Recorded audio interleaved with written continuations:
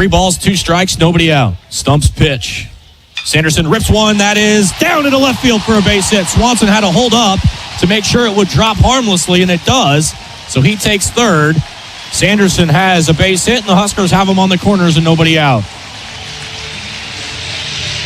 I've just been continuing to watch the Case Sanderson swing throughout the year. Remember, he's been battling some back discomfort off and on throughout the year.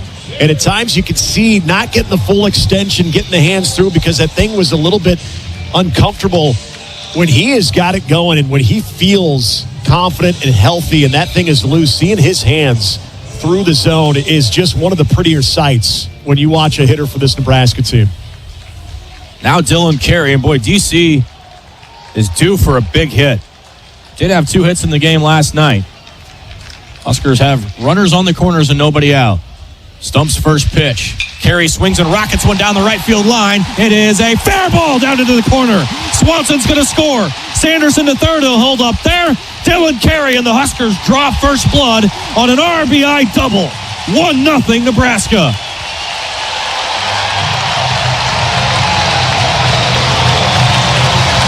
Well, Ben, baseball's a fair game. You and I both know that to be so true. And Dylan Carey, with the work he put into the batter's box in 2 games yesterday, where he didn't have a lot to show for it on some hard-hit baseballs off his bat, you knew if he continued that same approach, that same confidence in the batter's box, that he was going to get rewarded and in a big spot here early in the game to get Nebraska. Savage, John Sitch, and that will stir the UCLA bullpen. Man, listen to this crowd. They're feeling it.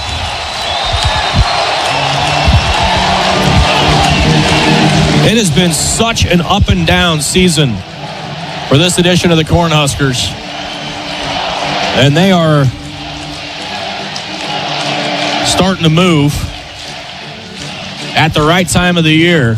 And we've got our eyes on the Husker dugout on Robbie Bolin. Max Butenbach just went up the tunnel, I think, to stretch out just in case. And that is a developing story we have our eyes on. Huskers already down a starter in Joshua Overbeek. Yeah, Robbie, he's wearing some frustration. I saw him walking. It looked like he was walking a little bit normal coming back out of the tunnel into the dugout, but did see some high fives being offered, but Robbie Bolin wasn't having it right now. He's frustrated, but again, we'll see. He's such a competitor. Now he's up on the dugout steps, so we'll see if 5 comes back in.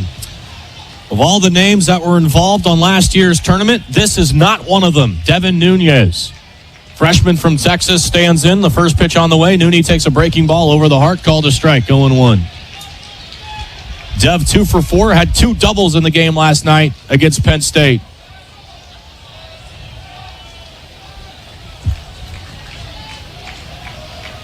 Second and third, nobody out for the Huskers. Here's the pitch. Nunes squares to bunt, pulls it back. It's by the catcher, and down the line to score is Sanderson.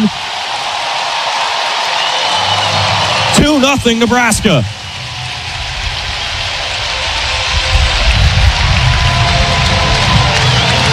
Nunes offered at the pitch, so he's down 0-2. Huskers could care less. They get the run.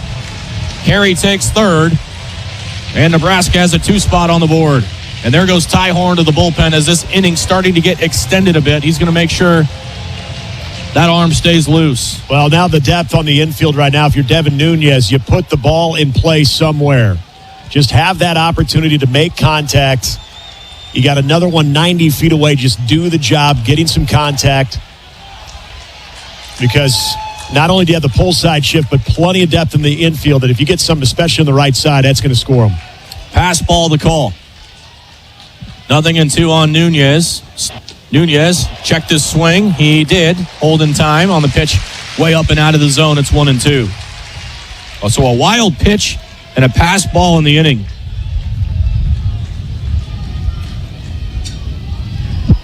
Pull side shift on Nunes. 3 infielders to the right. Here's the 1-2. Dev takes way outside. 2-2.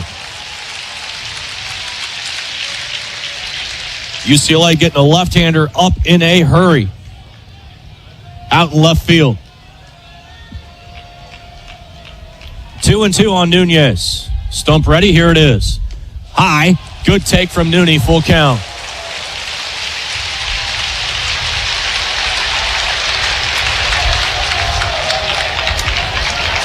2-0 Huskers.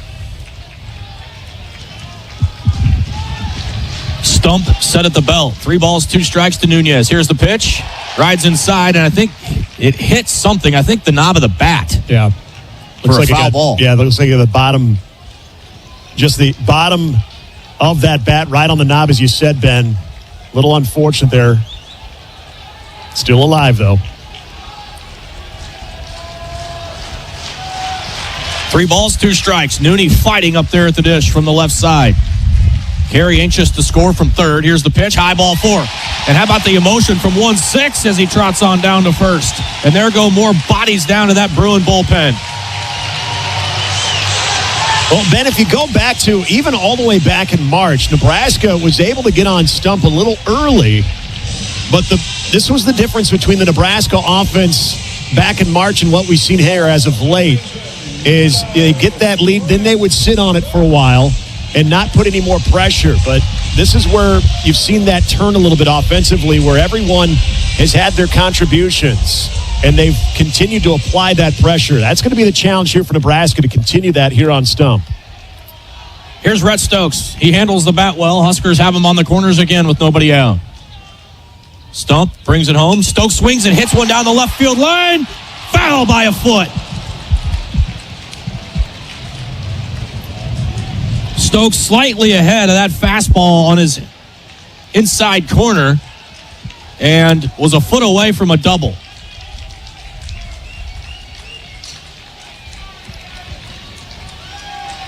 Love the aggressiveness from 9. It's a little bit curious to see what the Huskers wanted to do with him, giving him the green light. First and third, nobody out for the Huskers. 2 already in here in the second.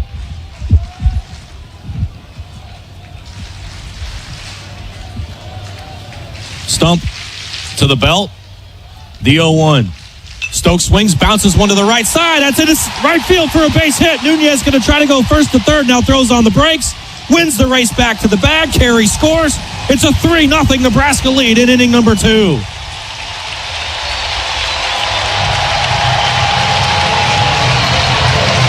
Hey, you feel good for everybody wearing the uniform today and in this tournament, but you've said it many times. Rhett Stokes, a guy that when he gets his number called, he comes in and just plays. He comes in, he produces. He does so many things for this team, whether he's in the lineup or not. And talk about a guy that's just ready when called yesterday defensively. And he even got a hit yesterday, too. There's a big moment for Rhett Stokes in this game. That at bat right there is vintage 9. I mean, finds that 4-hole. And these Husker fans are feeling it here in inning number 2. 3 home in the inning, 2 on, nobody out for Helixo. We'll see if he's asked to give himself up here. Stump to the belt. And the pitch, Hogan squares, bunts right through it for a strike. Oh, Ben, I want to bring something up here, too. Another issue with Nebraska this season has been the base running. Devin Nunes, that adrenaline's going. You're going to turn second aggressively. So many times did you overturn that and you get hung up there. Good job by Devin Nunes, not getting far off the bag on the turn. Nothing in 1 on Helixo. Not bunting here. Pulls a ground ball foul, third base side. Now he's down 0-2. We've seen Nebraska have that issue where they've aggressively made that turn, trying to go first to third. They hold up at the last moment, then they're in no man's land. Good job by Devin Nunes being conservative there, making sure he got back to the bag without any base running issues. Helixo in an 0-2 hole, trying to advance the runners. Here's the pitch. Takes outside for a ball, 1-2. UCLA has basically their entire available pitching roster in left field. 1 ball, 2 strikes on Dimer. Nobody out, 2 on base. Here's the pitch. Strike 3, outside corner. Nicely executed pitch there from Stump. Tough AB from Hogan. First out of the inning, and now Riley Sylvan back to the top of the Husker order.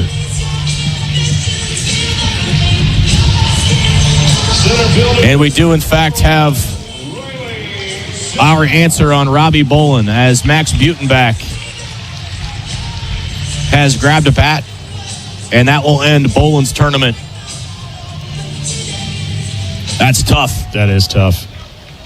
Off a tremendous defensive play. Stump brings it home.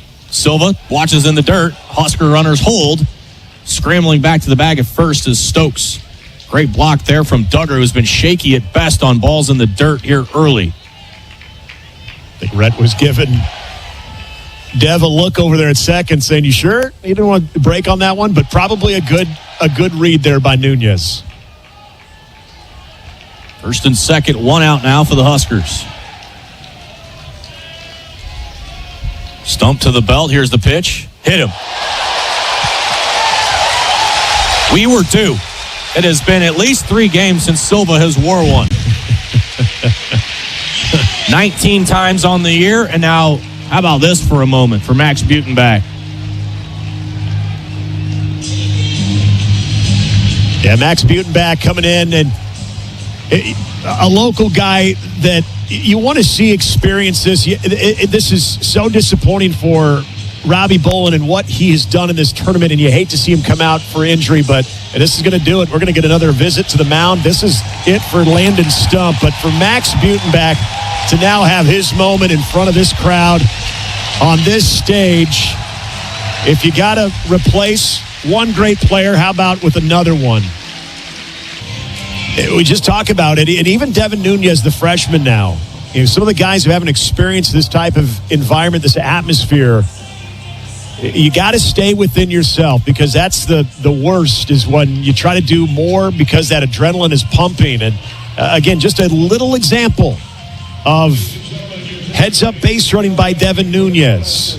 And some of these other guys that haven't experienced it, like Max Butenbach, who was on this team a year ago, but his role a lot more significant now. And, of course, Max coming off of a long illness. We saw him get an AB yesterday, which was great to see. But now he's going to be playing a lot more baseball in the biggest game of the year. Chance to punch an early hole in this game. 3-0 Nebraska, bases loaded. Here's the pitch. Butenbach swings and fouls one back near Caden Brumbaugh on deck, 0-1. 89 miles an hour from Grotus. Left on left matchup for Beauty. Bases loaded, one out. You'd like to cash at least one more here. Here's the 0-1. Called strike with a breaking ball right on the corner. Now Beauty down 0-2. Tough pitch to handle for a lefty.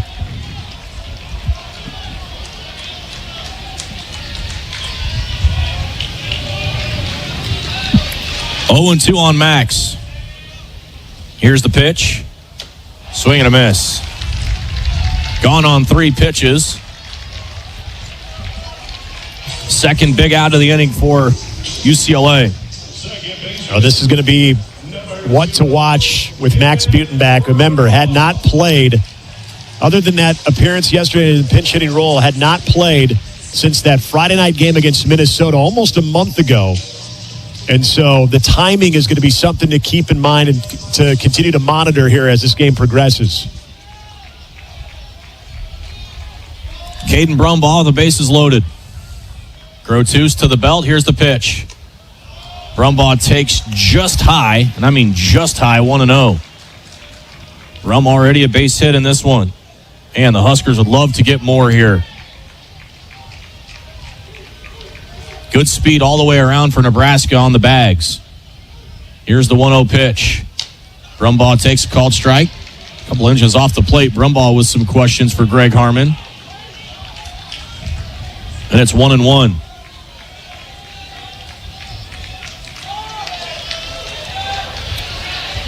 Grotus comes to the belt. And the pitch. Brumbaugh hits one sharply toward short. Chalowski fields, throws to second. Unbelievable play that just saved 2 runs for UCLA. The player of the year in the Big Ten Conference just takes 2 runs away from Nebraska and Caden Brumbaugh. Where Nebraska scores 3 runs on 3 hits, no errors, but they leave 3 big runners on base. You're listening to coverage of the Big Ten Championship game from last Sunday. Ben McLaughlin back with you on the campus of North Carolina in Chapel Hill. Delayed start between the Huskers and the Sooners. Game 1 for each of these teams. Game 1 of this regional played right away here at noon on the Eastern time zone, 11 a.m. back in the Central time zone. North Carolina shuts out Holy Cross 4-0 after just a stellar, superb outing from Jake Knapp, the ace of the Tar Heels staff. He improved his record to 13-0. Went 8 1/3, scattered 4 hits, shutout baseball. 119 pitches for him and Carolina into the winner's bracket. Holy Cross fighting for their season tomorrow. Here, we're still awaiting the first pitch between Nebraska and Oklahoma. We are just under an hour away from our scheduled first pitch. It is a 7:36 Central Time scheduled first pitch, 8:36 here on the Eastern Time Zone. The tarp is on the field. It is raining now here at the ballpark as expected. It was just absolutely pouring here no more than 15 minutes ago. It has lightened up some, but it is still raining consistently. The tarp is down, and we'll get this water off the field and the tarp off here in just a little bit. But we are about an hour away from first pitch here in Chapel Hill. So we'll continue along here in our rain delay coverage and rejoin you here in just a minute. But for now, we'll continue listening along to our coverage of our Big Ten championship game from last Sunday with Nebraska and UCLA. First pitch for Ty Horn after a long sit is ball 1 to Roman Martin. Yeah, and you're right. This is going to be what to watch for here. Nebraska having a go of it, but a long inning. So how does Ty Horn respond? Pitching with the lead, but also that delay. There's a strike at the knees. Good pitch from Ty at 93, 1-1. It is a costly catch for Bolin and the Huskers in right. You're glad he made it, but out of the game from here on out. The 1-1 pitch. Slider popped into the air to right, twisting toward the seats. Max, a solid outfielder, but you lose a step or two from the speed between Silva and Robbie Bolin. You mentioned a couple times, and I think it's an accurate assessment. It's almost a cheat code between those two. Here's the 1-2 pitch from Horn. High.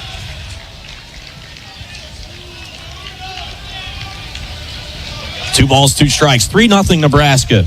Man, they really need a shutdown inning. Hard to do against this UCLA offense. Here's the 2-2 from Ty. Chopped foul, third base side, over near the camera well. Count still 2-2.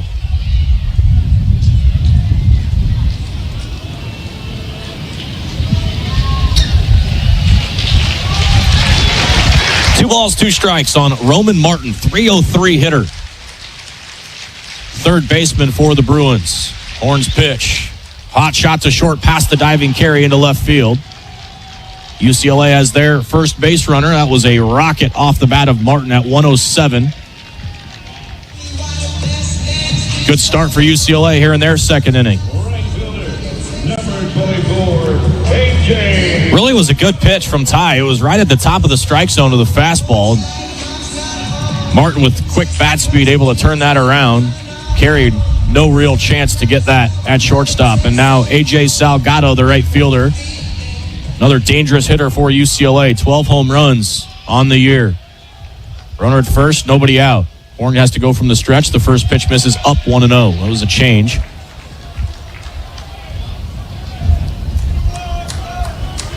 Huskers lead 3-0. They left the bases loaded in the top of the second.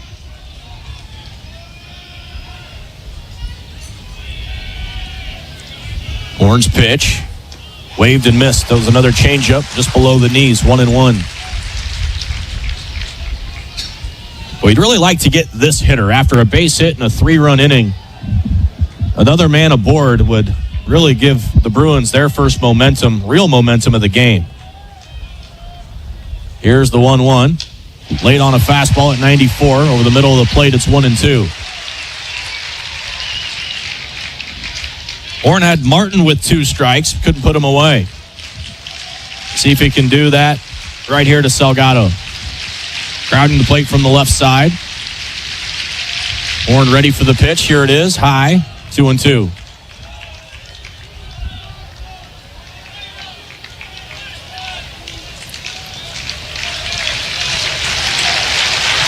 Horn wants Husker dugout to roll through the signs once more. Sophomore right-hander set at the belt. Here's the pitch. Just missed in, full count.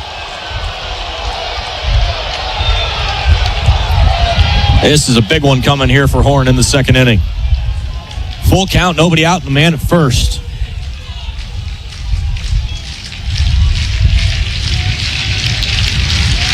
Here's the 3-2. Just got a piece of it back to the backstop. It was a fastball that was a strike. Horn's going to have to come over again. 3-0 Huskers. UCLA trying to punch back here in inning number 2.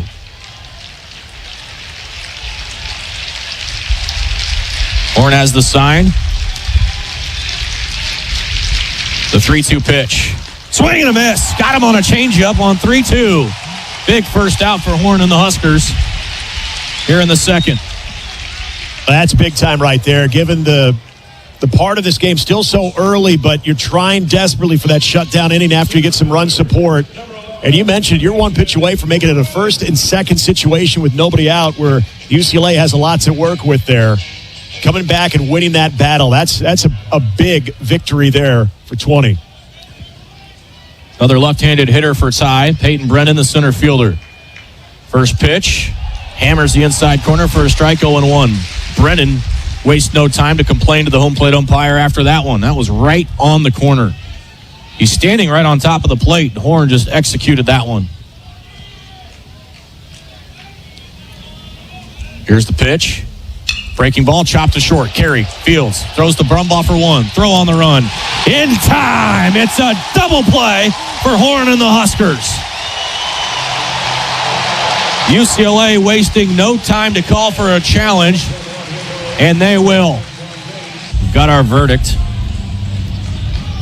After review, runner is out at first base.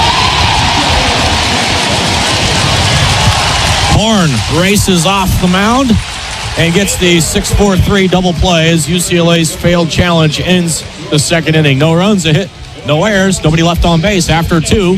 Nebraska 3, UCLA nothing.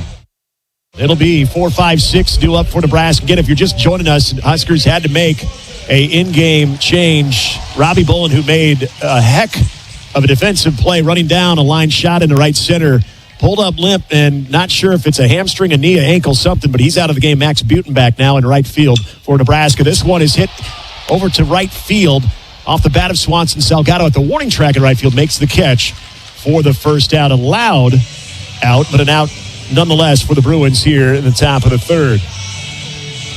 Gabe Swanson, anytime he elevates a pitch, this crowd gets pretty excited, and I don't blame them. Here's Case Sanderson. Case had a sharply hit 2-strike hit. Back in the second, came around and scored. He's 1 for 1 today, getting his first look at Chris Grotus. First offering away, 1-0. Grotus came in relief of Landon Stump in the second inning. Nebraska able to put up a crooked number in the top of the second, and they lead it 3-0 out, hitting the Bruins right now 4-1. Next pitch outside. 2-0 now quickly to Case Sanderson. Sandy, .317 on the year. 59 hits. He's driven in 31 for Nebraska. 8 doubles. Also has 3 round trippers. Up in the count, 2-0. Lefty-lefty matchup. The pitch. Inside, 3-0. You're looking at Grotus's numbers, and again, that strikeout to walk ratio. Not exactly what you'd want if you're a Bruin fan. Has shown the inability to find the strike zone at times in his appearances. Does on that pitch, 3-1. Grotus with a 24 strikeout to 12 walk ratio. Not bad. See if Sandy can find something to drive here at 3-1. The pitch, and he hits a ground ball over to Chalowski, backhands it. Now fires over to first in time. One guy you just don't want to put the ball over towards is Rock Chalowski, who already made a very good defensive play to end Nebraska's threat in the second, to end any further damage, I should say, and saved 2 runs from scoring. So 2 outs. That'll bring up Dylan Carey. Had an RBI double back in the second. 1 for 1 today is DC. Shortstop out of Castle Rock, Colorado. It's been the catalyst of those double plays that we mentioned Nebraska turning 5 in 24 hours. First pitch upstairs with the changeup. Dylan Carey at 295 on the year. Now has the team lead of 19 doubles with that last one in the second. The 1-0 offering. This one is popped up into foul territory on the right side. That's going to reach the seats. So we don't have fans actually in the outfield bleachers, but what we do have is a standing room viewing section just behind those outfield bleachers. But the entire lower concourse is a sea of red, and even in the upper concourse as well. 1-1 pitch. That's tapped foul down the third base side over by third base coach Mike Sirianni. He'll make the jog over there to pick it up. Lance Arvell, first base coach for Nebraska. Mike Sirianni at third. 1 ball, 2 strikes, 2 away here in the top of the third. Nebraska leading 3-0 here in the Big Ten Championship. Grotus working from the stretch and offers. That ball's sharply hits down the right field line. That's going to drop in there. Extra bases again for Dylan Carey, rounding first on his way to second. And he's going to hold up there. Back-to-back doubles for Dylan Carey.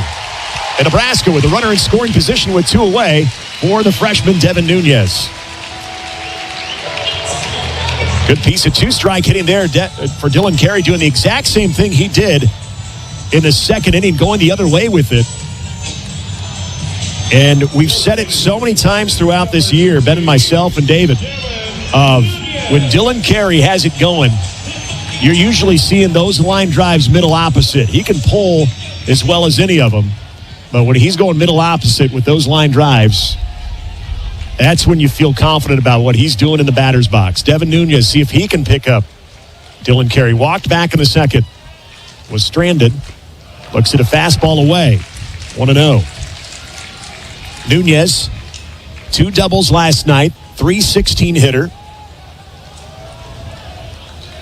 He's had a really solid freshman year. Not an everyday starter, but has been the DH for all of the games here in the Big Ten tournament except for the Michigan State game. He turns on one to right field. This one is going back. Devin Nunes leaves the yard. A 2-run bomb.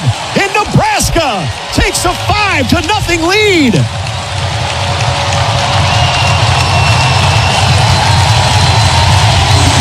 Young fella. Get into one. Devin Nunes. We asked the question, how pumped up would some of these players be that have not experienced this stage, this type of crowd? Well, Devin Nunes has been just fine. Wow.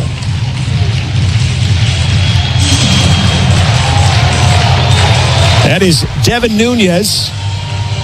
5th home run. RBIs 21 and 22 for the freshman, Navasota, Texas native, has just made his mark in this game. Here's Rhett Stokes with nobody on, 2 outs. Huskers follow up a 3 spot in the second with a 2 spot in the third. Stokes pops one up foul over the right side, going to reach the seats. And Nebraska continuing to do what they need to with this type of crowd, and that is keep them engaged. And they have done that. 0-1 here on Rhett Stokes. Grotus working from the stretch, the lefty. The pitch shows bunt. Stokes puts one down the right side. This is going to be a tough play. Turns and fires. Not in time. Rhett Stokes with an infield bunt hit. Keeps the inning alive for Nebraska. How about that for Rhett Stokes? A 2-hit game after an RBI single back in the second. And now, look, UCLA is a fantastic team, and what they did to Nebraska and Westwood back in March, I mean, that stands by itself. But Nebraska, you get the feeling they're trying to bully the Bruins a little bit here. Here's Hogan Aligzo, and now we're going to have a pitching change. Nick, and they're just not scared. You know, they're just the fearless mentality that this team has had they just embrace it, and they've done such a good job staying in the moment, as Coach Bolt says, staying in the fight. So here's Hogan Eligzo, 2 out, 1 on. Wyland Moss, quick pickoff throw over to first. LeVue puts the tag on, but Rhett Stokes safely under it. Heads up baseball by Rhett Stokes, putting down a perfectly executed drag bunt down the first base line. That's where he reaches. All of this damage with 2 outs for the Big Red.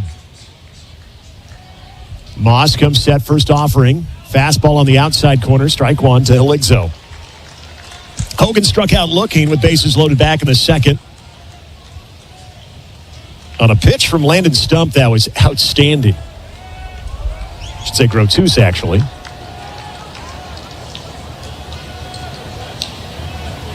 A 1 pitch, just got a piece of that one as Rhett Stokes was moving on the pitch. 0-2. And again, with this lead, this opens up what you can do on the base path as well. Nebraska's already been caught stealing once. That was Caden Brumball back in the first inning. Here in the top of the third, Huskers 3 runs in the second, 2 in the third. 5-0. Out hitting the Bruins 7-1 early in this one. Still a lot of baseball to be played. Huskers know that more than anything, having seen this Bruin team. 0-2. Here to Eligzo. The pitch. There's a slow chopper over to third. Tough play for Martin. Fires long throw, and they get the tag applied to Eligzo just in time. Mulavai LeVue playing the first base bag, coming off of it, and sweeping the tag on Eligzo to retire the side. But Nebraska has it going. 2 runs off 2 hits. A 2-run homer. 3 hits, that is. 2-run homer by Devin Nunes highlights the frame for Nebraska. First pitch from Ty Horn, high outside of the fastball. 1-0. Ty Horn, now in his 3rd inning here in this start.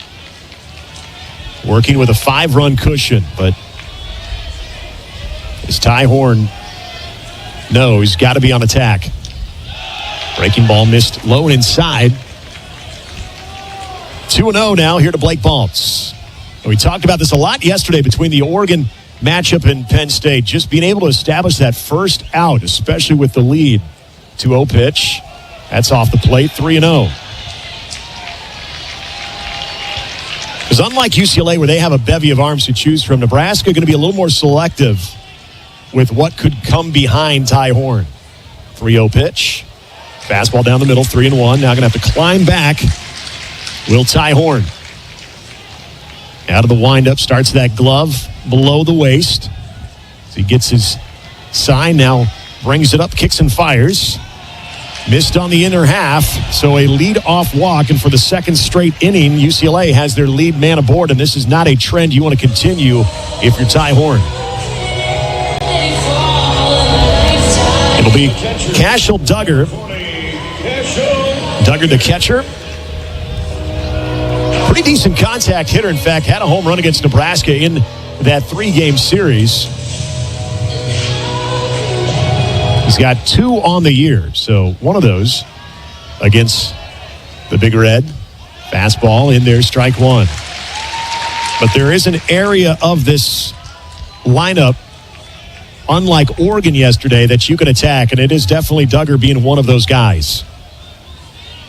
Phoenix called the second baseman, 9-hole hitter as well. Breaking ball just missed inside. Didn't miss by much. 1 ball, 1 strike. On the Bruin catcher, Cashel Duggar, left-handed hitter. With Baltz leading away from first. 1-1 pitch. That one's turned on right to the second baseman. Caden Brumball thought about second. Now we'll go to first with it. And they do get that out. Does put Baltz in scoring position. Caden Brumball made the right decision, though, because his momentum was taking him towards the first base side. Yeah, priority number 1, get an out. I mean, there's no way you're turning a double play there with the way that ball was hit. And so get an out, reset, and move on to the next hitter. Smart play. Phoenix call the second baseman, hitting .246 on the year.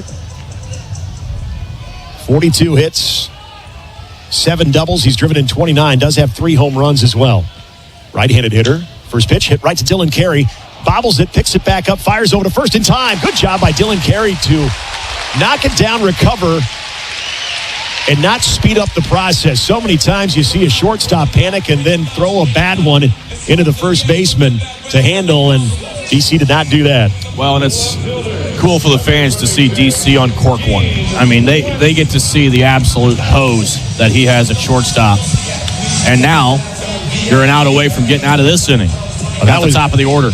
And that wasn't an easy one to handle. He had 105 off the bat from Phoenix Call, too.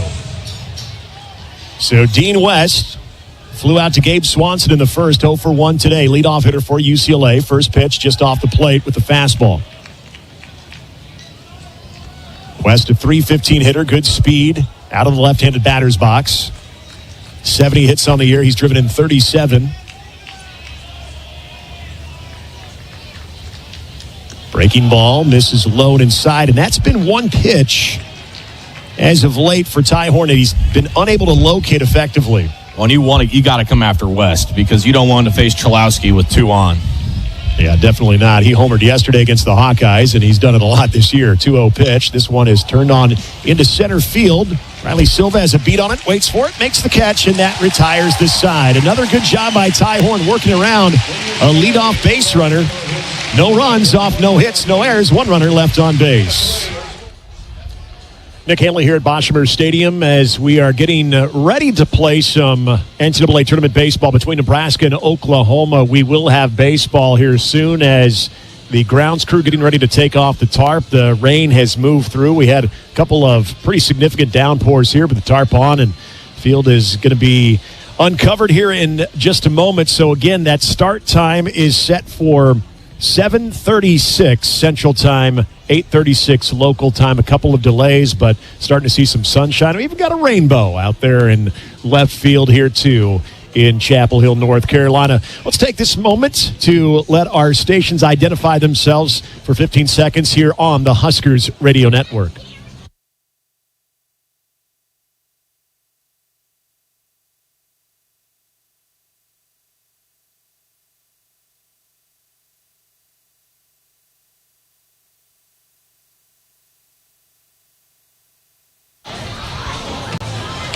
Nebraska baseball, they will be taking on Oklahoma here in just about 36 minutes from now is when we'll have our first pitch between the Huskers and the Sooners in their first game of the NCAA tournament here in Chapel Hill. We're going to continue our coverage of the Big Ten championship game. Nebraska taking on UCLA, and with the time constraints, as we get closer to first pitch for this game, we're going to move up into the 8th inning of that one.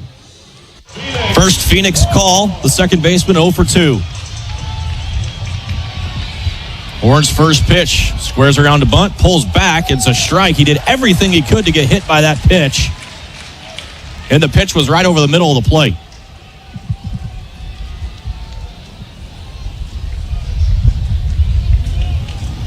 Horn from the windup. Here's the pitch.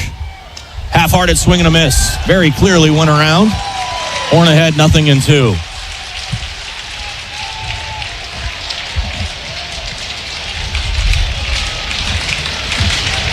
Horn miles ahead of Call here. The 0-2. Breaking ball just off the corner. Beautifully executed 0-2. Call batting .243 with 3 homers this year.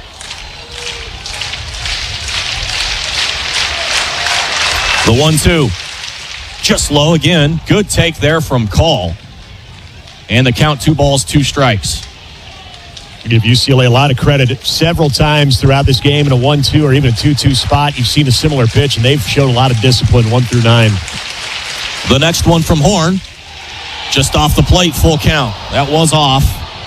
Call has taken 3 close pitches with 2 strikes.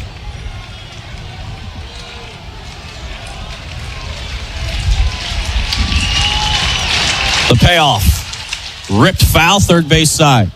Went to the changeup. Call gets a good piece of it, and it's still full.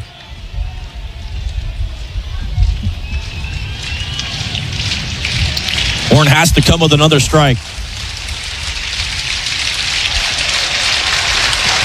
Here's the 3-2. Got him! Looking. Strike three. Call is sat down. Big first out of the eighth. Horns just dotted him up. Ben again. Getting ahead, then UCLA hitters have been able to work behind. They've been able to see a couple of pitches, some tough takes that most hitters are going to go at. This is why UCLA is so tough to get out. He continues to challenge in the right spots, too. Not giving in. Fourth time through for UCLA. Dean West takes ball one. 0 for 2 with a walk. One out in the eighth. 5-0 Nebraska.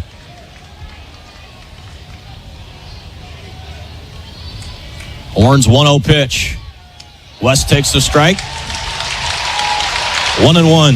UCLA not real content swinging early in the eighth inning. A lot of taken pitches from Horn.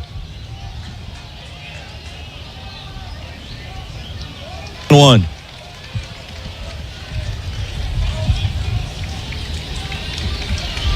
West, a left-handed hitter, 300-plus batter on the year for UCLA. The next pitch from Horn. My goodness. No clue. Wow. Kid up here throwing seeds all day. Does not get an inside corner strike here. Now it's 3-1 on West. Cannot miss that.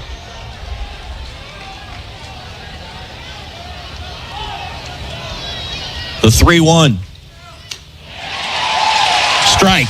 3-2. Another 3-2 pitch for Horn. The payoff. Ball four. He lost him. And it's a one-out walk. Now you have to face Chalowski. Rock Chalowski 0 for 3 today, but when we talk about playing with a little bit of fire, and this is just a testament to the work Ty Horn has done. He's been able to win a lot of these battles against Chalowski. You just hope he can stay on him here. He's just such a gifted offensive presence. Runner at first, one out. Horn's pitch popped up, goes after the first one. That'll reach the seats. Chalowski's really the only hitter for UCLA that has offered early in counts. Right. And if you're Horn, you got nothing to lose. Even if Chalowski takes you deep here, you still got a lead. Yep. You just can't let this spiral out of control. The 0-1. Bouncer third base side. That'll be foul. Horn again head of Chalowski. Not many pitchers can beat him 4 times in a game.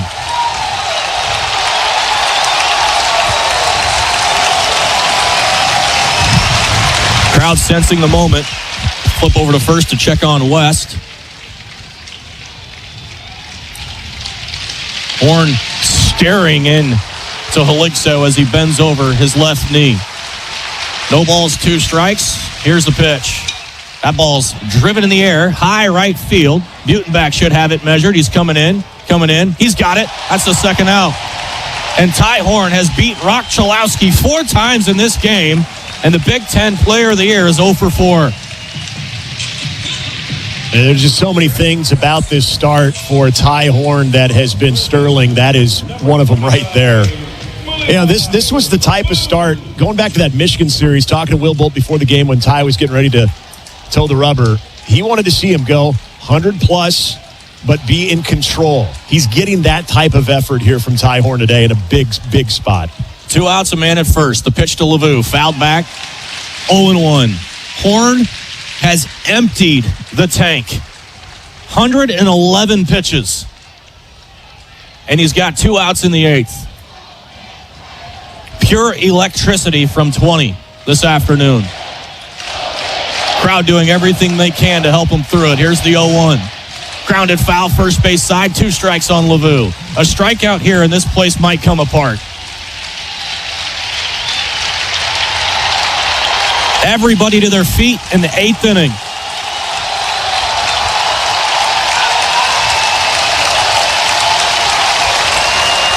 Horn lets the right arm dangle. Way ahead of Lavu at 0-2. Here's the pitch. High, 1-2. Lid fell off. reach back for something extra. 94? He still got it. Wow. Operating on pure adrenaline at this point. Oh, my goodness. Horn has been nothing short of masterful here in this championship game. 1 ball, 2 strikes on Lavu. The right-hander comes set. The 1-2. Bounce in front of the plate. It's 2-2. Another good take from a UCLA hitter with 2 strikes. Horn takes a deep breath. Wants another sign from Rob Childress. The Kansas native has the sign. Now throws over to first to chase back the runner. Lavu takes a deep breath. Horn just staring at him. Working on the first base side of the rubber. The sophomore righty to the belt. Here's the 2-2. Just missed low at 94. And it was off the plate. That's the right call. It was close. Not a bad spot. Definitely a good spot, you feel like. And this is where UCLA, throughout the game, they've been tough to retire because of that. 3 balls, 2 strikes, 2 outs, bottom of the 8th. Horn's payoff. Breaking ball, loop down the left field line. This is trouble. Swanson chasing it, and it's a foul ball. Wasn't hit hard, but tailing away from Swanson. And for the Huskers, the right side of the line. And that was a beautiful pitch from Horn on 3-2. But he's got to come with another. What does 20 have left in the tank?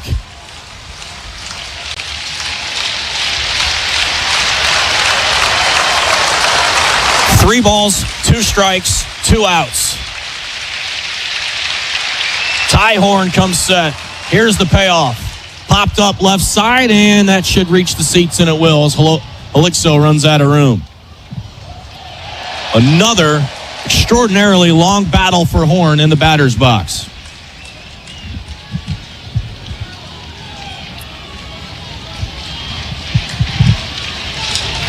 Ty Horn has thrown the game of his life here in Omaha.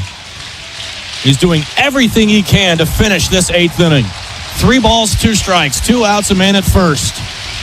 Horn has the sign. He comes set, and the 3-2 pitch. Popped up, playable, shallow left. Carey makes the call, backing up, and he makes the catch on his 118th pitch. Ty Horn has 8 shutout here in the championship.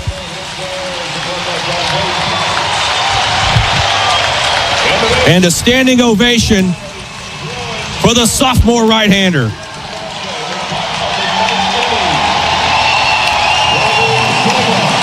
The guts on 20, and he's finished the 8th. When the coaches first told us about Casey Dice, the first thing he told us, he's got no heartbeat. Well, he's going to need it today. First pitch of the inning. Strike 1 at the knees.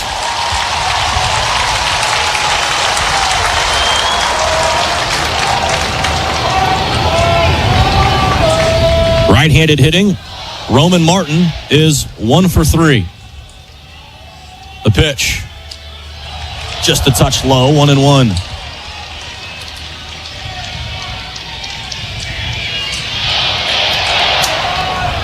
Dice, the senior right-hander.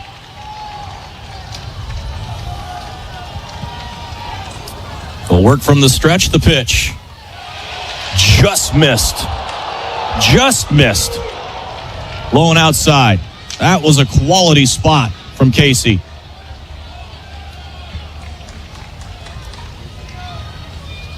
And it's 2-1. The pitch. Fouled off to the right and out of play. Count has squared up. 2 balls, 2 strikes.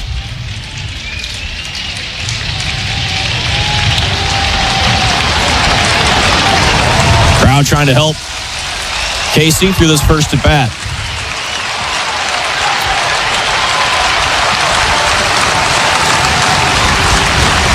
Here's the 2-2. Line drive, base hit center field. Good start for UCLA in the bottom half of the 9th inning.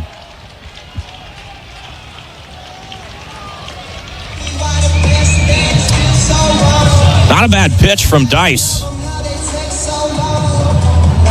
Right It was low and out of the zone, and Roman Martin just ripped it up the middle.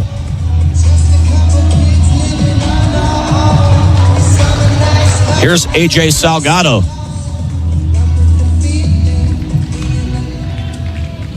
Dice more than capable of a ground ball. You'd love one at an infielder here. 5-0 Huskers, leadoff base hit for UCLA. The pitch. Outside, ball one.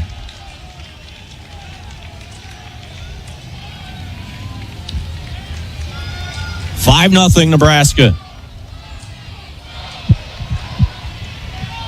Dice brings it in. That's a strike on the corner. 1-1.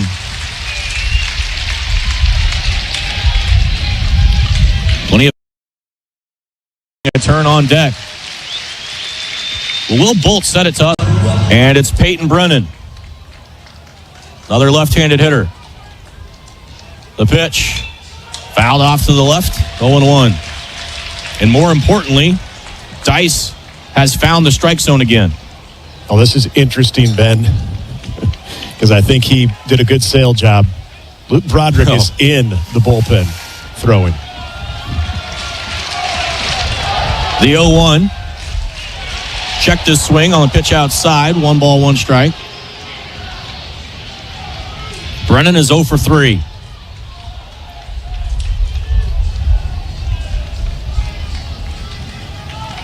One ball, 1 strike, 1 out.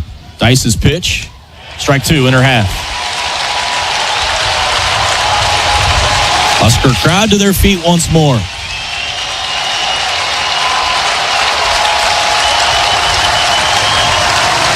Casey has the sign. And the pitch. Called strike 3. Inside corner. 2 gone. Huskers an out away.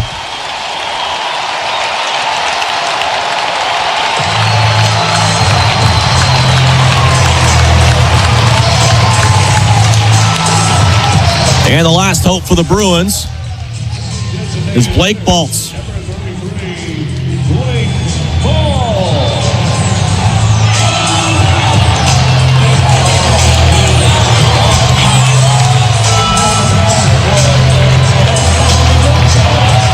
Baltz, a left-handed hitter against the right-handed throwing senior Casey Dice. Casey steps off, uses his disengagement. 15,000 on hand to try and help Dice through the finish line. Here's the pitch. High ball 1. Nebraska trying to cap another improbable run to a conference crown. The 1-0. Outside, 2 balls, no strikes. There's no doubt, even with a guy who doesn't show any emotion, the heart rate's got to be through the roof right now. Dice holds the 2-0. Outside, 3 balls, no strikes. You climb back into it here.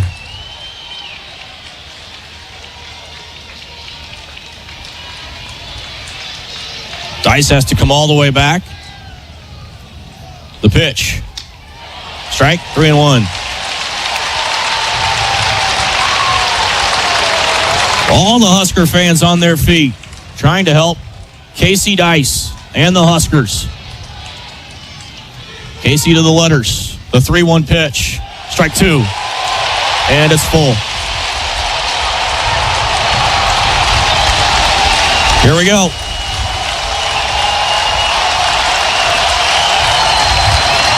3 balls, 2 strikes, 2 outs. Dice has the sign. He collects the 3-2 pitch. Strike 3 called. Casey Dice finishes it for Nebraska. The dog pile is on. The Nebraska Cornhuskers have run the table and run it back. Back-to-back Big Ten tournament champions. With the guardian angel watching over this team, Nebraska runs through the field here in Omaha and have earned themselves a regional bid. Nebraska knocks off their second-ranked opponent in as many days. The Cornhuskers shut out the 13th-ranked Bruins 5-0 after 8 masterful innings from Ty Horn. All eyes now on Selection Monday tomorrow afternoon. And Jackson Brockett, hand him that trophy.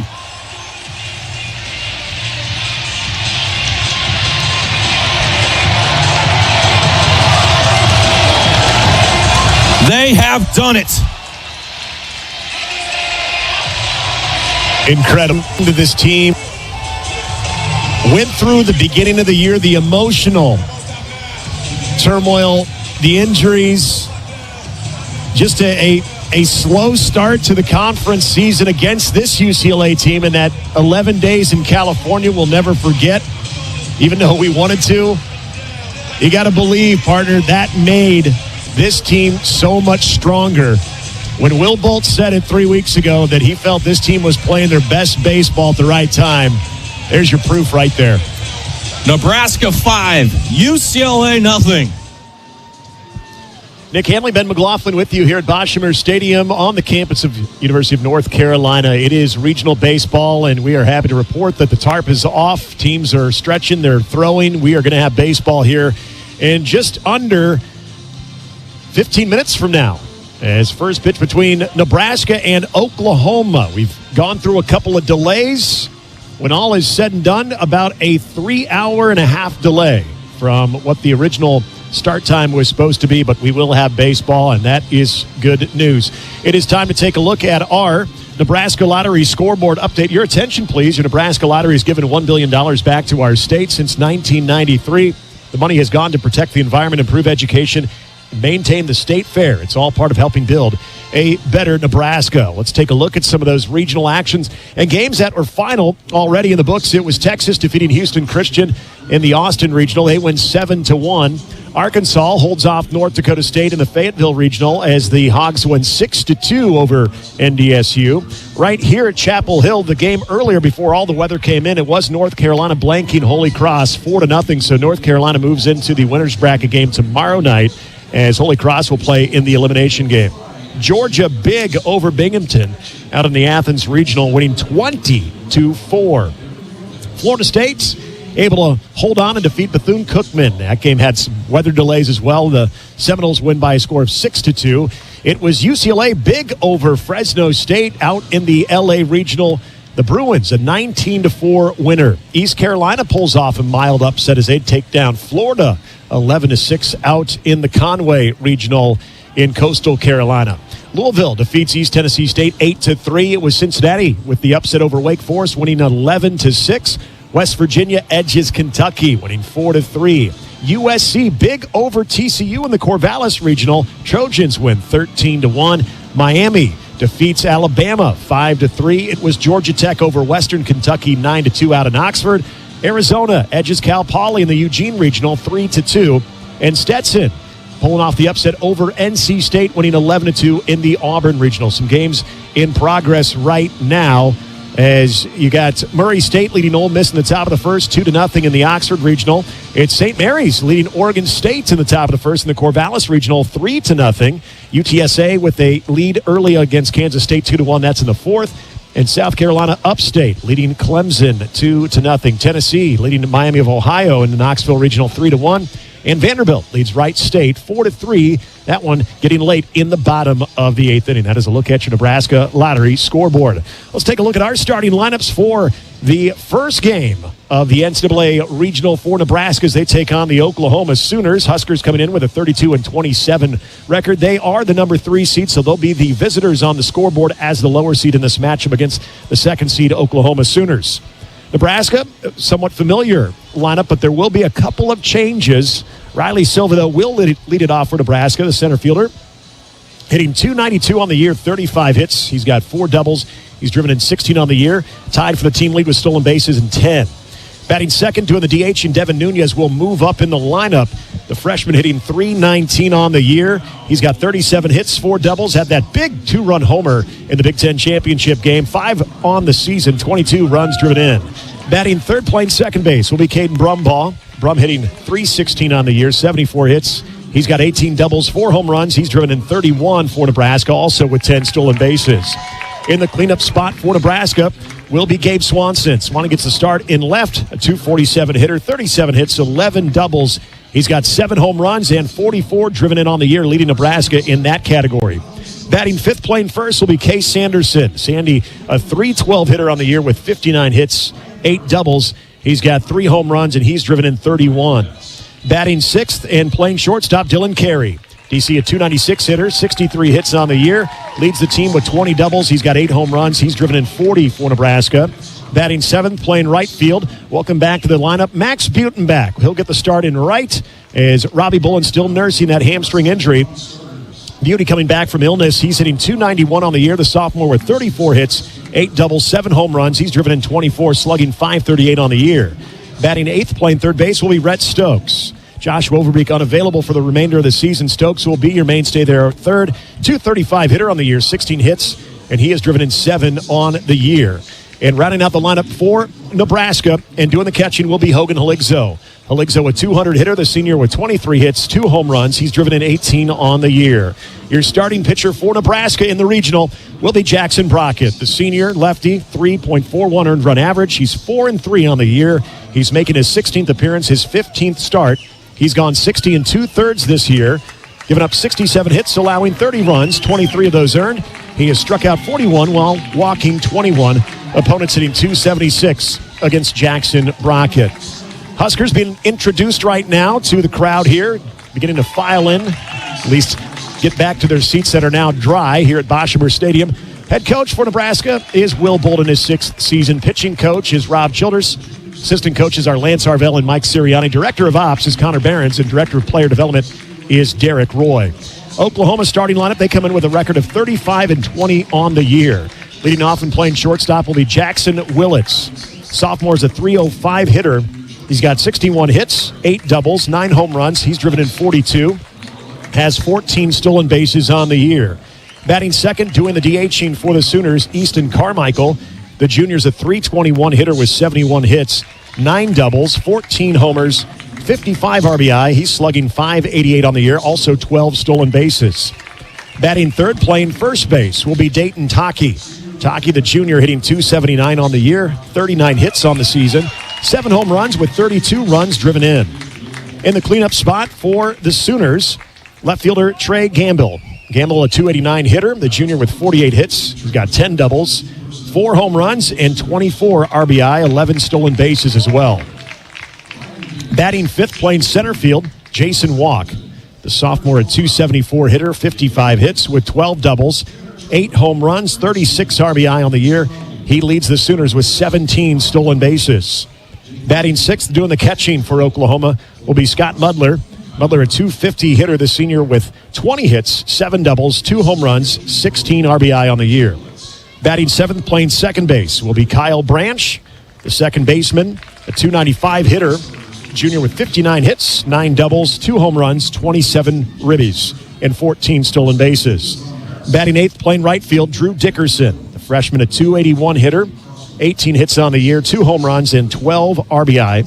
And rounding out the lineup for the Sooners will be their third baseman, Dawson Willis. The junior is a .222 hitter with 42 hits. He's got 10 doubles, 5 home runs, 37 RBI, and 18 stolen bases.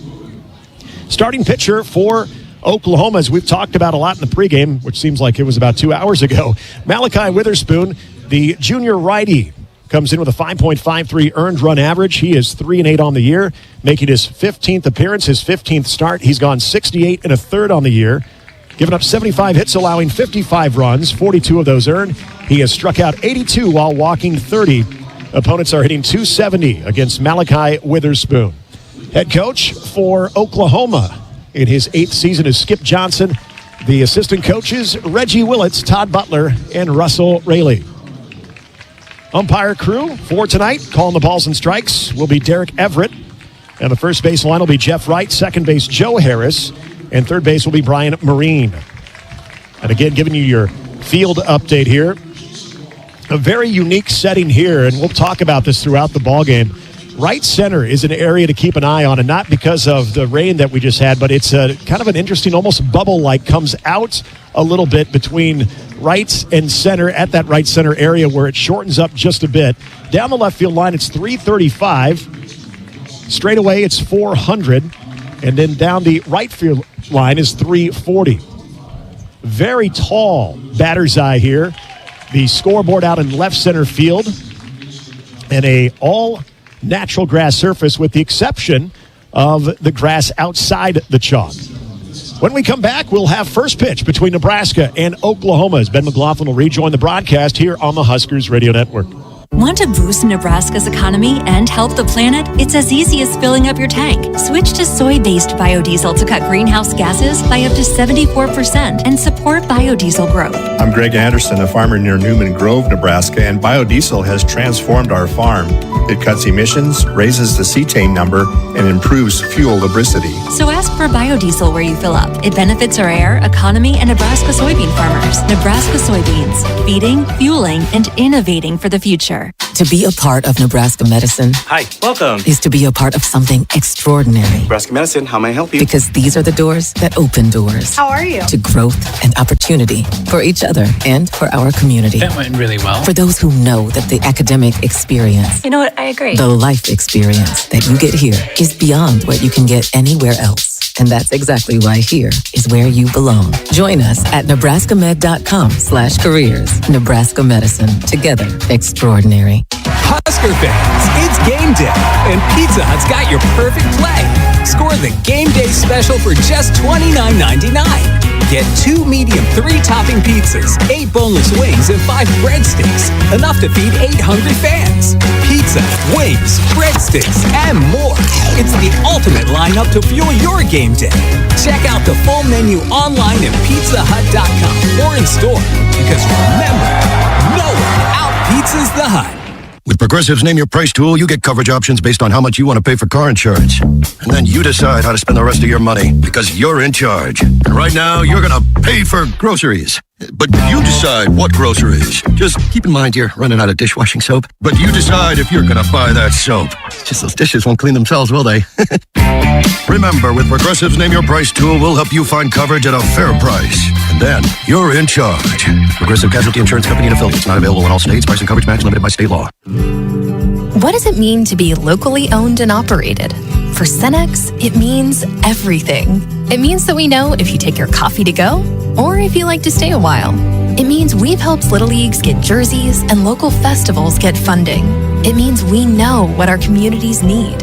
So you'll always leave Cenex with a full tank, full of snacks, or full of smiles. Or all of the above. And that means the world to us.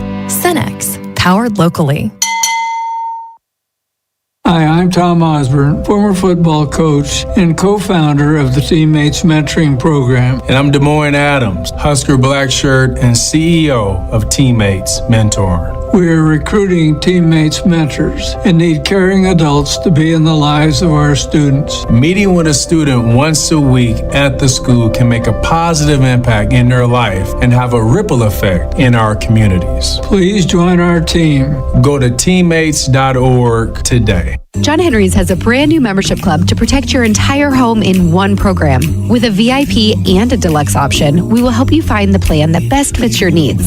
Receive discounts on services and equipment, priority service, complimentary inspections, and so much more. Protect your home's plumbing, heating, cooling, and electrical systems all in one membership. Call John Henry's to learn more. 435-5555. John Henry's Plumbing, Heating and Air. And electrical.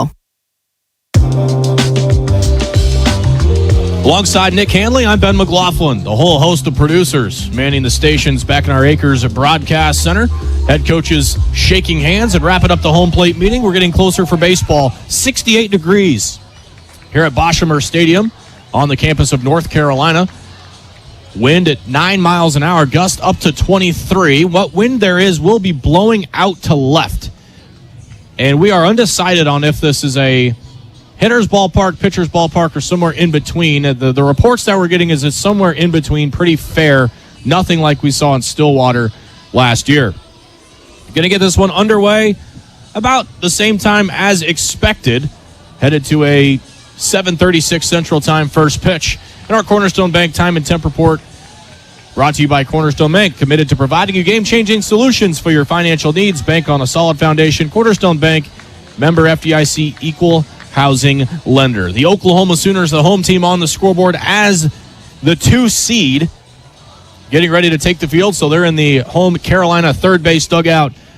The visiting Huskers in the first base dugout. The Sooners, fresh off their trip to Hoover, Alabama for the SEC tournament. They won 2 games before being bounced by the number 1 overall seed Vanderbilt, 6-1 the final. Vandy had their hands full today. It was a 2-out, 2-run home run that propelled Vanderbilt to a 1-run victory over a pesky Wright State club that always seems to give teams trouble in the regional. The Sooners have taken the field, and taking the mound for OU is Malachi Witherspoon, ready to make start number 15 for OU. Sooners going to be in their home pinstripe tops, pants. You've got the classic OU logo stamped on the left chest, the number on the bottom right of the uniform, and the number on the back in maroon. No name on the back for OU. Maroon hats, from classic. Minnesota, Texas, another left-handed hitter. And he takes the fastball a bit high. 3 straight 97-mile-an-hour fastballs for Malachi. Nunes, Big Ten all-freshman team member, hitting .319 with 5 homers. Wide end on the front. Witherspoon has not started a game in almost 2 weeks. His last one came against the Texas Longhorns, where he went 6 1/3. He struck out 10 Texas hitters, allowed only 4 hits, 4 runs, 3 earned. He did walk 3 through 107 pitches. Witherspoon is a flamethrower. We will see pitches that touch 100 miles an hour tonight for this right-hander. The brother of Oklahoma ace Kyson Witherspoon, he'll get the ball tomorrow for Oklahoma in their game. The Witherspoons are from Jacksonville, Florida. Northwest Florida State College transfers. And Nebraska will send up Silva, Nunes, and Brumbaugh against this very hard-throwing right-hander. And so we'll see what the Huskers have on tap tonight against Malachi Witherspoon. Winner will get the host North Carolina tomorrow. The loser will have their season on the line against Holy Cross tomorrow afternoon. Riley Silva enters today in a 5-game hitting streak. Had a hit in all 4 games up in Omaha, including a 3-for-4 effort against the Oregon Ducks. In a couple of those games at Charles Schwab, Riley led the game off with a base hit. That would be a welcome sign again here tonight. Good crowd on hand, both sides, as you would expect in an NCAA regional game. Riley Silva strolls to the box. Malachi Witherspoon, with his back to the batter, facing the batter's eye, a final moment to himself before his start here tonight. Silva digs in. Will ricochet and come right back to that catcher and potentially be able to throw you out at the next base. There is padding behind home plate, but there's brick all around it and on the sides. So we have seen multiple times today, as KP mentioned, the ball hit the brick and come back hard. 2 balls and a strike. The pitch, swing and a miss. High heater there makes it 2-2. So the first runner in scoring position tonight. Nunes at second with 1 out. Brumbaugh wears 0. Right-handed hitter, the first one of those Malachi has faced. Here's the 2-2. Just a little bit high. Fastball at 98, full count.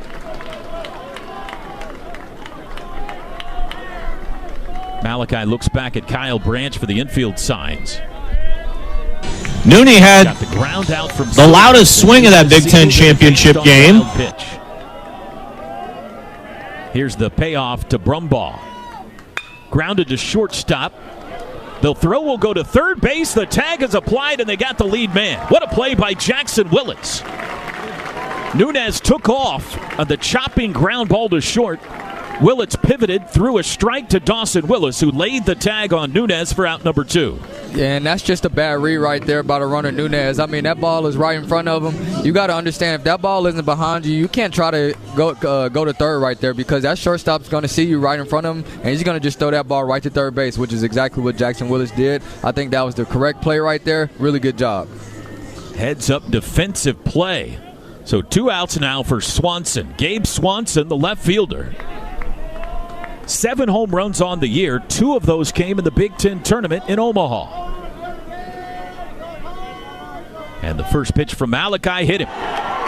Came in with a breaking ball and caught him on the front hip. And there's 2 on with 2 out. Yeah, and I don't know. I think if Nebraska can pick that up early, clearly Malachi is having some struggles with that off-speed pitch right now. Looks like only that fastball is what he can control right now and what he has command of. And so if Nebraska can pick that up pretty quickly, then they should be able to understand that a fastball should be coming. Case Sanderson will be the batter now. Brumbaugh at second and Swanson at first. 2 outs in the inning. Sanderson, the first baseman, a left-handed hitter. Sophomore from Nevada, Missouri, hitting .312 on the year. 7-game hit streak coming into play tonight. And Malachi's first pitch is high. Today's game day weather brought to you by Oklahoma's own News 9 and the Oklahoma weather expert David Payne. It's a little chilly now that the storms have moved through. 67 degrees right now in Chapel Hill. Very light wind. Blowing toward the left field corner, about 7 miles an hour.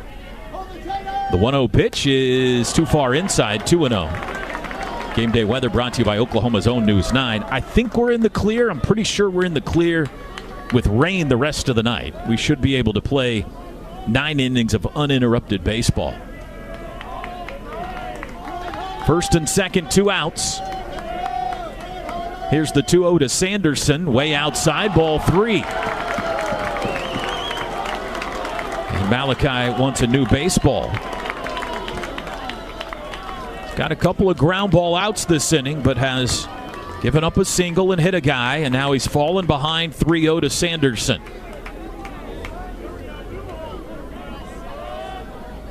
Six hits in Omaha for Sanderson in the 4 games in the Big Ten tournament. This guy's got 34 career homers. Malachi needs a strike. Kicks and fires, and he can't find it. In fact, the ball got by Mudler. Bases are loaded. Ball 4. And a critical early at-bat coming here. Yeah, and this has been a problem for Malachi before. I mean, he has had some struggles with command. I think he just needs to understand, I mean, that fastball is at 97, 98. Maybe if he could take it a tick down, you know, maybe sit 94, 95 and kind of just sit in the zone. I think that could help him out a lot as well. Scott Mudler walks him back to the pitcher's mound. And the base is loaded. 2 outs now for Dylan Carey. Right-handed hitting shortstop here out of Castle Rock, Colorado. .296 average with a team-leading 8 home runs. Big opportunity here for Nebraska in the top of the first. Witherspoon set at the belt. And his first pitch to Carey is a strike at the knees.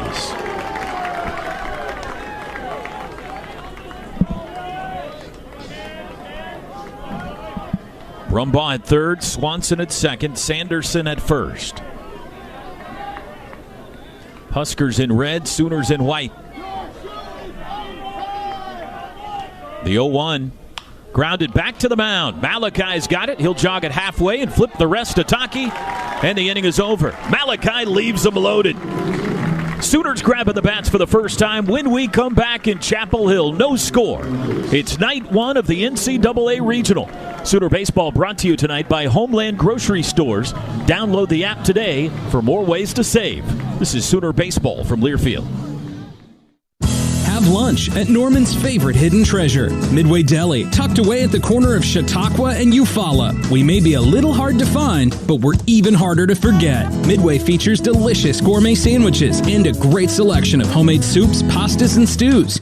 Whether it's lunch or catering or booking our food truck, you'll love the food from Midway. Open from 7 a.m. to 8 p.m. every day. Breakfast is served all day. The Midway, serving great food to Norman since 1955. I'm set. What if you could make your energy... And the pitch.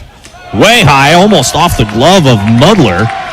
That nearly snuck out of the mitt. Ball one to Sanderson. So with us all weekend long. So go ahead, bake an extra batch, stream another episode, and make your evenings cooler. Just switch your energy use to the 19 daily Smart Hours to help the grid, the environment, and your wallet. Sign up today to receive nearly half-priced electricity at oge.com/Smart Hours.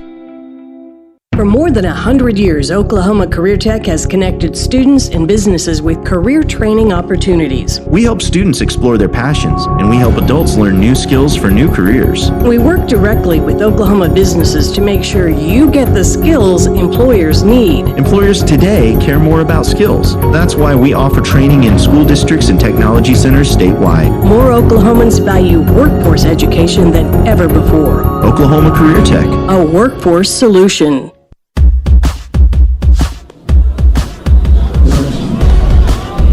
Bottom one we go. Defensive lineup for Nebraska has Gabe Swanson in left, Riley Silva in center, and Max Butin back in right. Infield, Stokes at third, Carey at short, Brumbaugh at second, Sanderson at first. Helixo the catcher for Jackson Brockett on the mound. Sooners juggling the batting order a bit tonight, KP. Jackson Willits moved into the leadoff spot. Yeah, I like it. I think it's just something new. I think with Jackson Willits coming off of a hot streak and him being on the SEC all tournament team, you know, he's been hot. So having him bat first right now, I know we've had some struggles with some lefties, and so maybe with Jackson batting first, we can get some offense going. Willits was on the SEC all-tourney team. He had 4 hits and drew 3 walks in Hoover. And the first pitch is laced foul the other way. He is only the 3rd guy on the team to hit leadoff all year. Only Jason Walk and Trey Gamble have hit in the leadoff spot before tonight. Willits steps in, hitting .305 with 9 homers, 42 runs batted in. Obviously hitting right-handed against the lefty Brockett on the mound. Brockett sent for the 0-1, and it's low. Brockett, a senior from Omaha, 4-3 record, 3.41 ERA. Not a big strikeout guy, 41 strikeouts on the year, 21 walks. Opponents have hit .276 against him, but he has been great for them down the stretch of the season. Pitch is taken inside, 2 balls and a strike. The appeal says Willits didn't go. Yeah, and Brockett, he's not going to surprise you with a huge fastball or anything. That fastball is going to be anywhere between 89 and 91. He's got a slider, he's got a changeup. Very, very, very stock lefty, I guess you could say, but he's good, man. He really is. And it's 3-1 now to Willits. In his last 6 starts, Brockett is 4-0 with a 1.93 ERA. He pitched against Oregon in the Big Ten tournament. 6 innings, gave up just 1 run. Of course, Oregon, one of the hosts in the NCAA tournament. 3-1 pitch is on the inside corner, and now the count is full to Willits. This is a good AB by your leadoff guy right here in Jackson Willits. I mean, getting into a 3-2 count right now. I know Malachi threw a lot of pitches and had a kind of stressful inning in that first inning, so you definitely want to try to get some guys on. Here comes the payoff to Jackson, and it's fouled off. Sooner batting order also brought to you by Precision Garage Door Service. Willits, Carmichael, Taki, Gamble, Walk, Mudler, Branch, Drew Dickerson gets the start in right tonight, and Dawson Willis. Those are the 9 that Skip Johnson and Reggie Willits will send to the plate in that order tonight. Another 3-2 pitch to Jackson Willits. Here it comes, and it's a called strike 3 on the inside corner. Got him looking for strikeout number 1. Yeah, and that's just a really good pitch right there by Brockett. I mean, that ball, that's a good fastball right there. Looks like he's painting it on the inside part of that plate. So we're going to have to, hopefully Jackson comes back in unless the guys know. Easton Carmichael now. Brockett had a no-hitter, a 9-inning no-hitter last year against Kansas State. Carmichael in the 2-hole tonight. He's the DH. He takes a strike. Leading the team in most offensive categories. 321 at the plate, 14 home runs, 55 runs batted in. A second-team All-SEC selection. The 0-1 to Easton is taken for strike 2 called. Fastball. 6-game hit streak for Carmichael coming into play tonight. Sitting on 27 career homers now in a Sooner uniform. Behind to the count 0-2. And Brockett's pitch is too far outside. That was the changeup, and that's his best pitch. Lefties actually hit Brockett better than righties. And the reason is because of that. The changeup to righties can be brutal. He doesn't throw it much to lefties. Here's the 1-2. Taken low. 2 balls and 2 strikes. Nightfall has set in here on the East Coast, so the lights are on. They have taken effect. North Carolina and Holy Cross played earlier today, and as soon as that game ended, we went into a weather delay. Ended up being 3.5 hours. 2-2 pitch. Chopped down the third base line. Tough play. Charging Stokes. Bare hands. Throws. And not in time, but the ball got away anyway. Carmichael's aboard on an infield single. A swinging bunt. And the Sooners have their first base runner. Hey, and any way you can get them, too. I mean, that ball didn't go more than 60 feet right there, but Easton with the wheels as a catcher, too. He was able to beat it out. So 1-on-1 out for Taki. Taki came back in the lineup in Hoover, went 0 for 7, but did have a walk and a run batted in the SEC tournament. And he's back at first base tonight for the first time since April 24th. That was the opener of the Georgia series. He enjoyed this ballpark in batting practice yesterday, that's for sure. First pitch here is low and away. The ball flies here to right, especially. And Taki was hitting some prodigious blasts out of here to right field. And on to the field hockey playing surface that is beyond the right field wall. Throw goes to first. What a beautiful word right there. Prodigious. Prodigious? Well, thank you, KP. I appreciate that. Carmichael the lead at first. And he takes off. The 1-0 is high. Throw down to second. Not in time. Easton's got him a stolen base. Picked a good pitch to run on. It was a high fastball that the catcher, Haligso, had to reach well above his head for. Stolen base number 13 for Carmichael. And boy, is that good to see. You know, sometimes we haven't seen the Sooners run quite often as of late, but for Easton to go ahead and take second base that early in the game is really good to see. And it's a 2-0 count to Taki. The pitch is low, ball 3. So the Sooners have a runner in scoring position here in the bottom of the first. Nebraska had the bases loaded in the top of the first and failed to score.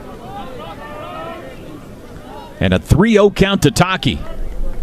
Brockett, the pitch. That is high, ball 4. 2 on, 1 out. First walk for Brockett. Trey Gamble now. Trey Gamble in the 4-hole tonight. The junior from Salt Lake Community College leads the team with 45 walks. That was the third most in the SEC this year. Hitting .289 with 4 homers. He's got Carmichael at second and Taki at first. Another left-on-left battle. First pitch is low, a ball. And now Brockett scuffling like Malachi was in the top of this first inning.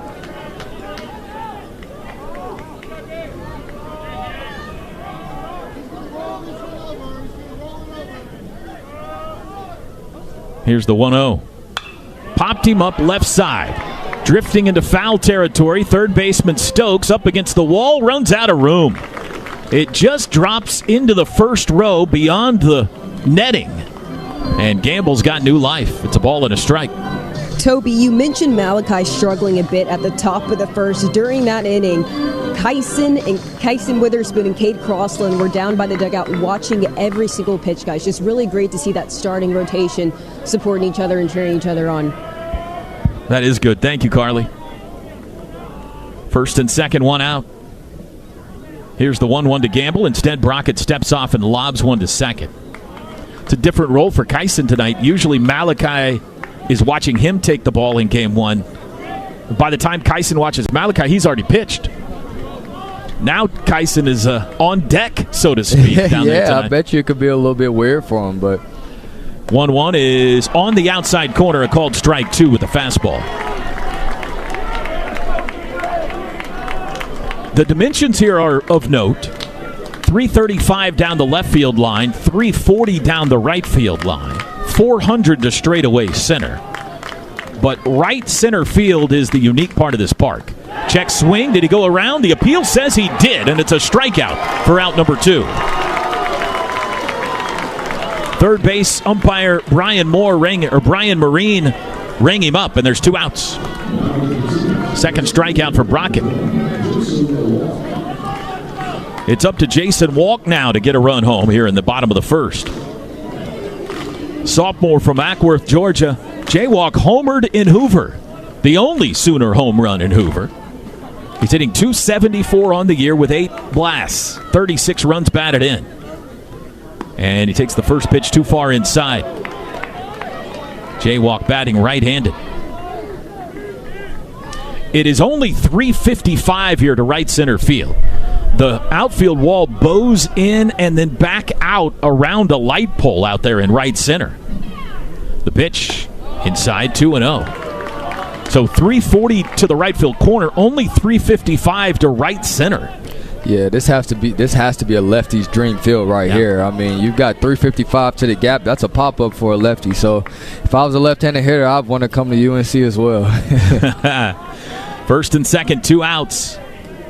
Here's the 2-0 from Brockett to Walk, and instead a throw to second base. Carmichael back in safely.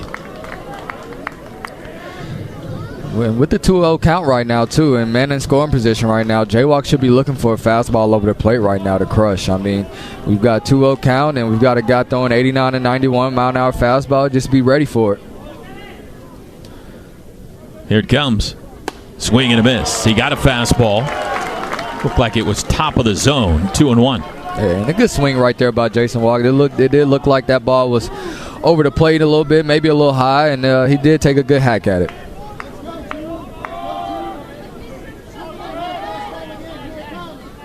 The 2-1 pitch is grounded up the middle. A diving stop by Carey. Flipped to second, and the inning is over. Put a star by that one. Dylan Carey saves a run on a diving stop at shortstop, and the inning is over. Both teams threaten in the first. Both teams come up empty. We head to the second. Chapel Hill Regional no score. Tonight's game brought to you by Homeland Grocery Stores. Download the app today for more ways to save. This is Sooner Baseball from Learfield. The Whataburger Sweet and Spicy Bacon Burger is an all-time favorite. It brings so many flavors together in harmony, you might wonder if it's greater than the sum of its parts. It's got 2 all-beef patties, both of which fantastic. Crispy bacon, love that. Grilled onions, melty cheese, I mean, who would say no? And sweet and spicy pepper sauce. Yes, please. I guess we're kind of partial to every part.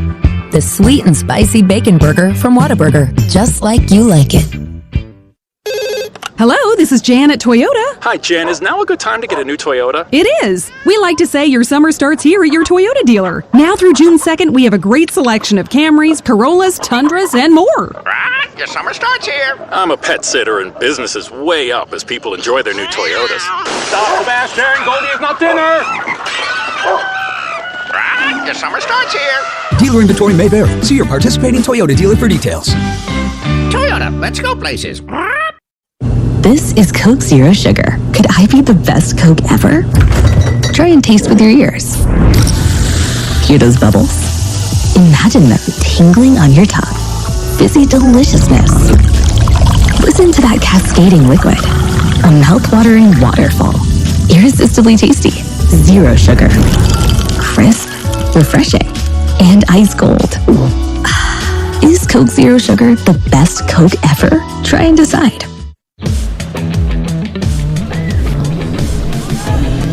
Sooner Baseball brought to you by Coca-Cola. Crisp, refreshing, and irresistibly tasting. Is Coke Zero Sugar the best Coke ever? Try and decide. No scores. We move to the second. Before we start the second inning, let's pause 10 seconds for station ID. This is Sooner Baseball from Learfield.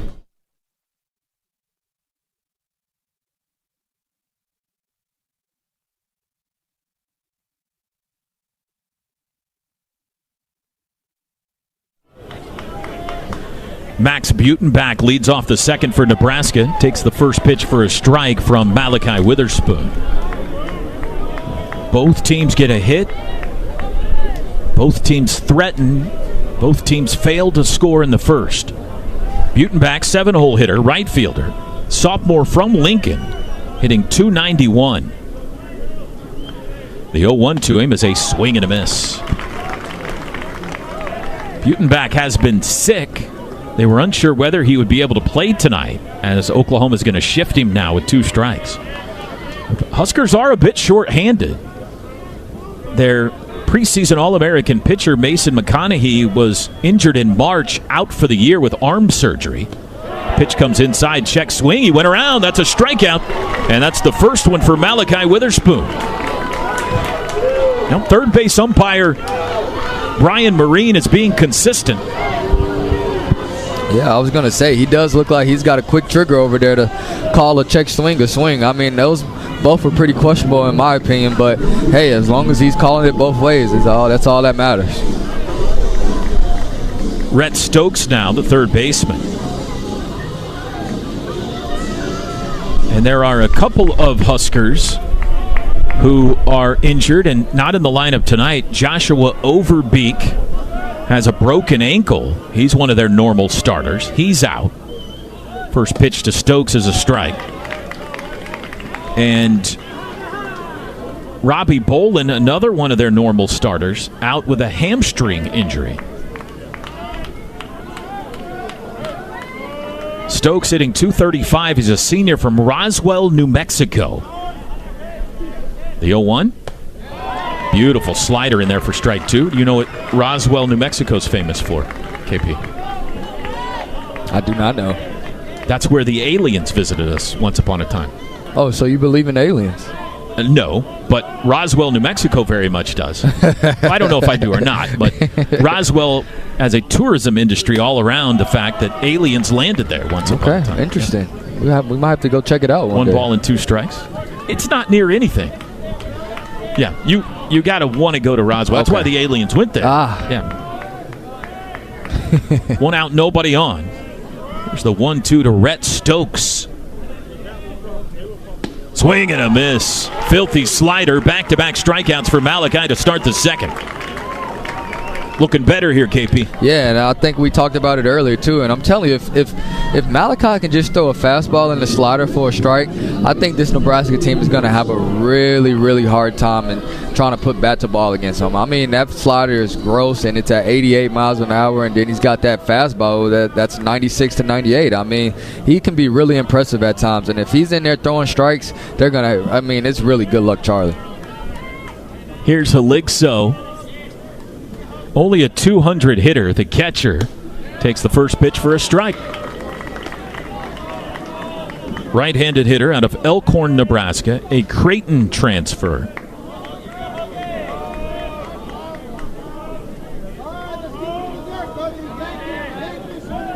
Two outs, nobody on. The 0-1. Grounded to third. On one hop, Dawson Willis has it, throws across, and it's an easy second for Malachi. 1-2-3 go the Huskers. We head to the bottom of 2, no score here in Chapel Hill. Tonight's broadcast brought to you by Homeland Grocery Stores. This is Sooner Baseball from Learfield. And addiction is so isolating. And so, as a Black woman in recovery, hope must be loud. It grows louder when you ask for help and you're vulnerable. It is the thread that lets you know that no matter what happens, you will be okay. When we learn the power of hope, recovery is possible. Find out how at startwithhope.com. Brought to you by the National Council for Mental Wellbeing, Shatterproof, and the Ad Council. put your phone on D&D. That means that do not disturb when you're driving. And when you're going from point A to B, I need you to stay safe, please, so always sing with me. So put your phone on D&D. That means that do not disturb when you're driving. And when you're going from point A to B, I need you to stay safe, please, so always remember this beat. Don't drive distracted. A message brought to you by the National Highway Traffic Safety Administration, Project Yellow Light, and the Ad Council. Babes, what are you doing? What? I'm just mowing the lawn. No, it's blazing hot and dry out here. Don't you remember? Smokey Bear says, avoid using power equipment when it's windy or dry. Where'd you learn this? Oh, it's on SmokeyBear.com with many other wildfire prevention tips. Right. Thanks, honey bear. Because remember, only you can prevent wildfires. Brought to you by the USDA Forest Service, your state forester, and the Ad Council.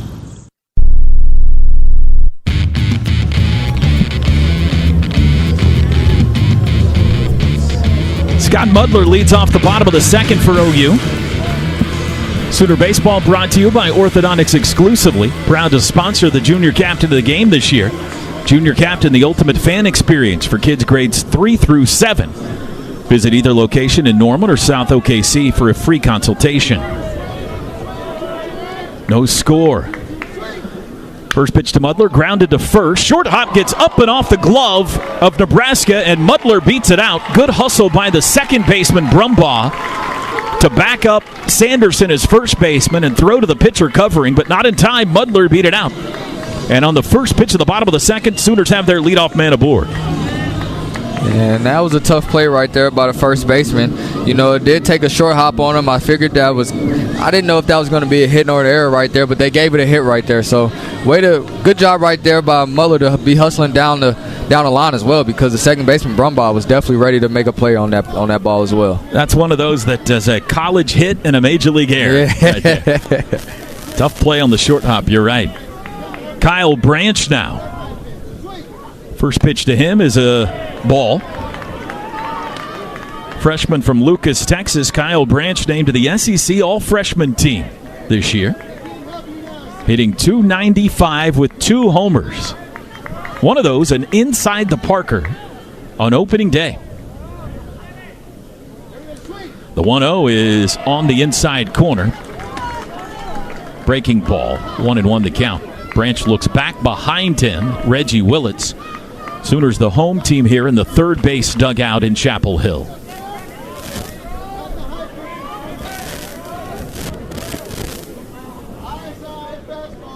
And the throw goes to first. Mudler dives back in.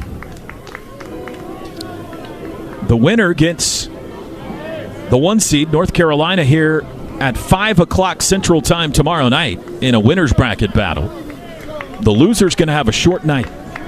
They'll play 11 a.m. Central Time tomorrow in an elimination game against Holy Cross, as Brockett fires to first again. Boy, would it be nice to see Kyson tomorrow against North Carolina under the lights, man.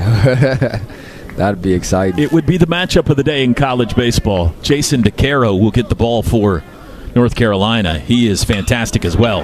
Laced into left field, but it's going to hang up for Swanson to make the catch for out number 1. Branch clocked that baseball, but unfortunately he hit it right at Swanson. Yeah, but that's still a good sight to see right there. I know Branch has been struggling and scuffling a little bit at the plate, but for him to be able to line that ball out to left field right there, that's a really good sight to see. Well, here's Drew Dickerson. Dickerson getting the start tonight in right field, hitting .281 on the year with 2 home runs. The throw goes to first base. Scott Mudler goes diving back in. Uh-oh, did he hurt his shoulder? Uh-oh, Mudler might have hurt himself again. He went diving back in head first and landed hard and has come up injured. And it looks similar to that incident at second base earlier this year when he hurt his shoulder. He's holding his right wrist. Melissa Hampton, the trainer, is out talking to him. He's holding his wrist, and now he's going to leave the game. It doesn't appear to be, well, he's holding the wrist, and he's in pain, but maybe he's just holding the shoulder in place. I don't know. Well, this is going to cause some issues in the OU lineup now, because I imagine Carmichael's going to come in to catch. He is in the DH spot right now. So Oklahoma's going to have to rotate through some DHs the rest of the day. I was going to say, do you really want to burn your DH this early in the game? I mean, I don't know if you have an option. Yeah. They're taking and we're watching the replay here, and I mean, what do you think? I think it's the shoulder? I think it could potentially be the wrist, because it does seem like he rolled over that wrist a little bit. But this is going to be a huge decision for the coaching staff right here. They're talking through what they want to do right now. Do you pinch run a pitcher? Yeah, guys, so Easton Carmichael immediately put on his catching gear, and now Jackson Kircher is putting on a helmet right now, guys. Okay, so they're going to pinch run Kircher, and then they're going to have to rotate DHs probably. They're losing the DH in essence. And as for Scott Mudler, he immediately went into the locker room, guys, so I'll keep you posted as I get updates. Thank you, Carly. An unfortunate injury here to a senior, Scott Mudler, in the second inning, diving back in on a pickoff attempt at first base.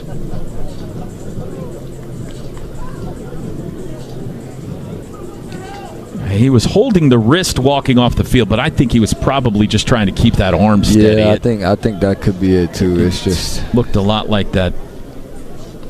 The injury earlier this year. You got to feel bad for him. I mean, he just came back from it.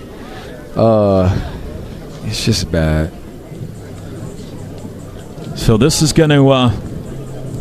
It's only the second inning, so. And there isn't really another catcher option that I think they are interested in.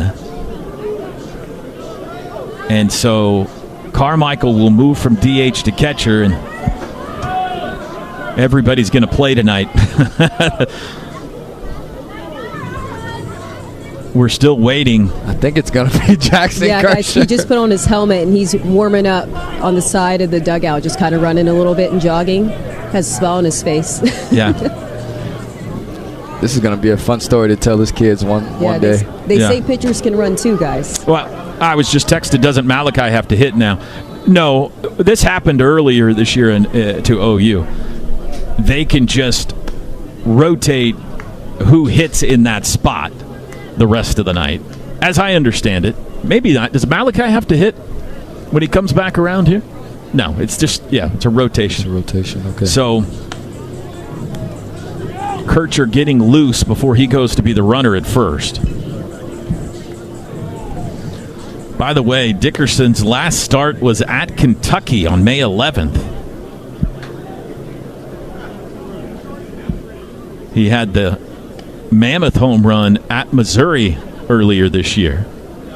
Also homered at Alabama. Yeah, Oscar Infield has one to keep their arms loose. I mean, this is longer than a pitching change right now, Ben. Well, Carmichael has the gear on, so that tells me he's catching.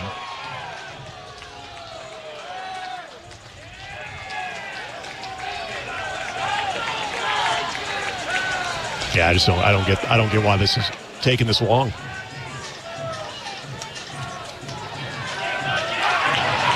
Oh, he's coming back out. He's going to give it a go. They're chirping at each other. I don't know if that was good or bad, but that tells me that's a dislocated shoulder. Yep, I'm right there with you. That's something to keep an eye on, especially if you're Nebraska getting any type of base runners. How effective he can be. And we'll see how Jackson Brockett bounces back from that delay. That was a long wait. And he flips over to first to chase him back. That's going to stir up the Sooners. It sure does.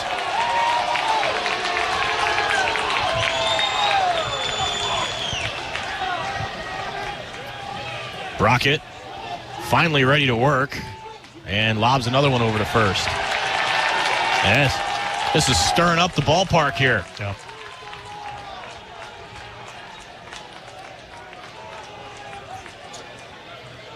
OU's dugout now barking at Brockett. Dickerson is the hitter. Here's the pitch. Swings of the first one and crushes it to right field. Giving it a look is Butenbach, and it is gone. A 2-run homer, and OU has jumped in front 2-0.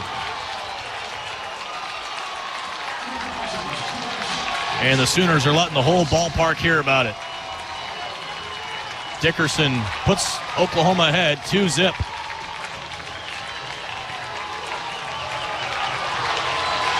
And the Huskers are going to appeal that there was a base missed. They think Dickerson missed first base.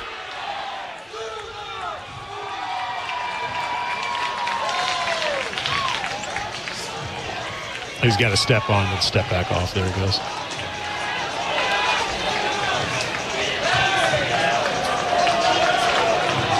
And there's no call. There's no call. Now, he's saying step on and step off. He's got to step on the rubber, then step off. This is turning into an absolute adventure.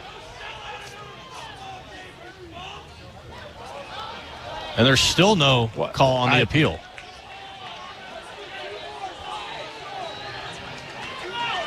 Well, whose call is this? Okay. He's got to step in the batter's box. Then we got to make this official. They say safe. Okay, so there's a lot going on here. And the Huskers, I think, are going to challenge this. Oh, boy. Wow. This is turning into quite the spectacle in the bottom of the second. Oh, we got a replay on this. Yeah, he got the safety bag, I believe. The first step maybe came short of it, but it looked like on this initial replay I saw that he got the safety bag. So, what an absolute adventure.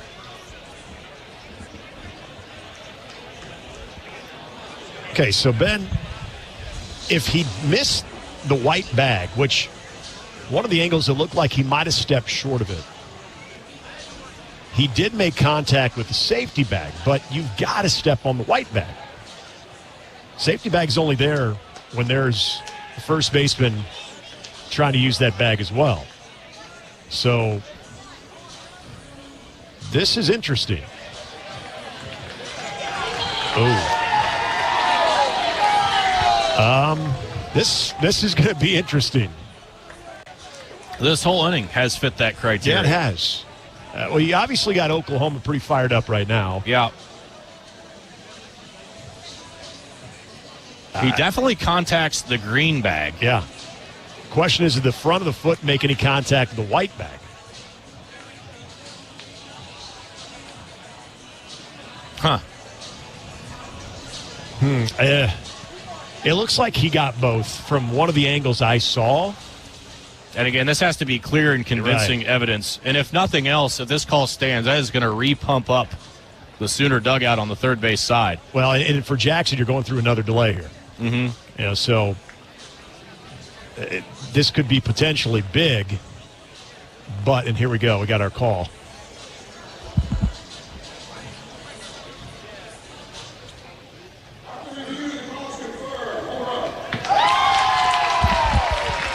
Call confirmed, 2-0 Oklahoma. Dickerson homers for the third time. And now Brockett has the 9-hole batter, Dawson Willis. And it's imperative for Jackson, reestablish the strike zone. I'm sure there's probably a little emotion right now. If you're 33, you got to redirect it now. The pitch, Willis takes low, ball one. Yeah, this kind of just started really out of nowhere, right? I mean, the pickoff that injured the shoulder of Mudler, Huskers waited for a half hour for a decision. The next one, that's fouled off to the right. A ball and a strike on Dawson Willis, 222 average at third base. 5 home runs on the year for him. 2-0 Oklahoma.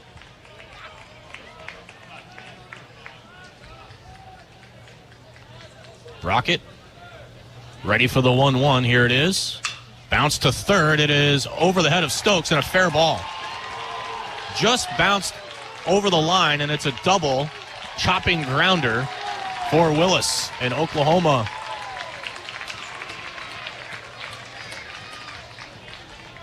is cooking with gas on Brockett here in the second inning. Just unfortunate there for Jackson Brockett. We're talking 79 off the bat, just a high chopper over the head of Rhett Stokes. Nothing he can do about that. And at that point, you're just hoping that it just gets away from the chalk, and unfortunately it didn't. It draws chalk. Nothing sharply hit, but effective. And Oklahoma, another extra base hit here after the 2-run homer. And now it's back to the top of the order, and Rob Childress is going to come talk to Brockett to, yes, extend the inning even longer.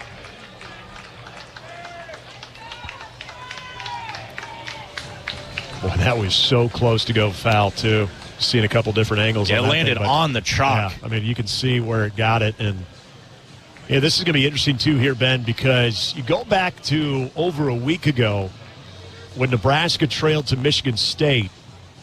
Since then, they have been able to establish the momentum, if you will, and really not look back, especially in those 2 games between Oregon and UCLA, where they were able to throw that first punch and really kind of suffocate those 2 teams. Here's where you got to see the type of resolve. We talked about this. This is how this team got to the NCAA tournament, with that resiliency, and it hasn't always come easy, where they've had to make some comebacks of their own. And so, okay, Oklahoma's now throwing the first shot at Nebraska. Now it's about how they respond. It is all about the response, 100%. Runner at second, still only 1 out, and that out was a laser beam to left field. Back to the top of the order, Jackson Willits struck out his first time up, but thought he had a good look at Brockett. The first pitch, he's laid on a fastball. 0-1. Willits, again, a over 300 batter on the year. 4 hits against Brockett, 3 of them here in this inning, 2 of them for extra bases. The 0-1. Willits takes strike 2, inner half. Brockett has a 0-2 advantage on the switch hitting shortstop for the Sooners. Nebraska in a 2-0 hole. The 0-2 pitch. Off speed, a good location on an 0-2, but missed outside, 1-2. Willits, good knowledge of the strike zone. Runner at second, great speed for Willis at second. The 1-2 pitch, bounced in front of the plate. Good block by Haligso. That keeps Willis at second base for the time being. I think this pitch right here, and really, Ben, pitch execution in this spot, 2-2 on Willits, is going to give you an idea of where Jackson is after what has been sort of a sideways inning. 2 balls and 2 strikes, still only 1 out. Brockett to the letters and a picks to second. Willis back head first.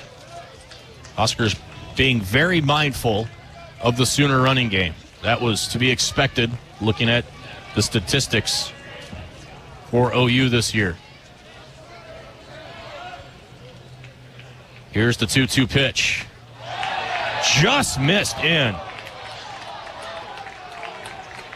And there's some woofing going on in that first base dugout. Haligso kind of turns his head and rolls his eyes. That was a really good 2-2 pitch. And Willits gets bailed out. Now it's 3-2. The pitch, chop foul.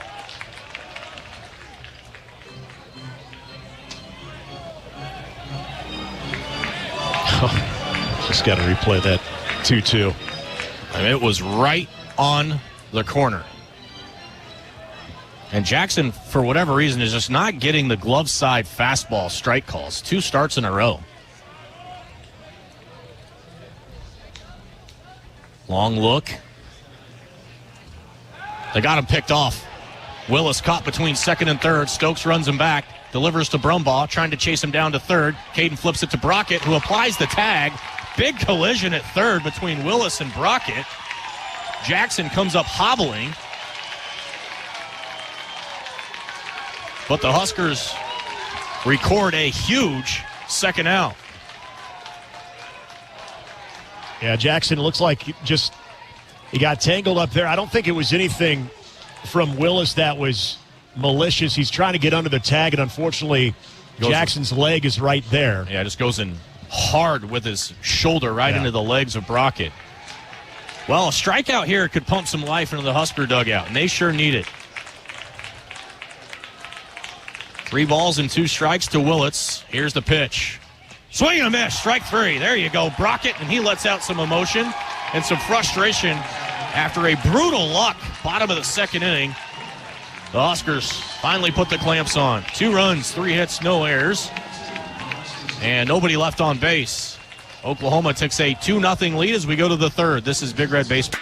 Why choose a Sleep Number smart bed? Can I make my side softer? Can I make my side firmer? Can we sleep cooler? Sleep Number does that. Cools up to 8 times faster and lets you choose your ideal comfort on either side. Your Sleep Number setting. It's the Sleep Number Everything Smart Bed sale. Every smart bed and base are on sale during our Memorial Day event. Up to 50% off, plus free home delivery. Limited time. Exclusively at a Sleep Number store near you. Learn more at sleepnumber.com. Progressive has great customer service, and it's easy to reach us because great and easy is the way to be. Like salads. Great for you, and so easy you can put any group of veggies in a bowl and it's a salad. A full carrot with a head of cabbage? Weird, but still a salad. 1 radish and a couple of green beans? Also a salad. 14 blueberries, half an onion, and a sunchoke? Odd, yes, but an odd salad. So contact Progressive's customer service by phone, app, or online. It's great and easy, just like salad. Progressive Casualty Insurance Company and Affiliates. Husker Radio, AM 590. This Husker Baseball postseason is brought to you by Pizza Hut. Make it a Pizza Hut day. And at EEKS, our mission is to provide products and services to help our customers work more efficiently and effectively. For all your office needs, think EEKS. Visit EEKS.com. Huskers trailing 2-0. Oklahoma gets the early jump on the 2-run home run. And the Huskers have the top of their order in the top of the third inning. And in for us for the first time, here's Nick Hanley. All right, thanks, Ben. It will be the top of the order, as Ben mentioned. So Nebraska's second time and a chance to see Malachi Witherspoon here. And remember, Nebraska was able to get some traffic in the top of the first with Nunes' single up the middle. They did end up loading the bases with 2 outs, but Witherspoon was able to get some weak contact out of Dylan Carey to end that threat. Then it was a 1-2-3 inning with a couple of strikeouts in the bottom third of the Nebraska order. So Riley Silva will lead it off, grounded out to Jackson Willits, the shortstop, in his first at bat to lead off the game. First pitch, breaking ball in there on the outer half for strike 1. So Malachi Witherspoon, we've seen 97, 98 a couple of times on the radar gun with the fastball and sliders with a changeup on occasion. That's the pitch repertoire that we knew coming in. The 0-1 offering of the breaking ball. And man, that's just a spot Jackson Brockett is not getting. And boy, Witherspoon did. 0-2 here on Riley Silva.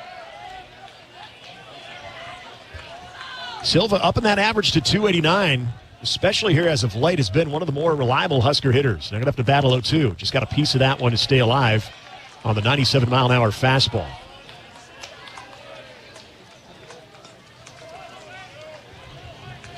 Everyone knows the rivalry between these two. Ben mentioned the last time they played, Globe Life.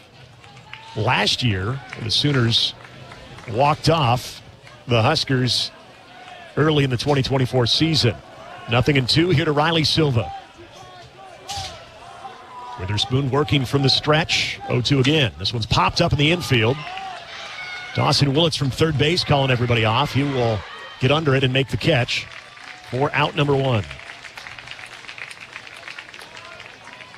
That'll bring up Devin Nunes. Devin with the Huskers' only hit of this one with a single up the middle. Nunes, who had an outstanding Big Ten tournament. It was capped with that 2-run homer in the third inning of the Big Ten championship game against UCLA. Those are the last 2 runs that Nebraska had in that game. And it was all they needed in a 5-0 win over one of the top teams in the Big Ten, UCLA Bruins. First pitch in there for strike one at 98 miles an hour. Nunes on his freshman season, .325, 38 hits. He's driven in 22 and has gone deep 5 times. The 0-1. Breaking ball. He said he did go around on a slider in the dirt. It's now 0-2. Malachi Witherspoon, who has, since that first inning, seemingly, at least to this point, has settled in to this start, and that's the one thing you feared for a guy that's got a power arm. It is quickly controlling all 3 of his pitches. The 0-2. Going to say he's swing and miss, but now foul ball. Got a tip, got a piece of it. Devin was running like he did not make contact. Indication from Derek Everett, the home plate umpire, that it was a foul. Now, I don't even think the catcher for Oklahoma, Scott Mudler, thinks that there was any contact there either. Now, yeah,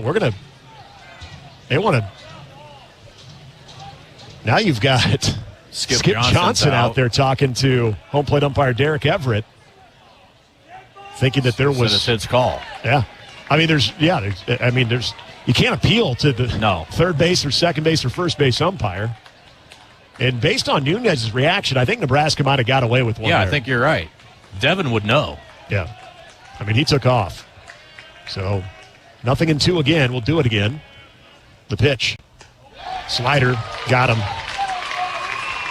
And they're hunting. I mean, they are staring down, chirping. They are fired up about whatever happened in that bottom of the second inning. You saw an absolute stare down of Nunes from Witherspoon. Now, Nebraska going to have to try to bring some punch back to the fight here.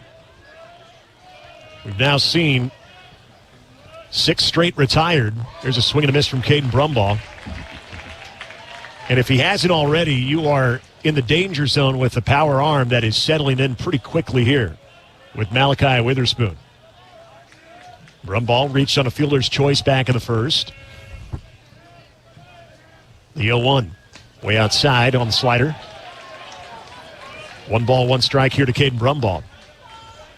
Every time he throws a ball, he wants a new baseball. Yeah. So Nebraska mentioned just with that 1 hit from Devin Nunes in the first. Oklahoma already with 4, including a 2-run homer. That's the difference so far in this game. 1-1 offering. Swing, and it brushed him back. He did offer, and it is a strike. 1-2. And the problem is, Nick, Nebraska looks really uncomfortable in the box. Like they're just not seeing the ball at all out of Witherspoon's hand right now. Yeah, we just haven't seen this from the Husker offense in a very long time, given the arms that they've seen, too. A bit surprising early. 1-2 pitch. Outside, 2-2. Huskers were able to jump on Oregon's ace, Grayson Grinsell. Landon Stump, who came in very hot for UCLA. Nebraska didn't even let him escape the second. 2-2 offering. Outside, 3-2. Huskers really need to win an at-bat. Yep. They need to win this and just try and slow down right now this freight train of Malachi Witherspoon. We were curious, Witherspoon, with a little bit more of the layoff than some of the other pitchers you've seen in the regionals, but he has settled in. 3-2 pitch. Missed inside. It was a close one. Didn't miss by much. Caden Brumbaugh will walk slowly down to the first baseline. Give Nebraska their first base runner since the first. Just a little bit of a breather in that first base dugout and a little bit of an exhale. We'll see if Swanee can put a good swing on a ball here. Well, you can tell there's a lot of tension in the ballpark right now. Absolutely. And this doesn't have as much to do about the OU-Nebraska rivalry as some might think, more than just what's happening on the field. And it started with the injury to Mudler. Here's Gabe Swanson. It was hit by a pitch back in the first. Brumbaugh takes off. They're going to challenge that arm, and it's high, and so Caden Brumbaugh has it stolen, and you got to do it. Yep. You and I noticed that in between innings. And at what point is Muddler your best option back there? That's the thing. We watched him during the warm-ups just trying to throw the ball back to Witherspoon, and he was having a tough time doing that. That ball sailed on him. And there was nothing on it. No. Swanson up at the count, 1-0. The pitch. Fastball down the middle. And the Huskers are livid in that first base dugout. Derek Everett has been all over the place in 2+ innings. So 1 ball, 1 strike to Gabe Swanson. 2 away. Runner in scoring position for Nebraska, trailing 2-0 here in the top of the third. Here in NCAA regional action. Pitch. Inside and up a bit. 2-1. And at the very least, you're seeing some more pitches and just trying to get Witherspoon out of the rhythm that he really got on in there in the second, and really the first 2 hitters here. And see if you can make a mistake, Nick. Got to be on time as well if you're Gabe Swanson. Here's the 2-1. Just tap that one back off the foot there, and that might have been the pitch that Swanson was hunting, and he just missed it. 2 balls, 2 strikes, 97-mile-an-hour fastball on Gabe Swanson. And now you've got a battle here. Brumbaugh gets his lead from second. Witherspoon set of the belt, checks Brumbaugh. Here's the 2-2 pitch. Called strike 3 on the outer half with the fastball. And the Huskers are retired in the third. No runs off, no hits, no errors, 1 runner left on base. We head to the bottom of the third. Oklahoma 2, Nebraska 0 on the Huskers Radio Network. Your Midwest Ford dealers believe value should drive everything we do. And with employee pricing, you pay what we pay. For 11 days only during the Memorial Day Sell-a-thon, the deals are even bigger. Get employee pricing on Ford's best-selling trucks and SUVs. But hurry, this value-driven offer is only during the Memorial Day Sell-a-thon. Get employee pricing and 0.9% APR plus $3,000 cash on a Ford F-150. But hurry, it all ends June 2nd. Go to your Midwest Ford dealers today. Driven by value. Nebraskans are choosing chiropractic for better health. Why chiropractic? Because it's safe, drug-free, and a cost-effective treatment option for back and joint pain. Plus, all generations can benefit from natural chiropractic care. Choose chiropractic first for pain relief or to improve your mobility, athletic performance, or overall wellness. Make chiropractic your first choice for better health and find a chiropractic physician near you at nebraskachiropractic.org. Get your life back with chiropractic. Stay healthy and active with natural chiropractic care. Chiropractic treatment is proven to treat pain, improve mobility, and prevent injury. Find a chiropractic physician near you, nebraskachiropractic.org. Huskers really need Brockett to settle in here and get a 0 on the board. All the momentum right now in that third base dugout. Still early, but a 2-0 hole for Nebraska, and Witherspoon is cooking with oil right now for the Sooners.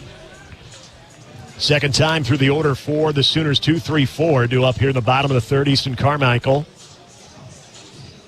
singled back in the first inning, 1 for 1 today. A little bit of a delay, waiting for TV coverage to return. So Jackson Brockett, well, you're right, too, just trying to hopefully re-engage here with Oklahoma. First pitch, that one got away from Hogan Eligzo. Missed wildly with the off speed. 1-0 here on Easton Carmichael. Carmichael, 324 hitter. Solid numbers offensively. Fastball down the middle, 1-1. He's driven in 55 for the Sooners this season. 9 doubles. Leads the team with 14 home runs.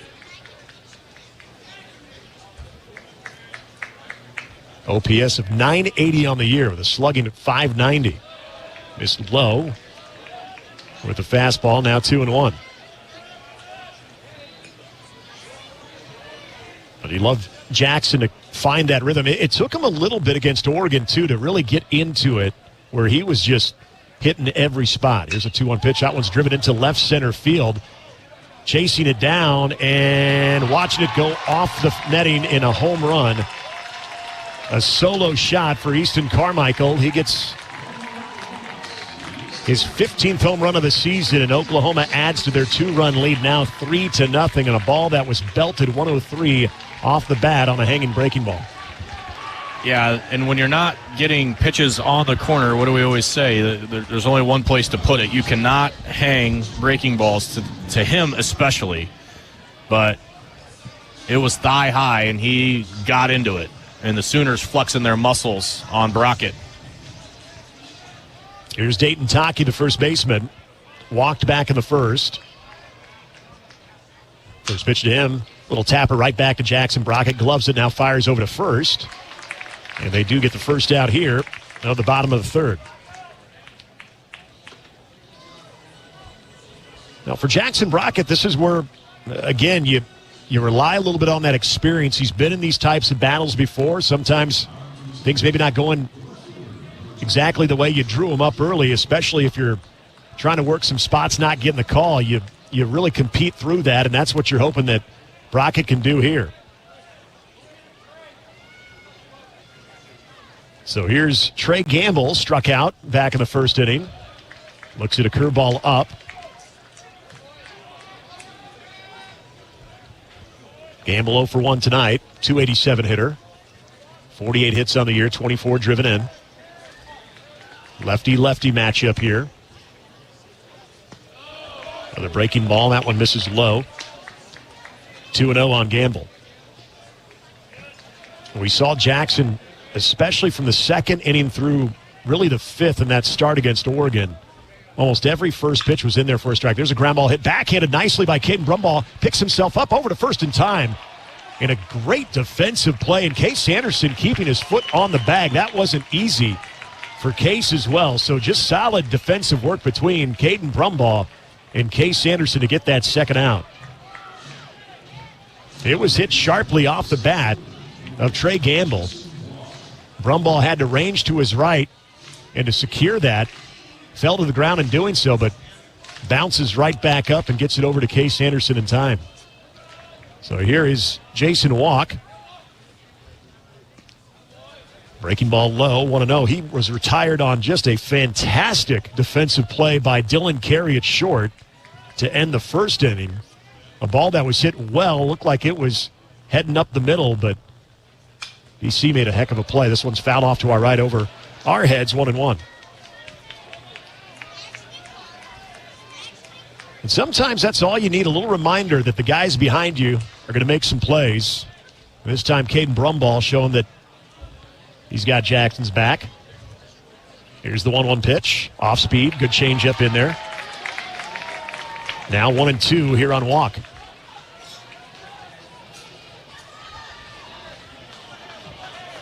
Sooners getting 1 run so far here in the third on a solo home run by Easton Carmichael. It's 3-0. Breaking ball low in the dirt. Ricocheted awkwardly off the shin guard there of Hogan Ligzo. Now 2-2. Sooners 35-20 on the year. 14-16 in SEC play. Here's the 2-2. That one's hit very well. Right to Carey, though. Makes the play, throws over to first in time to retire the side. So Oklahoma does add a run, a solo home run by Easton Carmichael. 1 run off that hit. No errors, no runners left on base. We played 3 here at Boshemer Stadium. It's Oklahoma 3, Nebraska nothing here in the NCAA Regionals. This is Big Red Baseball. Shop Woodhouse Chrysler Dodge Jeep Ram and save on our full lineup of new vehicles with Employee Pricing Plus going on right now. Lease the 2025 Jeep Grand Cherokee Laredo for just $329 per month. Visit one of our 2 convenient locations in Blair or Bellevue, or online anytime at WoodhouseChryslerJeepDodge.com or WoodhouseCDJRBellevue.com today. 36 months, 5,000 miles per year with approved credit. Tax title license extra for well-qualified returning lessees. $1,999 down plus first payment and $299 doc fee due at signing. Stock number C250561. Offer expires 5/31/2025. See dealer for details. Hey, this is Joe Fortenbaugh, AM 590 ESPN Radio. Omaha's your number one station for everything sports. Tune in for coverage of the NFL, NBA, NHL, Major League Baseball, pro volleyball, and more. Plus, keep up with all your favorite college sports each weekday. AM 590 ESPN Radio, 24-hour sports coverage for sports fans in Nebraska, Iowa, and the world. Punch us up at am590espnradio.com and hear us on the AM 590 app, Star 104.5 HD2, and AM 590 ESPN Omaha. Husker Radio, AM 590. Nebraska Baseball brought to you in part by your Midwest Ford dealers. Visit buyfordnow.com for all your truck, SUV, and electric vehicle needs. Huskers down 3-0 now. 2 home runs for Oklahoma. 2-run shot, solo shot. And the Huskers need to find a way to get some early base runners in an inning. They've did that in the first and really had Witherspoon wobbly, but a big pitch with the bases loaded terminated that threat, and they waited till 2 outs to get a base runner in the third. We'll see if Sandy can get it started here. Well, again, base runners very key because of the condition that Scott Mudler, their catcher, is in. We already saw Nebraska, as soon as Caden Brumbaugh got on base, they wasted no time in challenging that banged-up shoulder by Mudler, and it paid off. They got a runner in scoring position, but you got to be able to do that more frequently and ideally with less than 2 outs. So here's Case Sanderson his second time through the order to take a look here at Malachi Witherspoon. He walked back in the first inning. First pitch to Sandy way outside, 1-0. Case, another one of those Nebraska hitters that's, for the most part, been at 300 or above the majority of the season. That open stance. 1-0 pitch. And that's sharply hit through the left side for a leadoff single.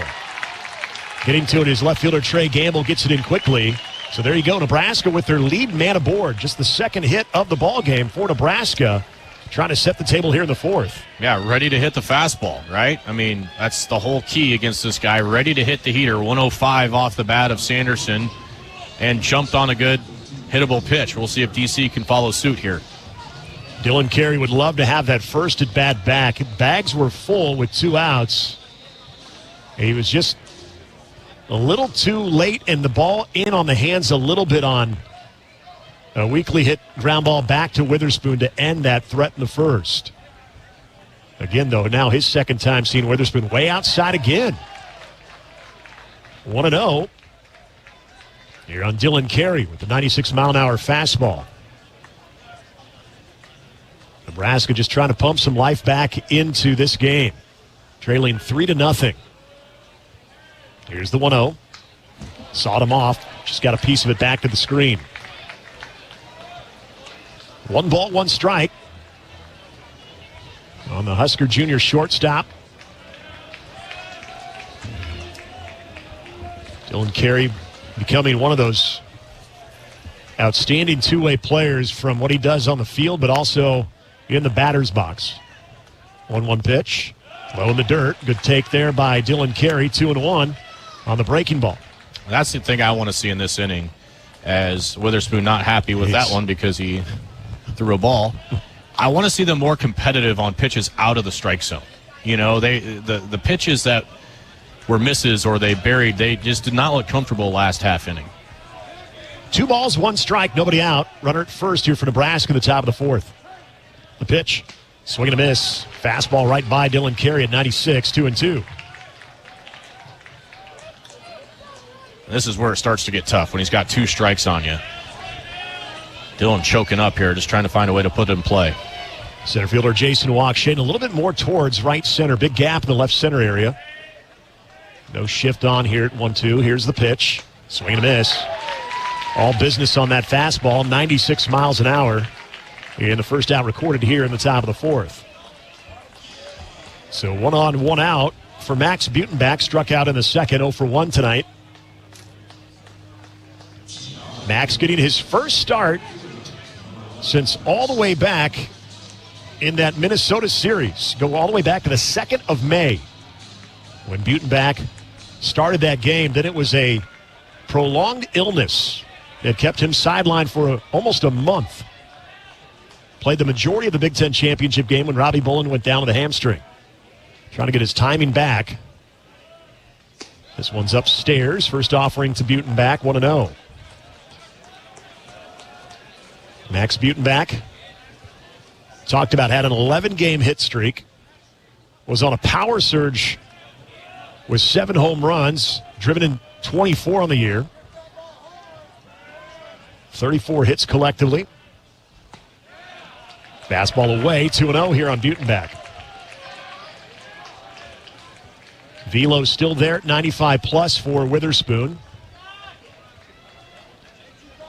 Let's see if Beauty can find something to drive and be on time with here.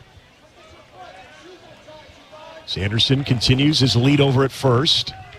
The pitch. Chopper down the first baseline, just foul. 2-1 now here on Butenbach. Case Sanderson, if you're wondering on the season, 1 stolen base in 3 attempts. Not one of those guys that you're typically going to green light, even with the situation that Oklahoma finds itself with their catcher in a banged up shoulder. But you love to be able to generate some type of more pressure in getting Sanderson in scoring position. Witherspoon set.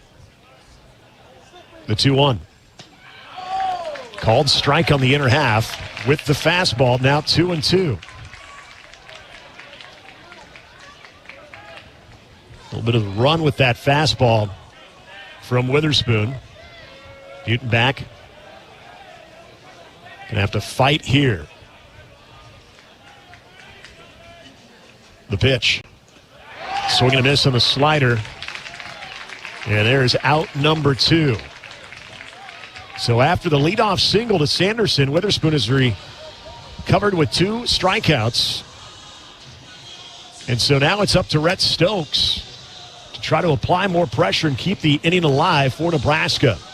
And that's what I was talking about, competitive out of the strike zone, right? I mean, clearly just not seeing it out of his hand and almost guessing.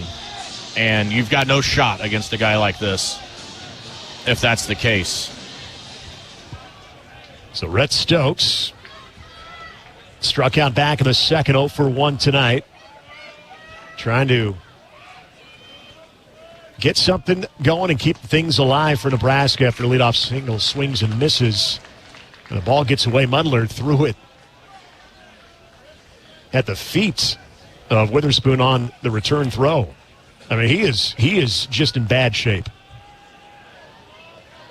But until you can generate some more base running opportunities, that advantage that Nebraska has there is not really going to pay off. 0-1 here to Rhett Stokes. Sanderson will take off. There's a ball that's ripped into left field, but right to Gamble as he makes the catch running towards the warning track to retire the side. Rhett put a charge into that one, but right to Gamble. And that does retire the side. No runs off 1 hit. No errors, 1 runner left on base. We head to the bottom of the 4th. It's Oklahoma 3, Nebraska nothing. Here in the NCAA Regionals on the Huskers Radio Network. This is the sound of grilling season. It's time to get back to cookouts, to gathering with friends and family, and making memories. And with Hy-Vee's lower prices on thousands of items all over the store, you can still get the best quality meat and everything else you need for your barbecues at prices that will make you smile. Get back to grilling for less, with a little help from Hy-Vee. Hey, son, can you hand me that vice grip? As any farmer or rancher knows, having the right tools in the toolbox is important. That goes for your ag lending as well. If you're considering expansion, restructuring debt, or purchasing equipment, call Dakota Mac. We have a toolbox full of lending solutions to help you with your ag financing needs.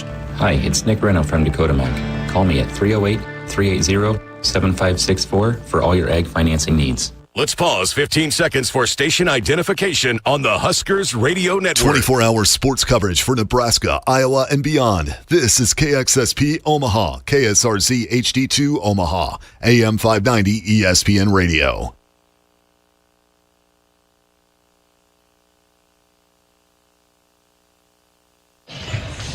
Alongside Nick Hanley, I'm Ben McLaughlin. It's game day. Make it a Pizza Hut day. Order your favorite pizza, wings, and more from the Hut.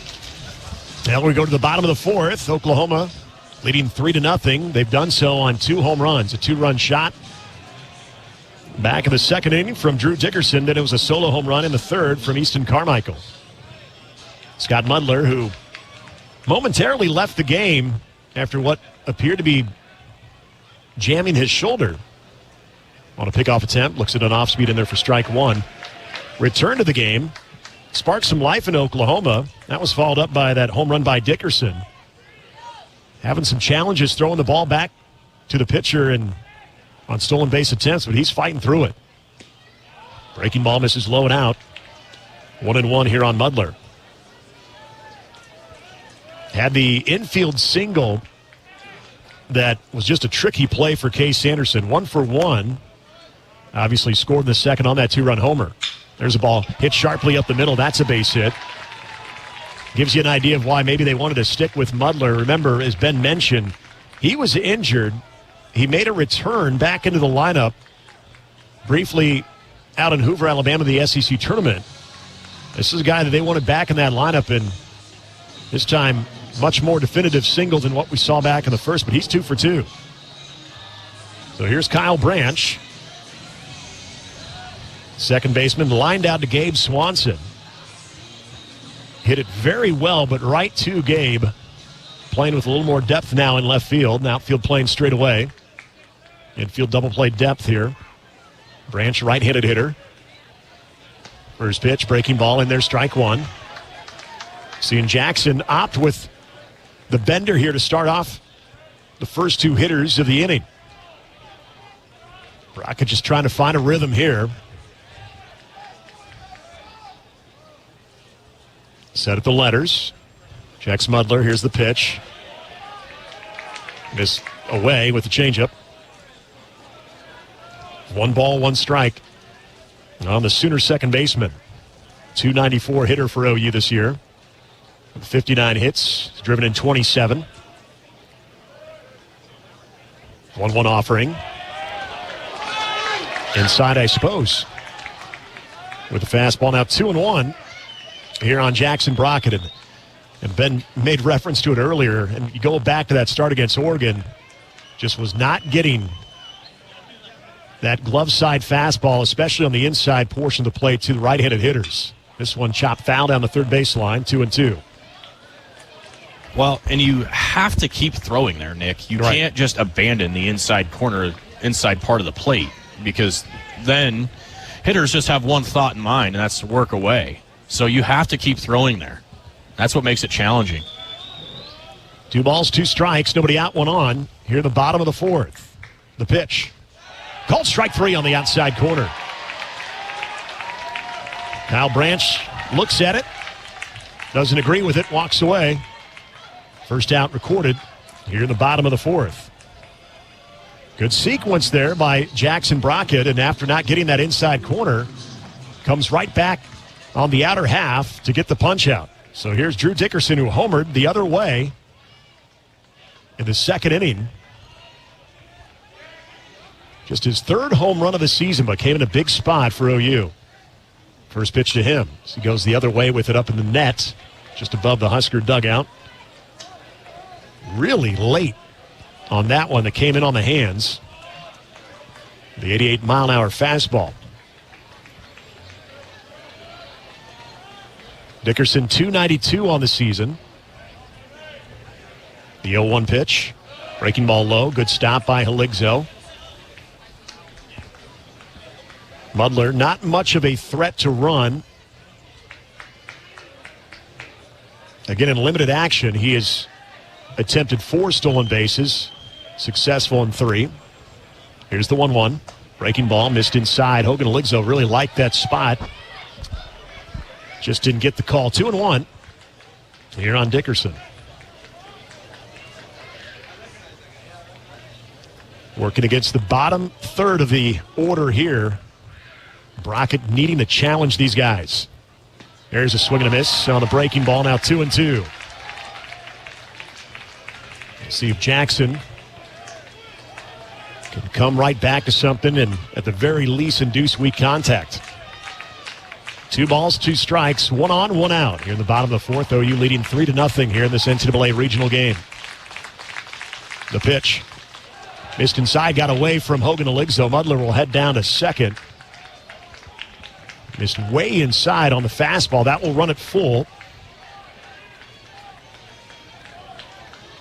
And again, Brockett having to execute a pitch here.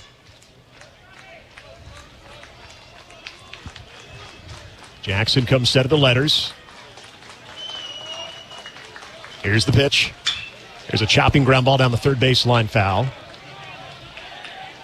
We'll do it over again here at 3-2. Do have bodies in the Husker bullpen. Casey Dice warming.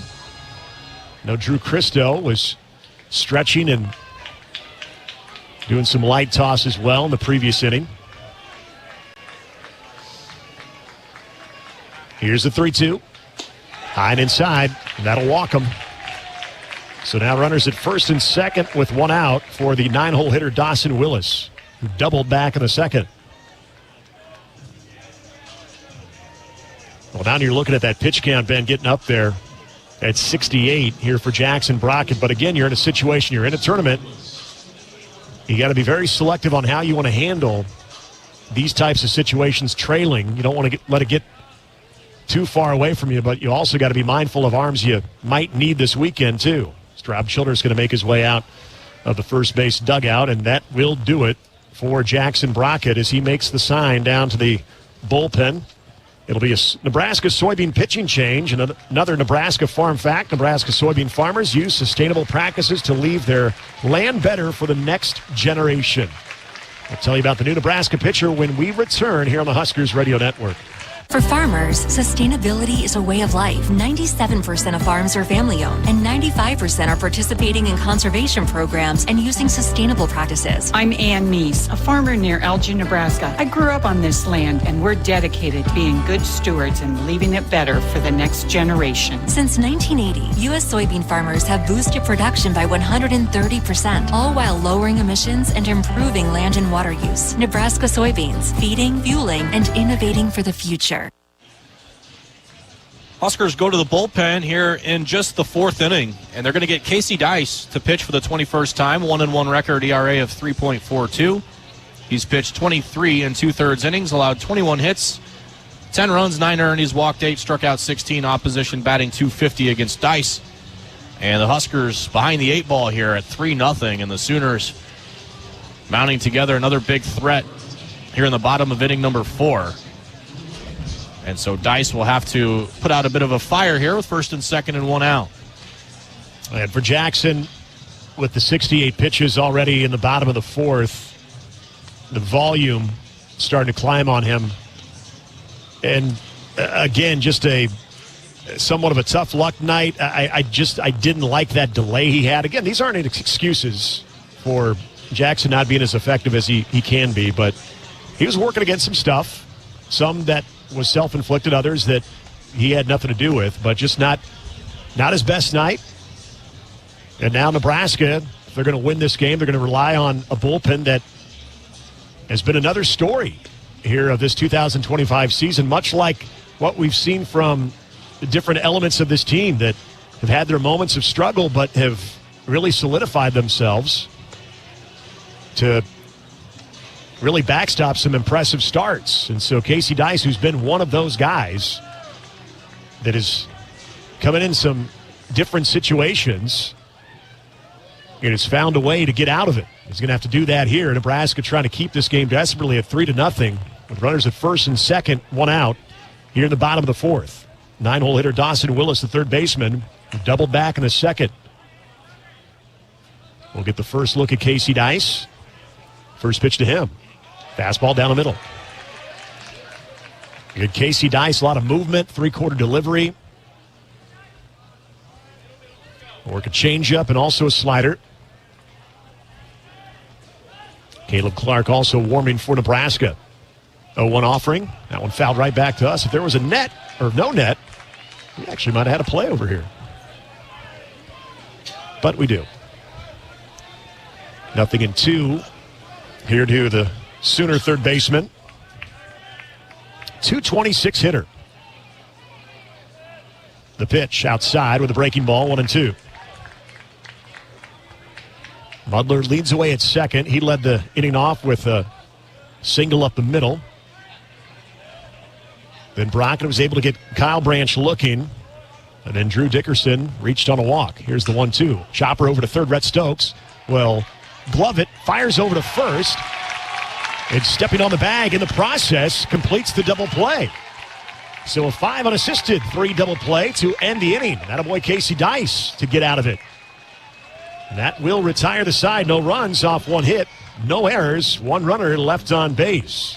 We've played 4 here at Boshemer Stadium. Score remains Oklahoma 3, Nebraska nothing. This is Big Red Baseball. I'm still going for it, even with higher stroke risk from atrial fibrillation and a regular heartbeat not caused by a heart valve problem. Over a 3-year study, Eliquis apixaban tablets reduce stroke risk better than warfarin, and over 97% of Eliquis patients did not experience a stroke. A first stroke occurred in 2.9% of warfarin patients versus 2.3% of Eliquis patients. Don't stop taking prescription Eliquis without asking your doctor. It may increase your stroke risk. Eliquis can cause serious and in rare cases fatal bleeding. Don't take Eliquis if you have an artificial heart valve, abnormal bleeding, or antiphospholipid syndrome. While taking, you may bruise more easily or take longer for bleeding to stop. A spinal injection while on Eliquis increases risk of blood clots, which may cause paralysis, the inability to move. Get medical help right away for unexpected bleeding, unusual bruising, or tingling, numbness, or muscle weakness. Medications such as aspirin products, NSAIDs, SSRIs, SNRIs, and blood thinners may increase bleeding risk. Tell your doctor about all planned medical or dental procedures. Learn more at Eliquis.com or call 1-855-ELIQUIS. Husker Radio, AM 590. Woodhouse has been a trusted partner in your everyday since 1975. Shop for your next vehicle with the home team at Woodhouse and the official auto dealer of Nebraska Athletics. So Casey Dice comes in from the bullpen, and he gets 9-hole hitter Dawson Willis to ground into a 5 unassisted 3 double play to end any threat. And Nebraska able to keep Oklahoma off the scoreboard 3-0 as we've reached the 5th. Back to tell you about it is Ben McLaughlin. All right, thanks, Nick. Yeah, Huskers need to string some things together offensively. That's much easier said than done, though, against this right-hander. He has not only settled in, but his stuff is becoming better as the game goes on. Nebraska did not strike out in the first, but they have 2 strikeouts in the second, third, and fourth inning. Really starting to rack up. And the Huskers will have 9-1-2, try and scrape something together here in the 5th inning. Hogan Oligso grounded to third his first time up. Witherspoon at 60 pitches, so he's in good shape there. First pitch coming of the 5th inning to Oligso. This is inside, ball 1. Huskers got their leadoff guy on in the 4th on a Sanderson single, but he was left there.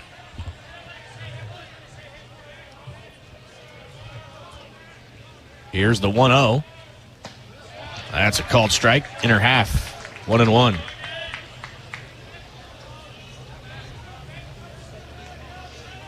Hogan, worth repeating, had a couple of big swings in Omaha for the Huskers in their run to the Big Ten crown. The 1-1.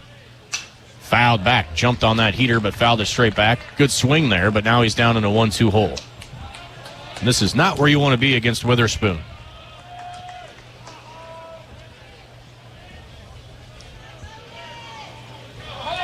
Sooner in outfield playing Oligso way the other way.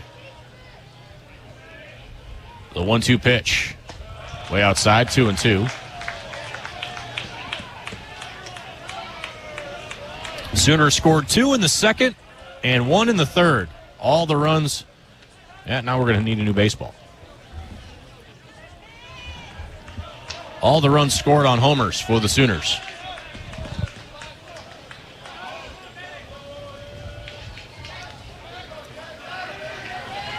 Two and 2 on Hogan. Here's the pitch. Fouled into the netting off to the right. Yeah, I think if the ball makes any contact with the dirt, Witherspoon was not having it back. Yeah, he's really racking up the... Those balls aren't cheap. Racking up the expense. Hitting those fresh pills. Sure. Pearly whites. 2-2 on Hogan. The next one home. Swinging a pop-up right side. See if the ballpark's going to hold this one. And it just does not. It lands in the third row. Hogan fighting up there with 2 strikes. That fastball at 96. No life taken off the heater.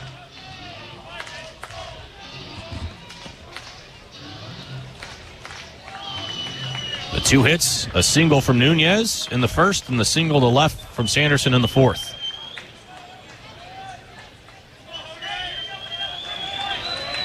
See what Witherspoon dials up here at 2-2. Here's the pitch. Inside, full count. This would be a nice one for the Huskers to win to start an inning.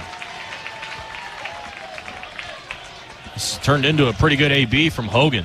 See if he can finish it off. They would love a leadoff base runner. The top of their order waits on deck. Here's the 3-2 pitch. Strike 3 called, outside corner. He rung him up. Elixo had flipped the bat over to first.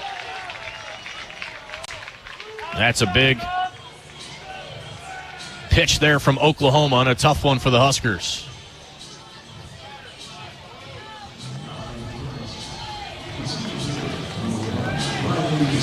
Not many 50-50 calls have gone the way of the Big Red tonight. I'm sorry, that was not a strike. That was just not a strike. We are set up right on the outside corner of the plate, and it was off. But Witherspoon gets the call, and here's Riley Silva.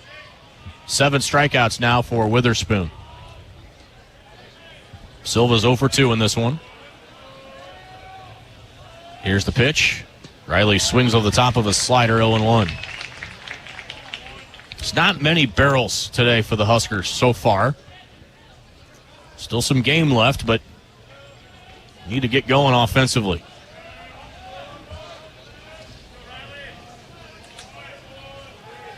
Here's the 0-1.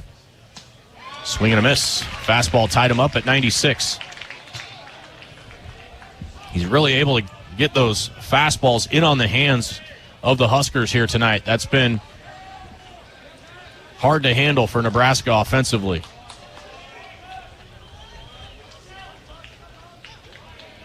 The 0-2 pitch. Sharply hit to short. Backhanded by Willits. He bobbles it. No play. Silva's going to reach on the air from Willits.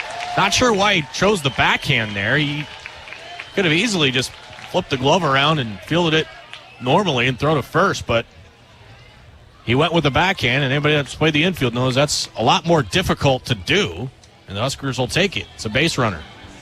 Well, I think sometimes when you cover ground over there, you commit to it so early, Ben. We've seen that so many times.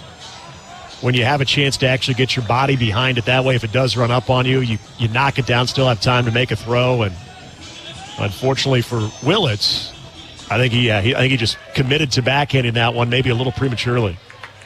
Now Nunes, 1 for 2. Silva good speed at first.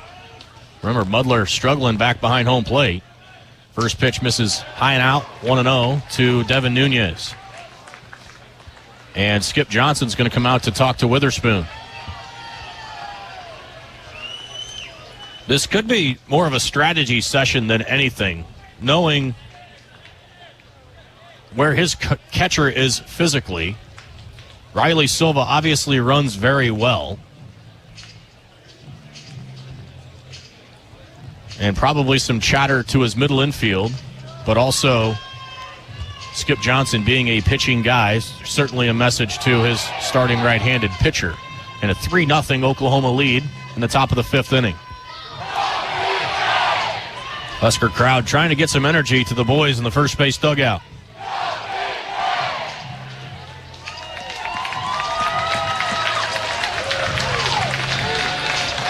Mound visit has completed. Again, Silva reached on the air. Huskers have a 1-out base runner trailing 3-0. Freshman Devin Nunes bumped up to the 2 spot in the order with the injury to Robbie Bolin. Ball, no strikes on Nunes. Witherspoon comes set. Long look in. There goes Silva. The pitch is swung on and missed. The throw to second is late.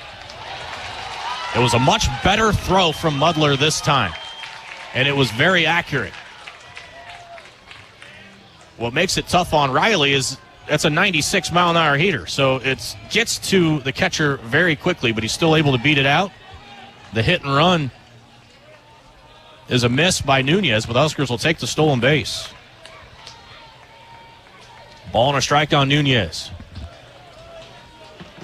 Witherspoon comes set. And the 1-1. Nunes swings over the top of a breaking ball. 1-2. Nunes jumped on an early fastball to get his base hit, but the more he sees from Witherspoon, you can just see the wheels churning with Nunes. We'll see if he can deliver here. What do we got here? Nunes pitch clock violation? Called out. Wow.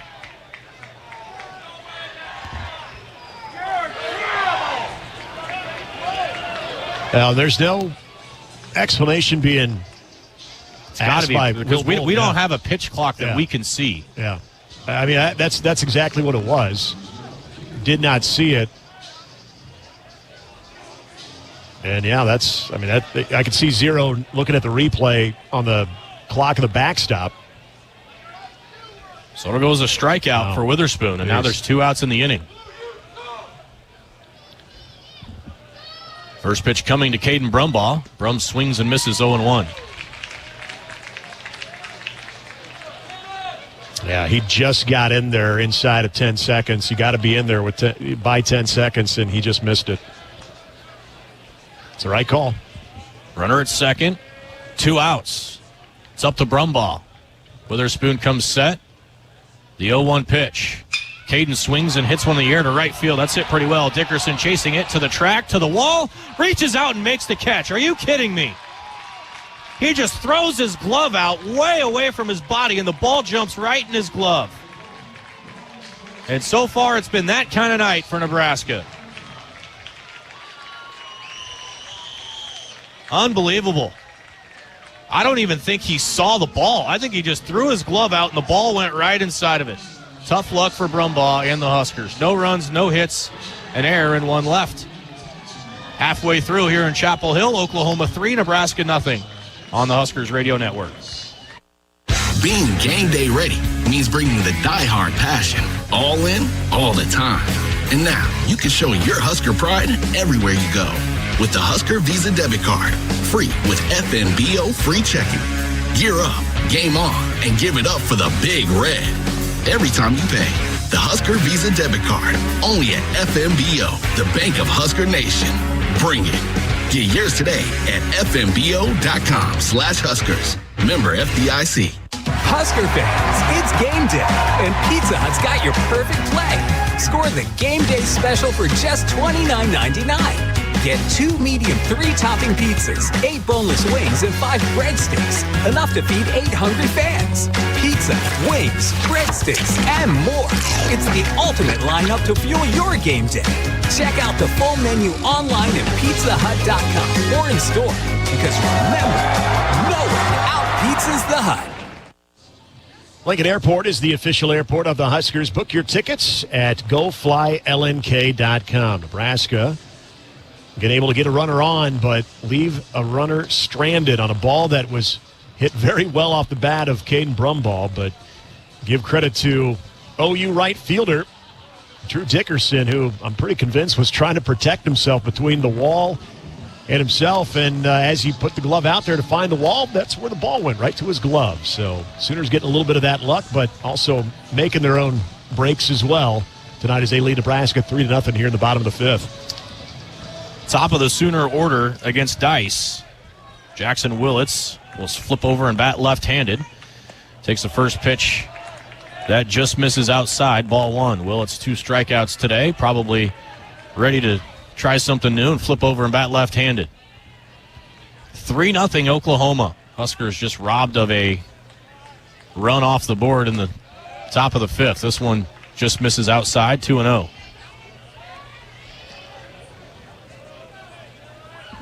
Dice comes in, gets the double play ball.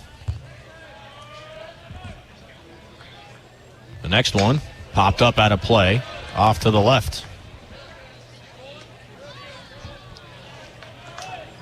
And it's 2-1 on Jackson Willits. 300 hitter, 302 on the year. He's blasted 9 homers.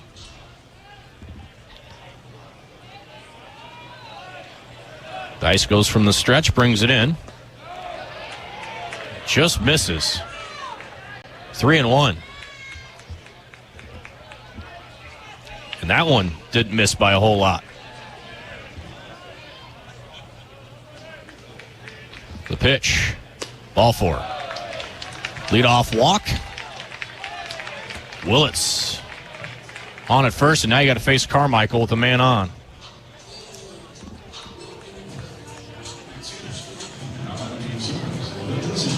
Willits certainly will run. Has so successfully 14 out of 14 times. Carmichael crushed a solo home run to left field his last time. He is 2 for 2. Pick over to first. Willits back standing. Oklahoma with 6 hits on Husker pitching, and that is the 3rd walk that they've drawn. Dice brings it home. Inside, 1-0. Casey having trouble with the strike zone. Caleb Clark ready at a moment's notice. You cannot afford any more free passes. This one hit him. And the Sooners have set the table. First and second, nobody out with their 3, 4, 5 hitters due up. And you mentioned Caleb Clark should be ready whenever they want to go to him. And kind of going back to the original thought of Oklahoma against the lefties, you know, that's obviously a matchup I think Nebraska doesn't mind here. Elixo's going to come out and talk to Dice. Rob Childress out of the dugout. And likely thinking the same thing, and that is going to do it for Dice. Nebraska Farm Fact: Nebraska soybean farmers use sustainable practices to leave their land better for the next generation. We'll tell you the new Husker pitcher after this break on the Huskers Radio Network. Nebraska soybeans power everyday products, from Goodyear tires and Skechers shoes to soy-based turf and fire suppressants. These innovations replace petroleum and utilize other components of the soybean, leading to more sustainable products worldwide. I'm Doug Sadoff, a farmer near Trumbull, Nebraska. Thanks to cutting-edge research, soybeans are now in everything from tires to turf. It's amazing to see how these advancements are unlocking new potential for our crops. Soybeans are a win for every product and everyone. Nebraska soybeans, feeding, fueling, and innovating for the future. Nebraska will turn to the junior from Aurelia, Ontario, and Caleb Clark. Clark will come in with a 3.71 earned run average, making his 20th appearance of the season. He's gone 17 innings on the year, allowing 21 hits, 9 runs, 7 of those earned. He's struck out 16 while walking 7. Opponents hitting .333 against Caleb Clark. Be the 3rd arm used for Nebraska tonight, 2nd out of the bullpen here in the bottom of the 5th. Huskers certainly behind the 8 ball right now, down 3-0 and in some trouble here in the 5th. First 2 Sooners have reached via free pass, a walk and a hit by pitch. Dice goes 2/3, no hits, a walk, no strikeouts. Responsible for both base runners on, and Clark into pitch for Nebraska. Did not see Caleb in the Big Ten tournament.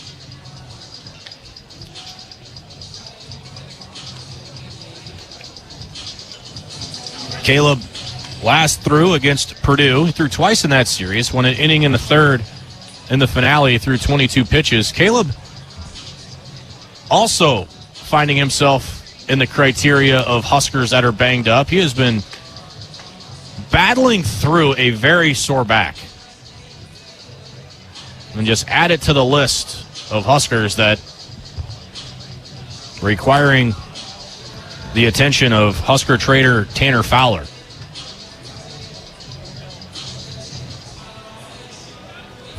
So tonight, Huskers have 3-0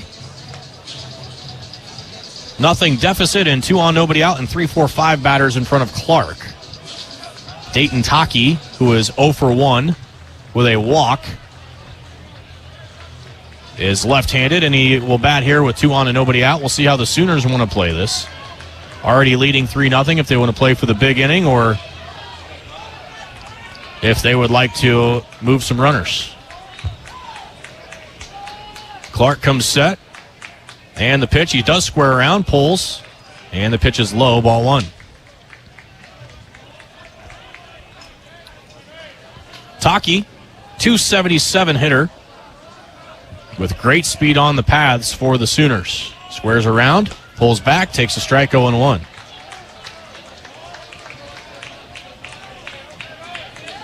Oklahoma has out-hit Nebraska here tonight, 6-2.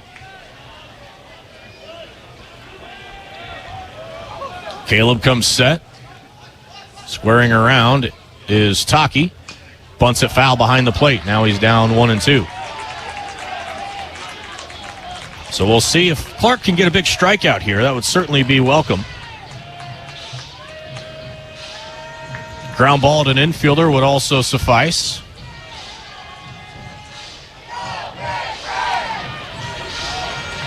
Clark takes a deep breath. Way ahead at 1-2. Here's the pitch. Off the plate, 2-2. Close pitch. Good pitch, 2-2. Again, Stokes at third, replacing the injured Joshua Overbeek. Did make the trip, but Beek is in the not-so-friendly walking boot. Clark's 2-2 pitch. Outside, now it's full. Certainly don't want to walk them loaded. Got some danger looming. The next few batters for the Sooners. This is a big pitch. Here's the 3-2. Called strike 3, outside corner. Huskers finally get a borderline call. Taki pleading his case with the home plate umpire. He had flipped his bat, much like Helixo did the last half inning. That's a big pitch for Clark and the Huskers. Yeah, good job by Caleb Clark, just sticking with the plan, trying to work the outer half there, gets the call. And now all of a sudden you're a ground ball from getting out of this. And what a big lift that could be for Nebraska, just looking for anything here. Gamble's 0 for 2, left on left matchup. Here's the pitch. There's a sharply hit ground ball left field, base hit. They're going to wave Willits around third. Up with it is Swanson. He's going to throw it to third. RBI single for Gamble, and it's 4-0 Oklahoma.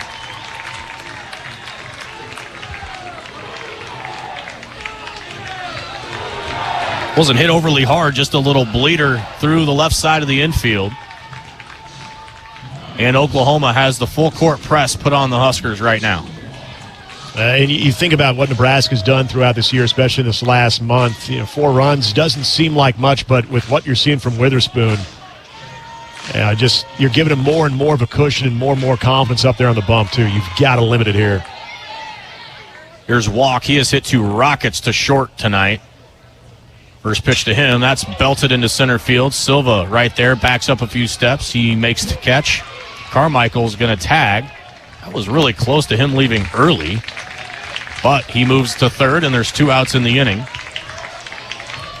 Walk has hit the ball as well as any Sooner tonight, and he is 0 for 3. Now Mudler, fighting a gnarly shoulder injury tonight, is 2 for 2. Yeah, just watching him throw, and he's throwing the bat around pretty well. That last single he had in the fourth was solidly hit, but you just wince when you watch him throw, even just back to the pitcher. You know he's fighting through some pain, but I'll tell you what, he's given OU a lot of big lift there, a little bit of emotional lift there.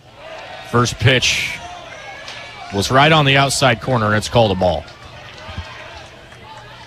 If you can figure out Derek Everett's strike zone, hit up my inbox. The 1-0. Outside, that one missed way away and up, 2-0. Runners at the corners. Clark behind in the count, 2-0. 4-0 OU. The pitch. Strike in her half. Nicely located.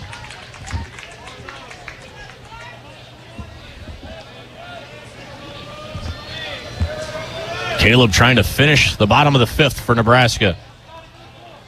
Sooners with them on the corners. Move over to first, chase back the runner.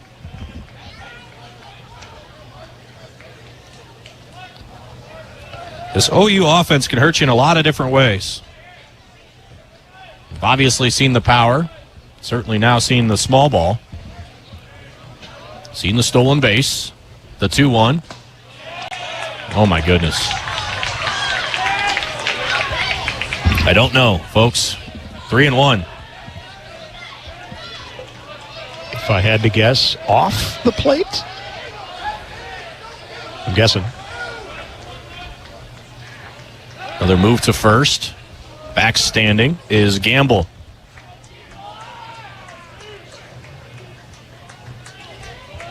Three balls and one strike. Branch waits in the on-deck circle. Clark to the letters. Another move over to first. Carmichael with a bluff move home. Clark trying to gather himself and come out of the at-bat a winner. Has some work to do it. He's trailing 3-1 to Mudler.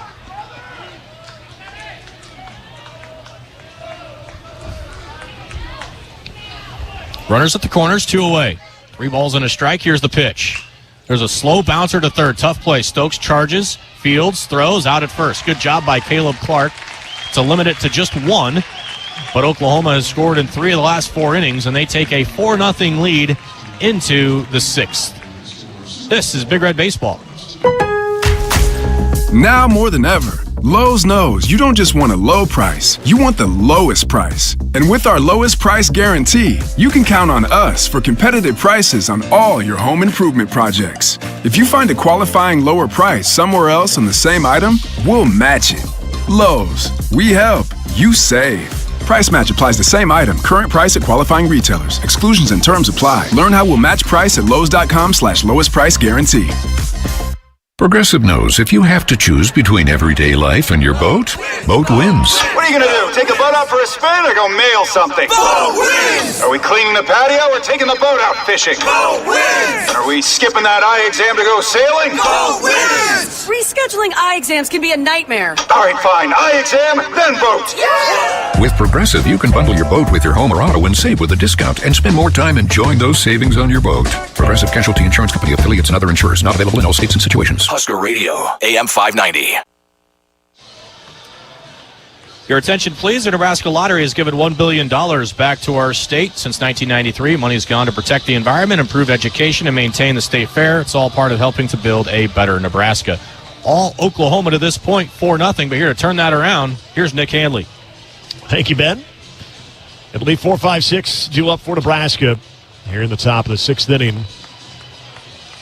Huskers with their biggest threat in the first inning. They had the bases loaded with 2 away, unable to get anything across. And since then, Malachi Witherspoon has had minimal traffic and has settled in nicely to this game. And for Nebraska, you'd love to see that attack now. But more than anything, just being able to get consecutive base runners and applying some type of pressure. Gabe Swanson hit by a pitch back in the first, struck out looking in the third. We'll lead things off for Nebraska.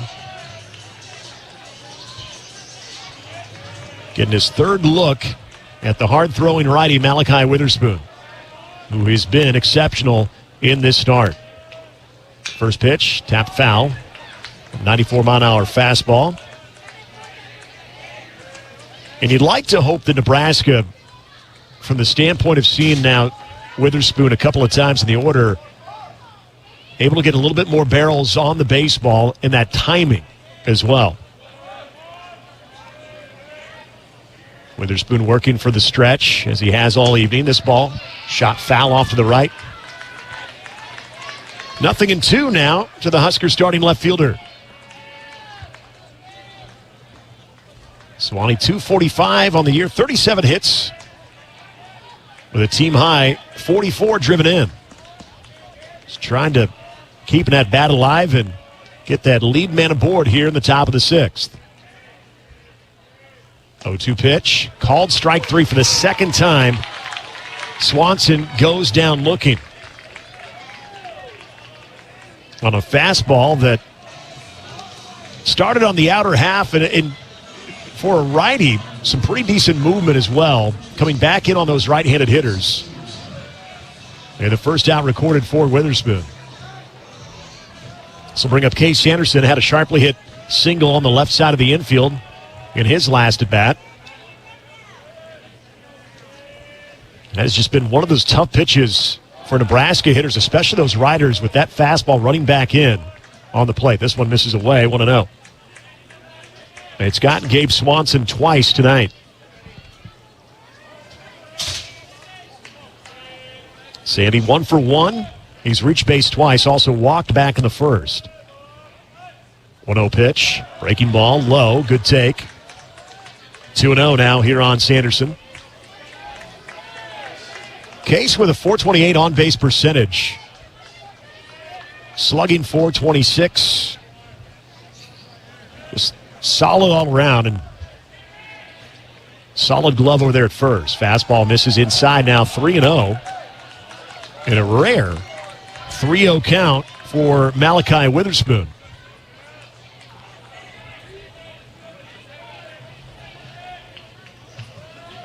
Sanderson inches back in that open left-handed batter stance. Fastball down the middle at 95, 3-1.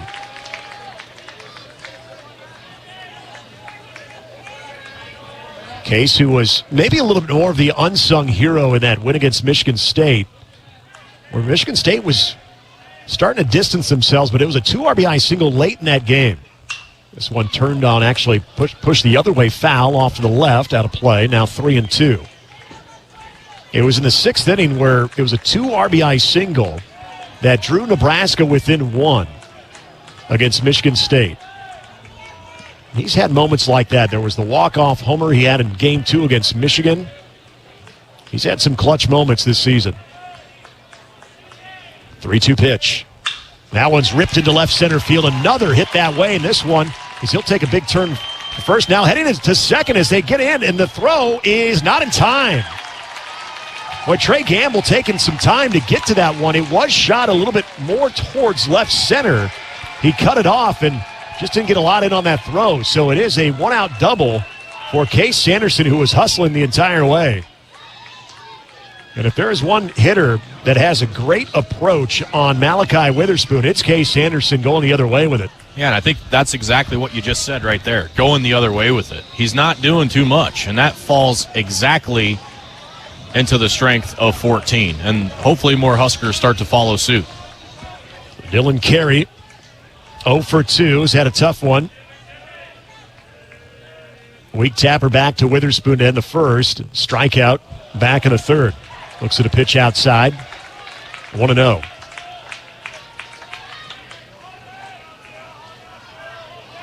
Witherspoon at 87 pitches on the start. But again, at this time of the year, it's how effective and not necessarily what that pitch count is. 1-0. Off the plate. 2-0. Dylan Carey starting to hear a little bit more chatter down that first base dugout and on the first base side of this ballpark. Husker fans looking for any type of offense here to get back in the fight. Trailing 4-0. The 2-0 offering. Called strike on the outside corner, where it looked like Mudler had reached into the left-handed batter's box and pulled that one back in. 2 balls, 1 strike here on Dylan Carey. The pitch. Chop foul down the third base side. Now it's 2-2.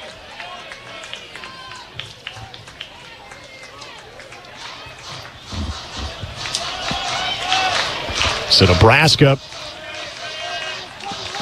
just trying to do anything to get a run across and make a game of this.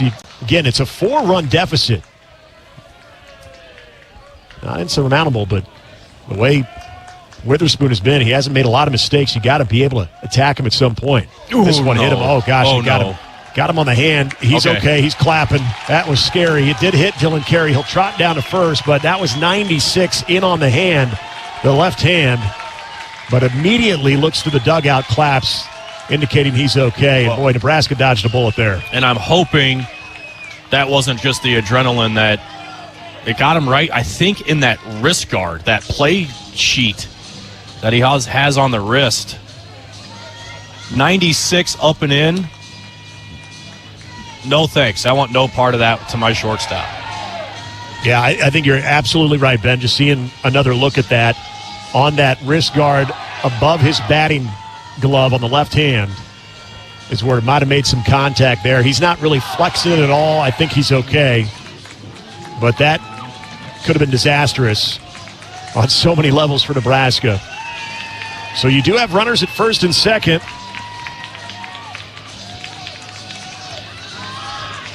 Jason Bowden is now getting warm for Oklahoma in the bullpen. Here's Max Butenbach with one out, runners at first and second.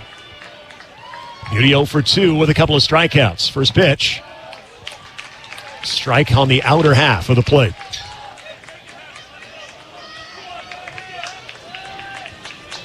Butenbach, his first start since May 2nd.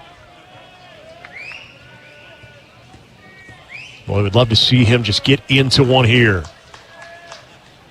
Here's the 0-1. Took a rip at that one and just missed it. 0-2. Yeah, and unfortunately, Beauty, the game's really sped him up right now. He has been behind 0-2 every at-bat, which hasn't helped. But you're not exactly easing yourself back into things with a 96, 97 mile-an-hour fastball. You just got to find a way to put the ball in play here. 0-2. Runners at first and second, one out here in the top of the sixth. Huskers trailing 4-0 here in the NCAA Regionals to Oklahoma. The pitch.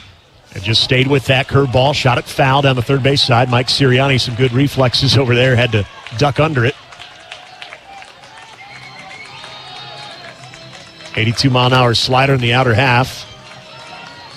It's a good reaction by Butenbach. Gives you an idea. Hey, he's trying to fight off the fastball. He's going to react to the breaking ball here. Sanderson from second, Carey from first. The pitch. Just got a piece of that one to stay alive. Still 0-2 on the Huskers starting right fielder. And that was a tough one to put bat on ball. That's the one that he's struck out on a couple of times tonight. That slider in the dirt, and he somehow was able to get a piece of it. You got to watch for the elevated heater here. Butenbach digs back into the left-handed batter's box. 0-2. Witherspoon checks Sanderson. Checks him again. The pitch.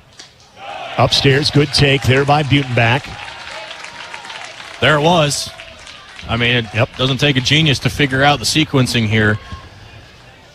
I mean, now he's probably going back slider. Probably working back in towards Butenbach, you would think. Here's the 1-2. Slider outside. 2-2. All right, now he's won a couple. He might make a mistake here, and you got to be ready to jump on it. Max slugging .529, .912 OPS. 286 on the year, trying to battle away. 2-2. Witherspoon set at the belt. The pitch. That ball's driven into center field, right at the center fielder, though. He makes the catch. Boy, he got a good swing on that one to Jason Walk, but Walk didn't have to move much to catch that line out. 103 off the bat of a 96-mile-an-hour fastball. And just tough luck there for Beauty. It's been that kind of night, and you don't want to throw your hands up and go, that's it. You can't do that. You got to stay in the fight here. I mean, you and I could see it coming. He was going to groove one right there, and he just hit an absolute bullet right at the center fielder. If that's a gapper, It's a one-run game, or two-run game, excuse me. Absolutely. And here's Rhett Stokes. Stokes lined out to left over to Trey Gamble, and his last at bat back in the fourth. 0 for 2 tonight. Breaking ball almost got him. And all of a sudden, Witherspoon's slider has been a little bit more erratic. Huskers, I think, are going to look at this and see if it hits Stokes. He didn't do the best sell job. And the next pitch for Witherspoon will be 100. So he's not going to finish this one. And you mentioned they got the righty Bowden up. Yeah, I can't tell. Saw one look at it in real time. And it would have come under the left arm, and yeah. I don't know if Stokes even thinks it got him. Just based on just his body language, and folks maybe listening to us but also seeing this game might have a different vantage point, but yeah, it didn't. Usually on this, you go by the body language when it's so close, because there's times where it's like, no, this didn't hit him, and then we realize it clipped Jersey. But the hitter will usually give you an indication, especially in a situation like this when Nebraska's just trying to get base runners. Right. And like I said, Rhett didn't sell it the best. But, man, I'm just going back to that Butenbach at bat. That is just such unfortunate circumstances for him and the Huskers. Because not only does he, if he goes 20 feet one way or the other, is that a gap shot, but there's still only one out in the inning. And for the first time all game, that first base dugout's believing in the batter's box. Yeah, and all of a sudden it's a little chink in the armor of Malachi Witherspoon, who has had to dance around a little bit of traffic, but you look at maybe more the long game with this one too, Ben. If that's a ball that finally, since Max has come back into the fold, if that's just the piece of hitting, even though it didn't drop in there for a hit, if that's maybe one of those swings and just feeling that contact that can really get him going.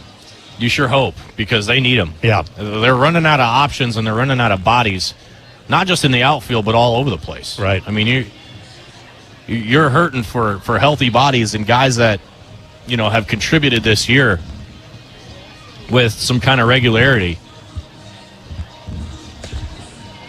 Witherspoon continuing to warm up during this review. Again, they're reviewing whether the pitch hit Rhett Stokes or not. They're taking a long look at this. I wouldn't think it would be too difficult to see or not. I think the headsets are coming off. Yep, here they come. We'll find out. Yeah, I don't know from what I've seen. I didn't see anything, but we'll see.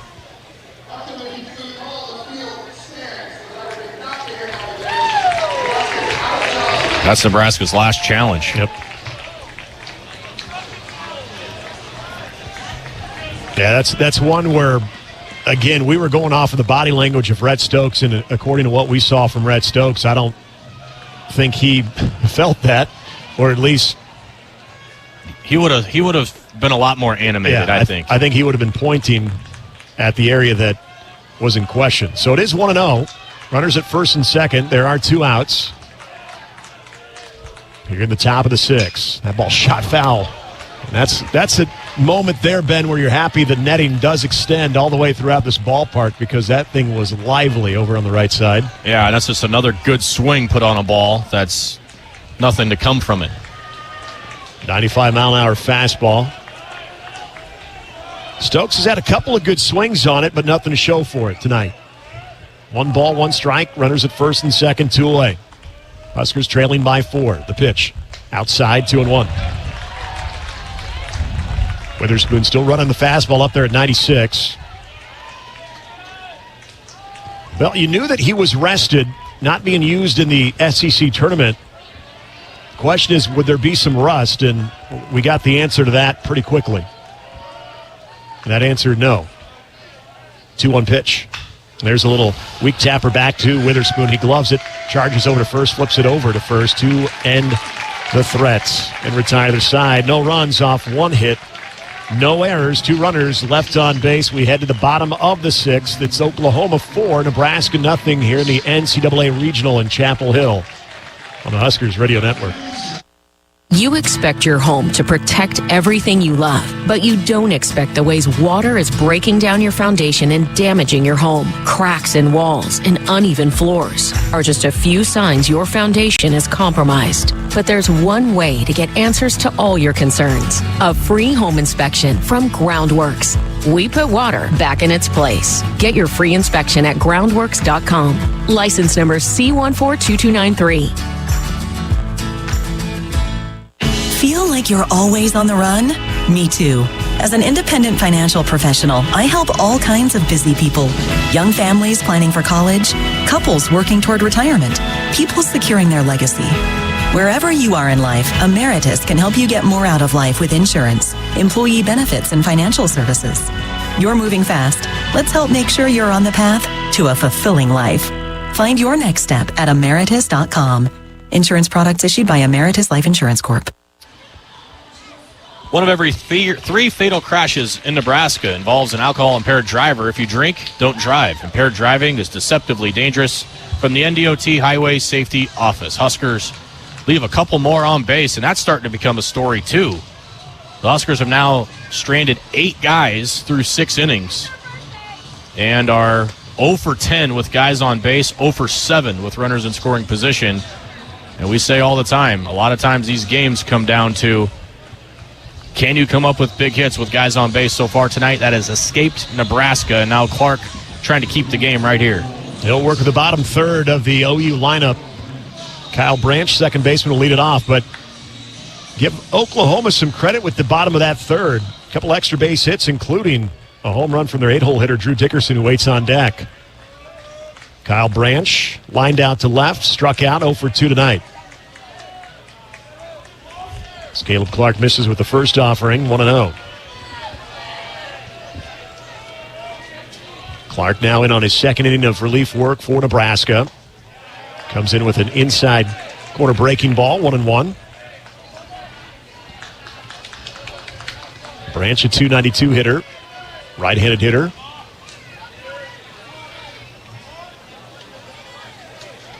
The 1-1 pitch off the plate, 2-1. Drew Christo was warming last inning. You would think he'd be ready to go if Nebraska needs to go to him.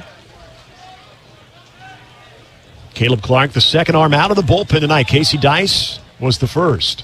2-1 pitch. That one is fouled off to our right out of play, 2-2.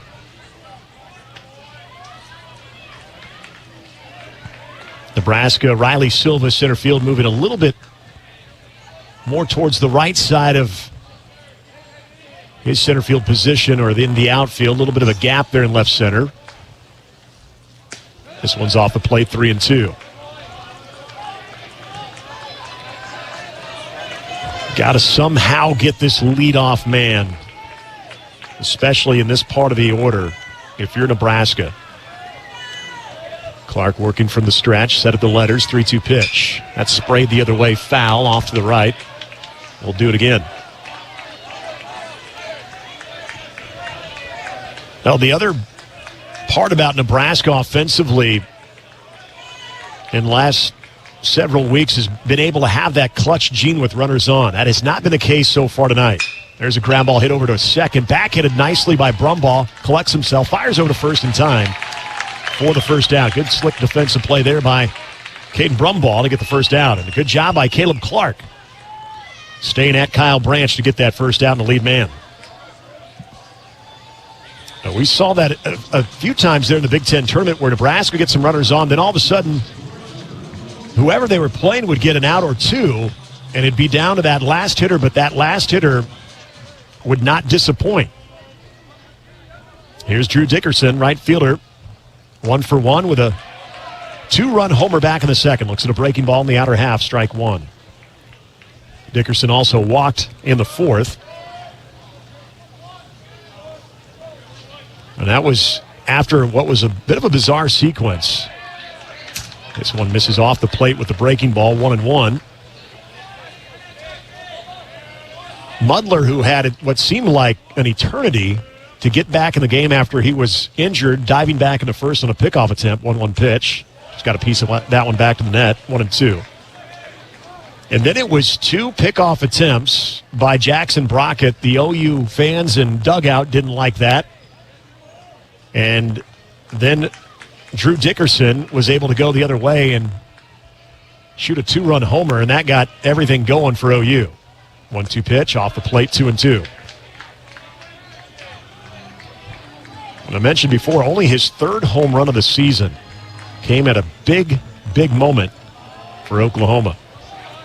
2 balls, 2 strikes here on Nickerson. The pitch, swing and a miss, got him. Caleb Clark with the changeup. There's 2 away. That'll bring up Dawson Willis, 9-hole hitter, the third baseman. Also an extra base hit tonight. He had a double back in the second. 225 hitter. Another righty. Looks at a fastball on the inside corner. 0-1. Caleb Clark trying to keep the Sooners off the base path and get a clean inning here. 0-1. There's a ground ball hit right through the right side. And just as I say that, OU with a 2-out single. Just a bouncing ground ball that found some green on the right side. And so that'll turn the lineup over back to the top to Jackson Willits. Not a bad pitch at all if you're Caleb Clark. Got 110 off the bat, but he pounded that thing into the ground. Jackson Willits tonight, 0 for 2, walked and scored in the 5th. A very solid hitter for Oklahoma, 302 on the year. 61 hits, he's driven in 42. Good lead over there by Willis. After the pickoff throw in there safely. Willis is definitely a candidate to steal a base or 2. He leads Oklahoma with 18 on 25 attempts. Good lead. Another throwback over to first.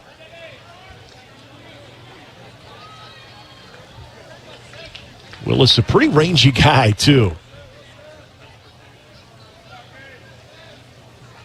6'4", 184 pounds, and pretty good speed. First offering, and that one sawed off in the end. Kind of a tough play by Sanderson. Does get that lazy hop, able to step on the bag for the 3rd out. Just awkward spin off the end of the bat there from Jackson Willits, but that does retire the side. Nebraska keeps it clean there in the 6th inning. No runs off, 1 hit, no errors, 1 runner left on base. We head to the bottom of the 6th. Through 6. We head to the top of the 7th. Score remains Oklahoma 4, Nebraska nothing. This is Big Red Baseball. John Henry's has a brand new membership club to protect your entire home in one program. With a VIP and a deluxe option, we will help you find the plan that best fits your needs. Receive discounts on services and equipment, priority service, complimentary inspections, and so much more. Protect your home's plumbing, heating, cooling, and electrical systems all in one membership. Call John Henry's to learn more. 435-5555. John Henry's Plumbing, Heating and Air. And electrical. Pillar Restaurant Group is Lincoln's home for celebration. With a hand-cut steak and seasonal cocktails for your anniversary at Venue Restaurant and Lounge, a pitcher of mimosas and brunch favorites for your birthday at Piedmont Bistro, a 16-inch sub and freshly made cookie after your kids win the big game at Good Sense Deli Fresh Subs, or for your wedding in a luxurious downtown ballroom with Venue Catering and Events. Drink, dine, gather with Pillar Restaurant Group. Learn more and order a gift card for your next celebration at prgnebraska.com. That's prgnebraska.com. Let's pause 15 seconds for station identification on the Huskers Radio Network. 24-hour sports coverage for Nebraska, Iowa, and beyond. This is KXSP Omaha, KSRZ HD2 Omaha, AM 590 ESPN Radio.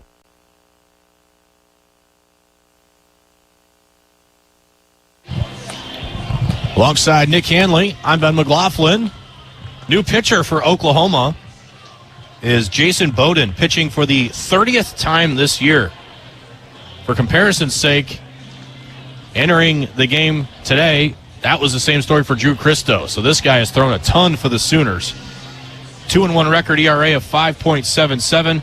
He's pitched 39 innings, allowed 43 hits, 28 runs, 25 earned. He's walked 12 and struck out 35.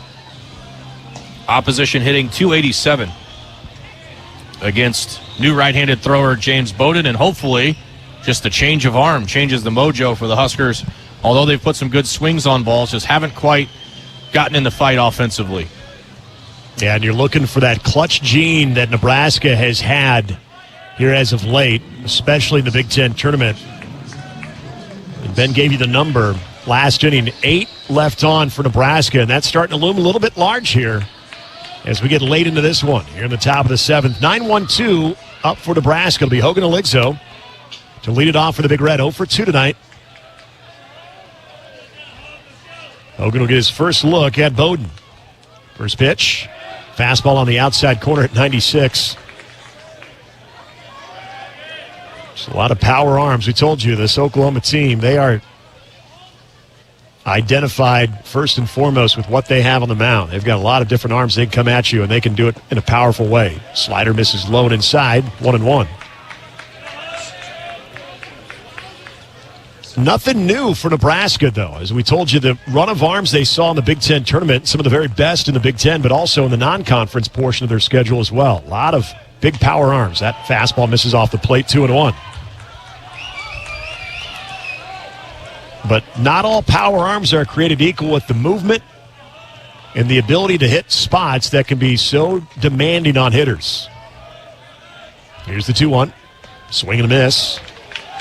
Was able to bury that fastball. Now it's 2-2.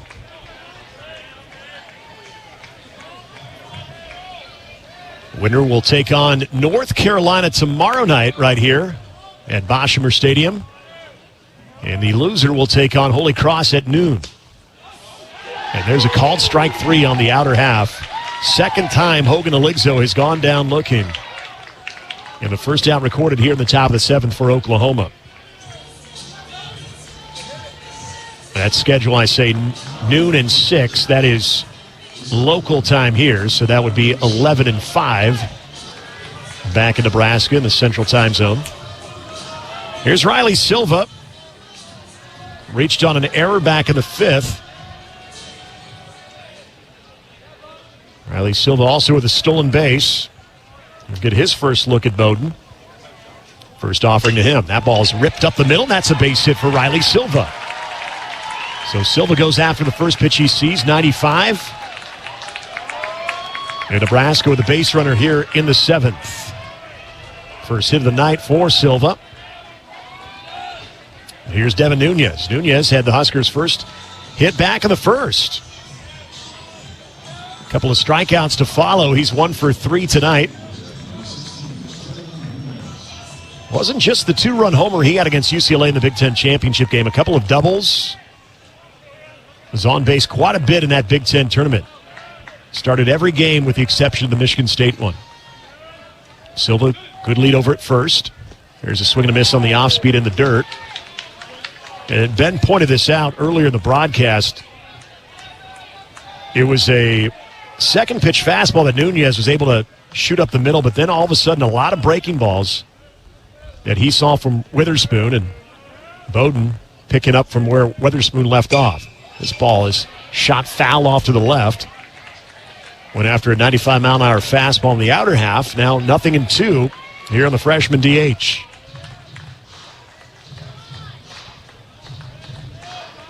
Nunes, 319 his freshman year.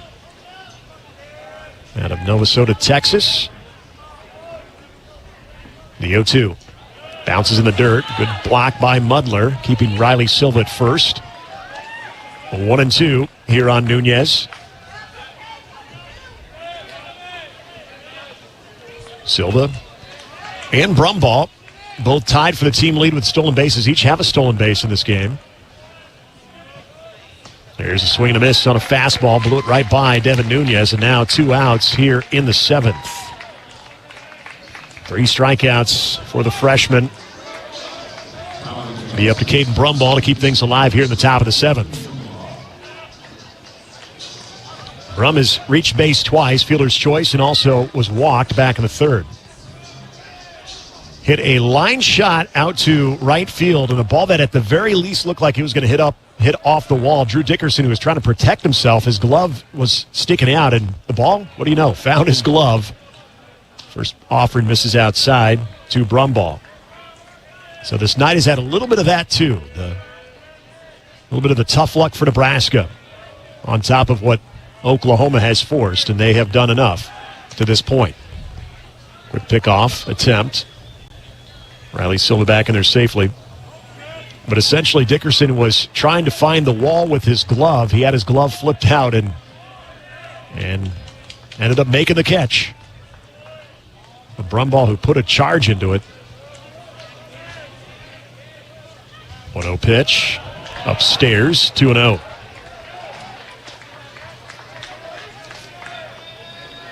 It was North Carolina winning earlier today over Holy Cross, 4-0. In a game that saw very few pitchers on both ends. There's a little chopper back over to the pitcher. Bowden fires over to first and retires the side. So Nebraska straining another one. No runs off one hit, no errors, one left on base. Stretch time here at Boshemer Stadium in the NCAA Regionals. It's Oklahoma 4, Nebraska 0 on the Huskers Radio Network. Your next adventure begins at Woodhouse Toyota. Browse our current selection of vehicles and take advantage of current offers going on now. Receive 4.99% APR for 60 months on all 2025 Toyota Tundra inventory. Shop in-store off Highway 281 in Grand Island or online at woodhousetoyota.com. Woodhouse Toyota. Let's go places. With approved credit cannot be combined with Toyota customer cash rebate. Not valid on TRD Pro or Trail Hunter trims. $299 doc fee due at signing. Tax title license extra. Offer expires 6/2/2025. See dealer for details. Greatness doesn't happen overnight. It takes time, focus, and dedication.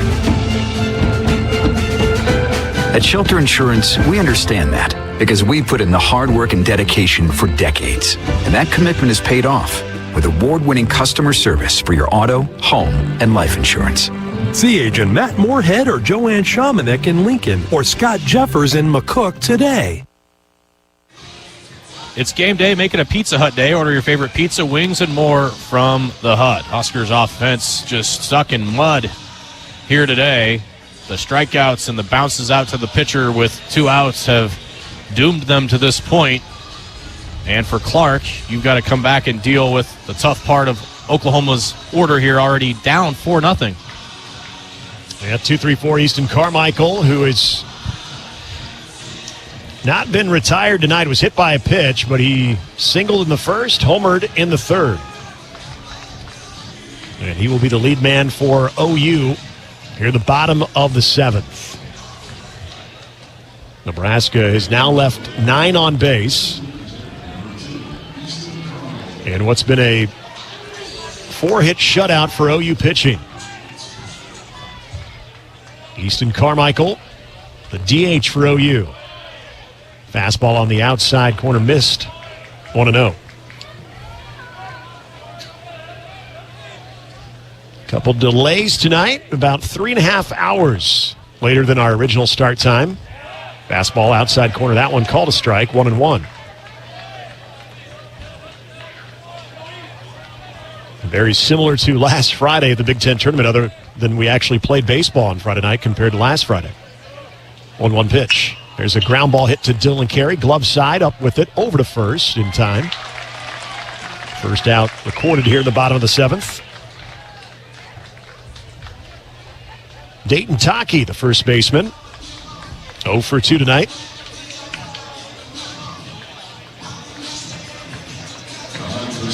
I was telling you about that Holy Cross, North Carolina game. Even with the loss for the Crusaders, they were able to get pretty solid bullpen work from Derek Vols, who went 3 2/3 after their starter. Macchiarola went 4 1/3. Jake Knapp was outstanding for the Tar Heels. There's a swing and a miss on Dayton Taki. The breaking ball just handcuffed him there. Jake Knapp went 8 1/3 for North Carolina. Almost got the complete game. Was lifted after surrendering a base hit in the ninth. Breaking ball misses inside now, 1-1.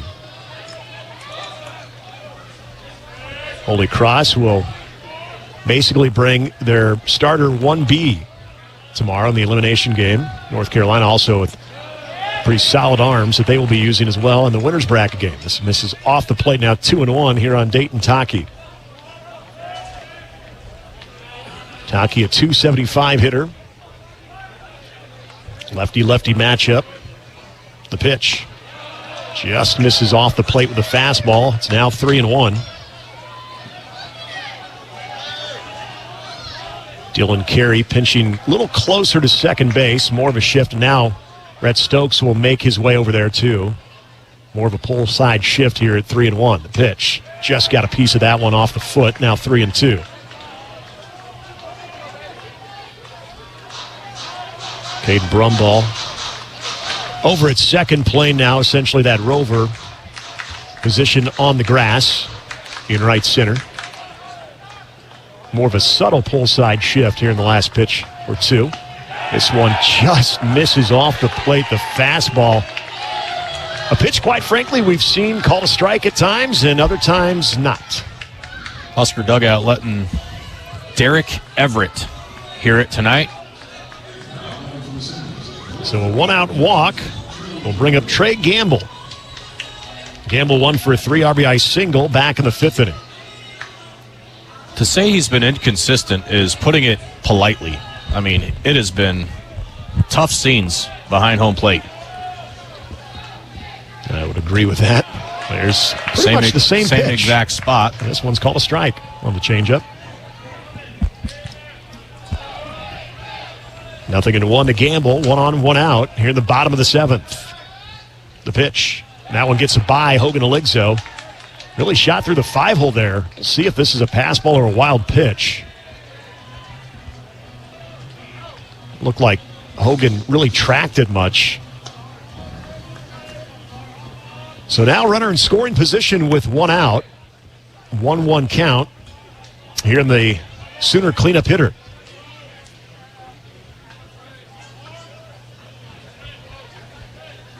Clark checks Taki. There's a breaking ball in the outside corner. Now 1-2.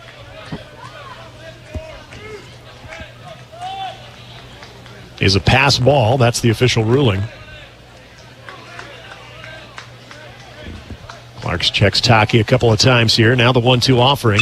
And that ball grounded over to short. Dylan Carey bobbles it as he was charging in on it just a bit. And Carey unable to make the play. And a rare error by DC over there, who has just played tremendously at the shortstop position. It was kind of awkward, was moving in on it, and it looked like that ball just ran in on his palm and just could not handle it. So now runners are at the corners. Bob Childers going to make his way out of the dugout. Caleb Clark able to get the ground ball that you wanted there. Just unable to be handled by your sure-handed shortstop.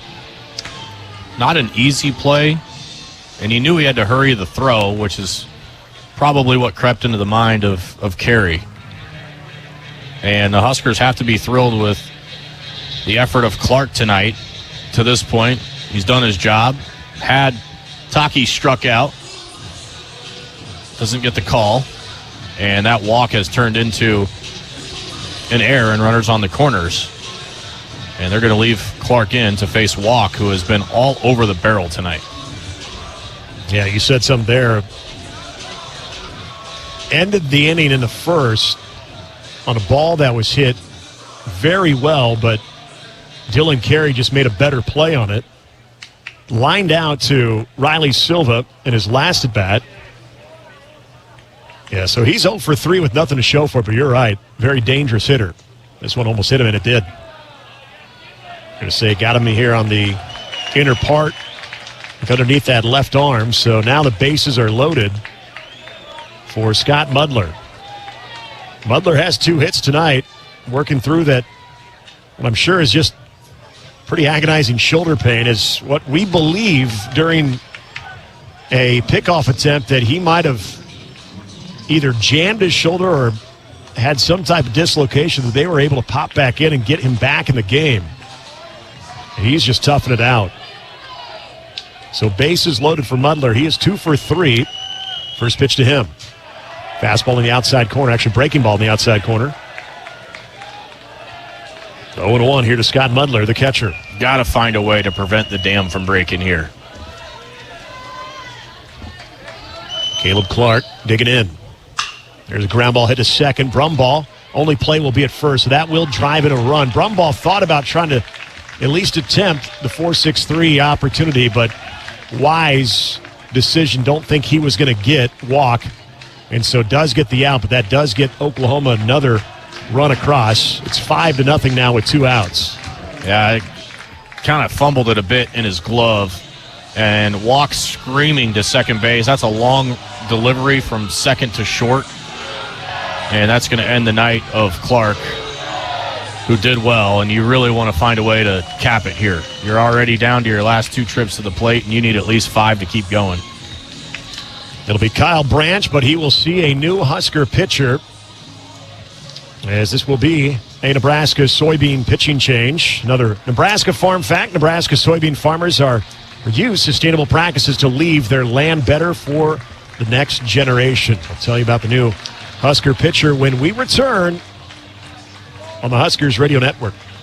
If there's one thing Nebraska's known for, it's our beef. And Nebraska soybeans feed a lot of them, and even more pigs and chickens. I'm Jason Pinky, a farmer near Craig, Nebraska. Soybeans are vital for feeding our livestock, and they're also a powerhouse protein source for people worldwide. Our world needs protein, and Nebraska soybeans are making a difference. From tailgate grills to global plates, farmers deliver affordable, nutritious protein to build muscle and energy for everyone. Nebraska soybeans, feeding, fueling, and innovating for the future.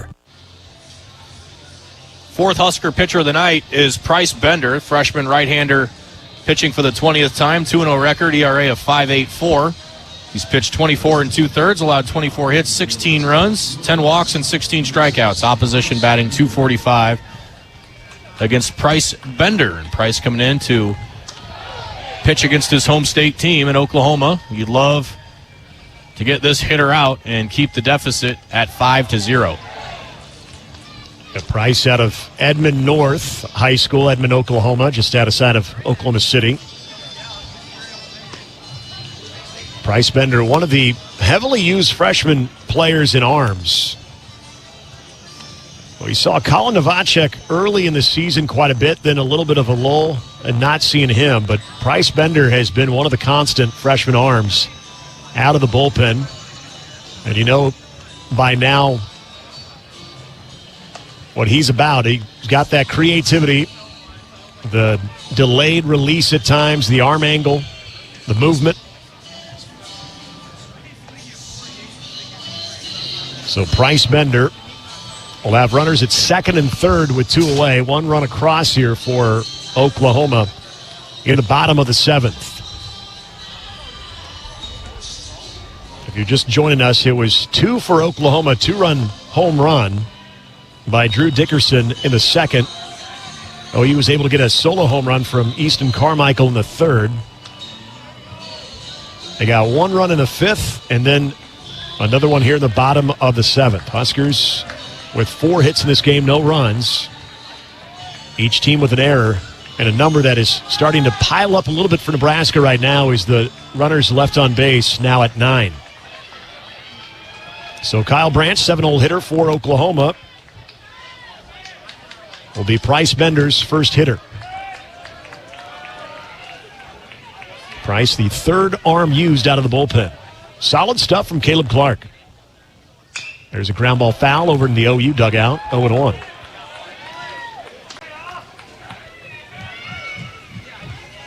Bender at 6'3", 185. It's one of those freshmen that Rob Childress feels they can go to at just about any occasion, any moment. Here's the 0-1.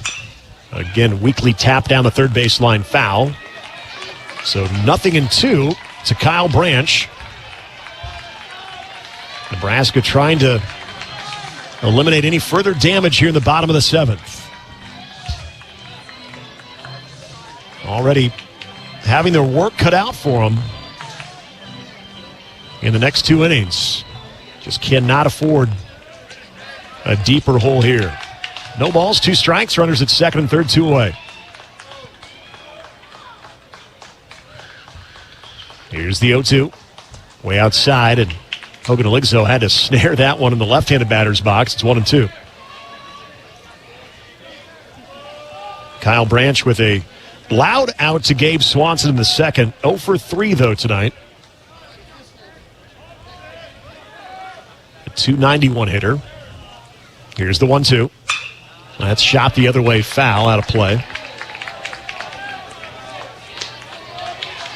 Branch with 59 hits on the year. He's driven in 27. 9 doubles, 2 home runs.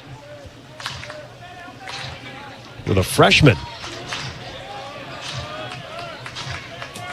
Bender comes set at the belt. The 1-2. That one shot through the right side. That'll drive in at least one as Gamble will score. Walk now coming around third. The throw is not in time as the ball brought Hogan Aligzo up the line just enough. Could not place the tag on Walk, who just got by Aligzo. And that's some damage that Nebraska could ill afford. It's now 7-0 on a 2 RBI single from Kyle Branch. There's the backbreaker. You give these guys, anybody in this tournament, free passes and errors, and sooner or later you're playing with fire, you're going to get burned. So Kyle Branch leads away from first. It'll be Drew Dickerson to hit with 2 outs and 1 on, who's already homered in this game. Upstairs with that offering, 1-0. And that really has been the difference in this game for Oklahoma to Nebraska. Is even down to their last strike in an inning, they've been able to find that clutch gene. Fastball in there, strike 1. And that is one of the many things that was such a positive development for Nebraska's offense, is being able to find those opportunities and cash in on them. Breaking ball missed inside, 2-1.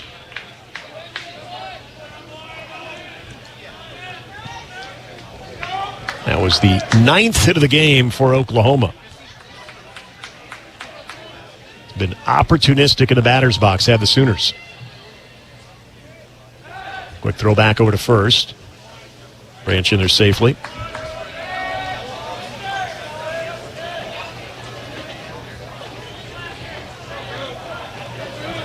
Dylan Carey, a lot of depth over there at short here. 2 balls, 1 strike, the pitch. Fouled that into the mid now. Quick throw back to first. It's low. Otherwise, they might have had Branch throwing behind the runner there. Got him off the bag. It's now 2-2 with 2 outs.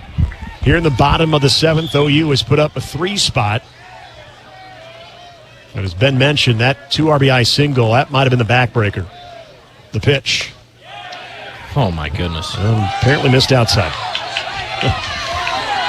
Half of the infield was making their way into the first base dugout. Didn't get the call. Now 3-2 here on Drew Dickerson.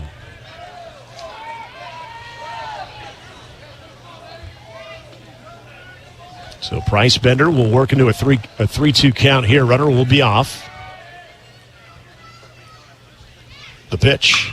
And this one is ripped into center field for a base hit. Going from first to third is Kyle Branch. He'll hold up there. And the inning's still alive for Oklahoma. So runners at the corners once again for Dawson Willis, 9-hole hitter, third baseman for OU. Sean Harris going to come run for Dickerson. That's going to end his night. Huskers, unfortunately, still pitching in this inning. Yep. This has been, quite frankly, a pretty atrocious strike zone. Dawson Willis has been productive in the 9-hole.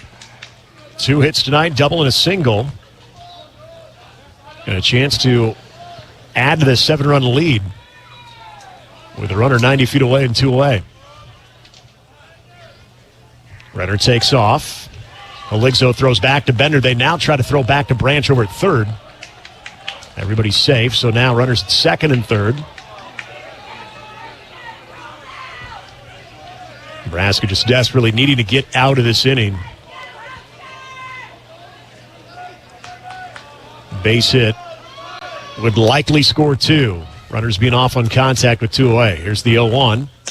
Fastball down the middle. 0-2. To Dawson Willis.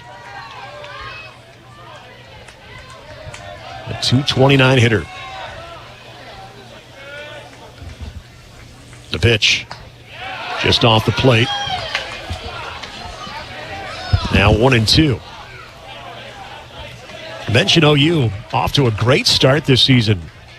Won their first 11, and it was some stiff competition. The 1-2 offering. Fouled off. To the screen. We'll do it again at 1-2. Beat Oregon State. Beat Virginia. A lot of success early on. SEC play. Humbled them a bit. Just below 500 in conference play. Here's the 1-2. Fouled that one off as well. 14-16 in SEC play. But again, a team that really built their case in a strong resume early in the season. Bryce Bender and Dawson Willis in a battle here. 1 ball, 2 strikes, and Willis spoiling a couple pitches. Bender set. And the pitch. Low outside. Good stop by Heligzo. It's now 2-2.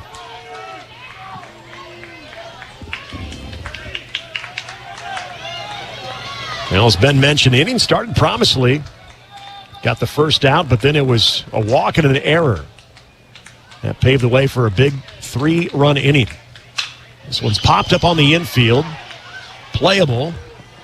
Rhett Stokes waiting for it to come down from the night sky and makes the catch for the 3rd out. But for Oklahoma, they get 3 runs. They do so off 2 hits, 1 error, and 2 runners left on base. Through 7 here at Boshemer Field in the NCAA Regional. It's Oklahoma 7, Nebraska nothing. This is Big Red Baseball.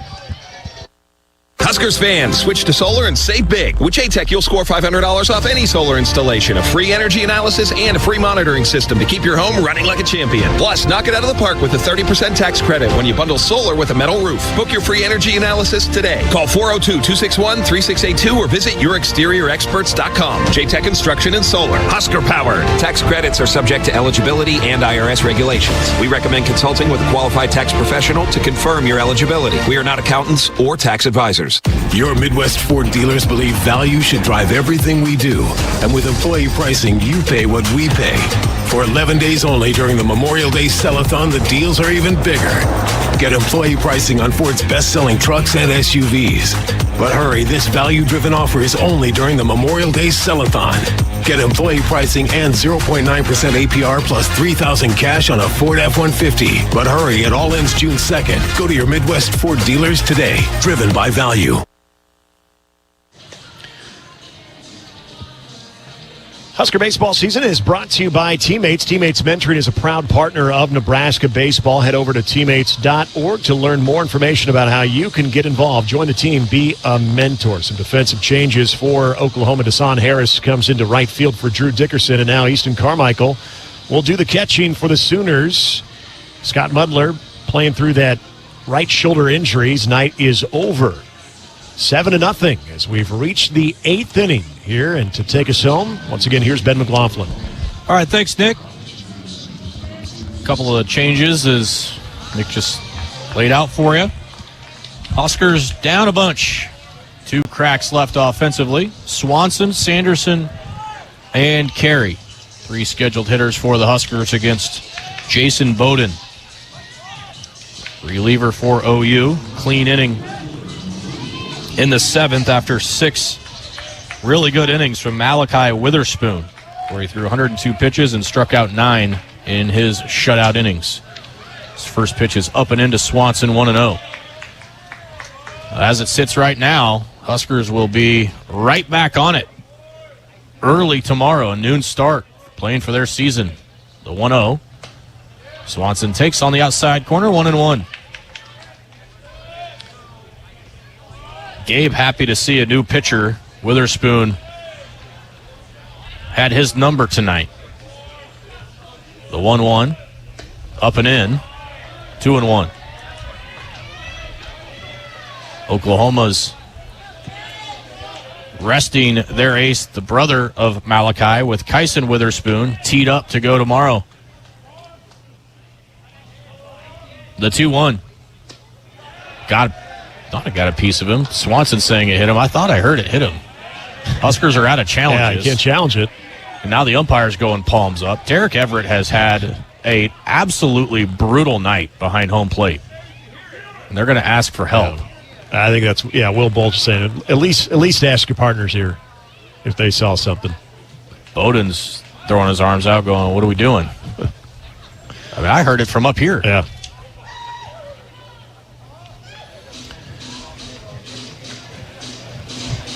Nebraska had a really big chance in the first, and you felt like you had Witherspoon on the ropes because he didn't have the best body language at that point in time. But whatever pep talk he was given in between innings for the first and the second worked.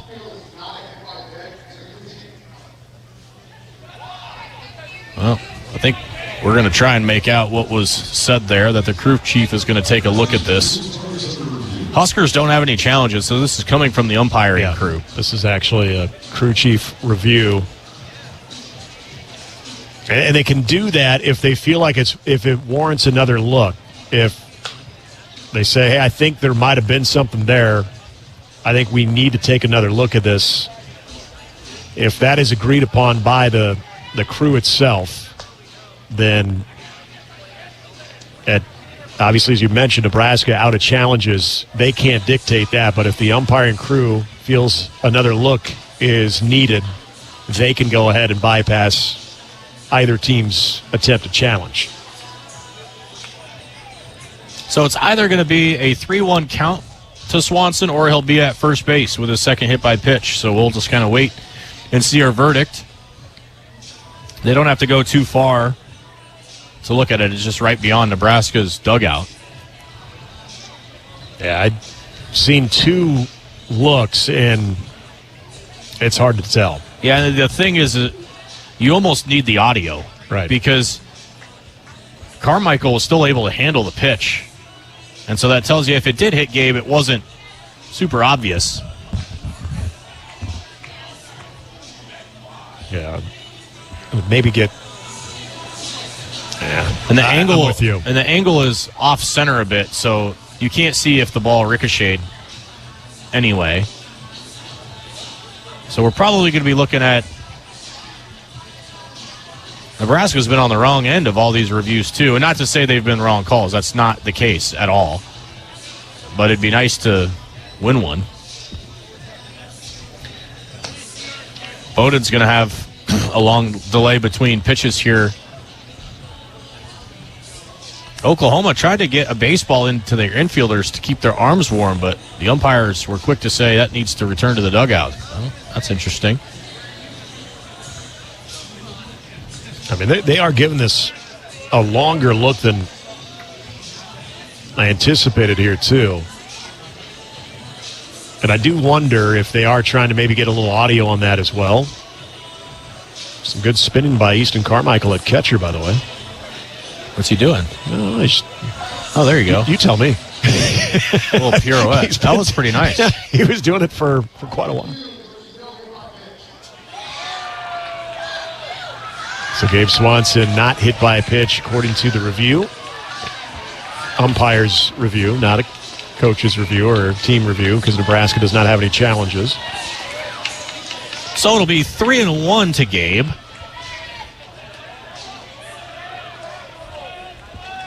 Swanee trying to reach for the Huskers, down 7 runs. And the pitch. Swanson bounces one to the left, off the glove of the third baseman, off the glove of the shortstop, into left for a hit. So it'll look better in the box score. Huskers have a leadoff base hit.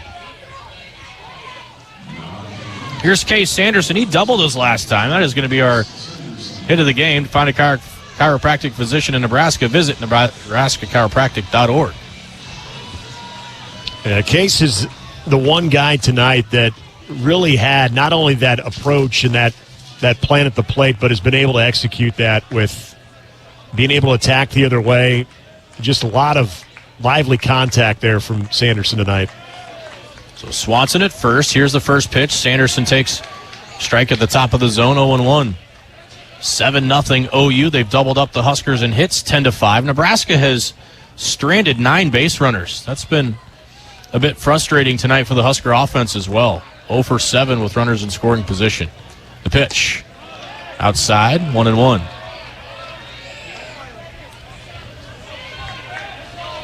You know, you think about it, again, Ben, you mentioned it, that quick turnaround tomorrow. We're getting close to midnight here on the East Coast. Swanson gets his lead. Here's the pitch. Swanson cues one back behind home plate. He's down 1-2. Yeah, nearly a 3-hour delay, and that was the first thought that came into everybody's mind is if you're not coming out on top tonight, it is going to be a late one and an early one in the morning. Yeah. 1-2 to Sanderson. Here's the pitch. High, 2 balls, 2 strikes. But again, this team, this Nebraska team, they've seen all types of quirks and schedules and travel and everything. So, you know, they'll bring it on if they have to. Here's the 2-2. Sprayed off to the left and out of play. Holy Cross gave North Carolina a good run for their money today. It was a tight one. They lost 4-0, but the Crusaders had a couple of innings set up, particularly that 6th inning where they could have cut into that Tar Heel lead. The 2-2. Sanderson's high chopper to second, backing up on it. Now off the glove of the second baseman. Ball rolls into right center. Swanson's going to take third.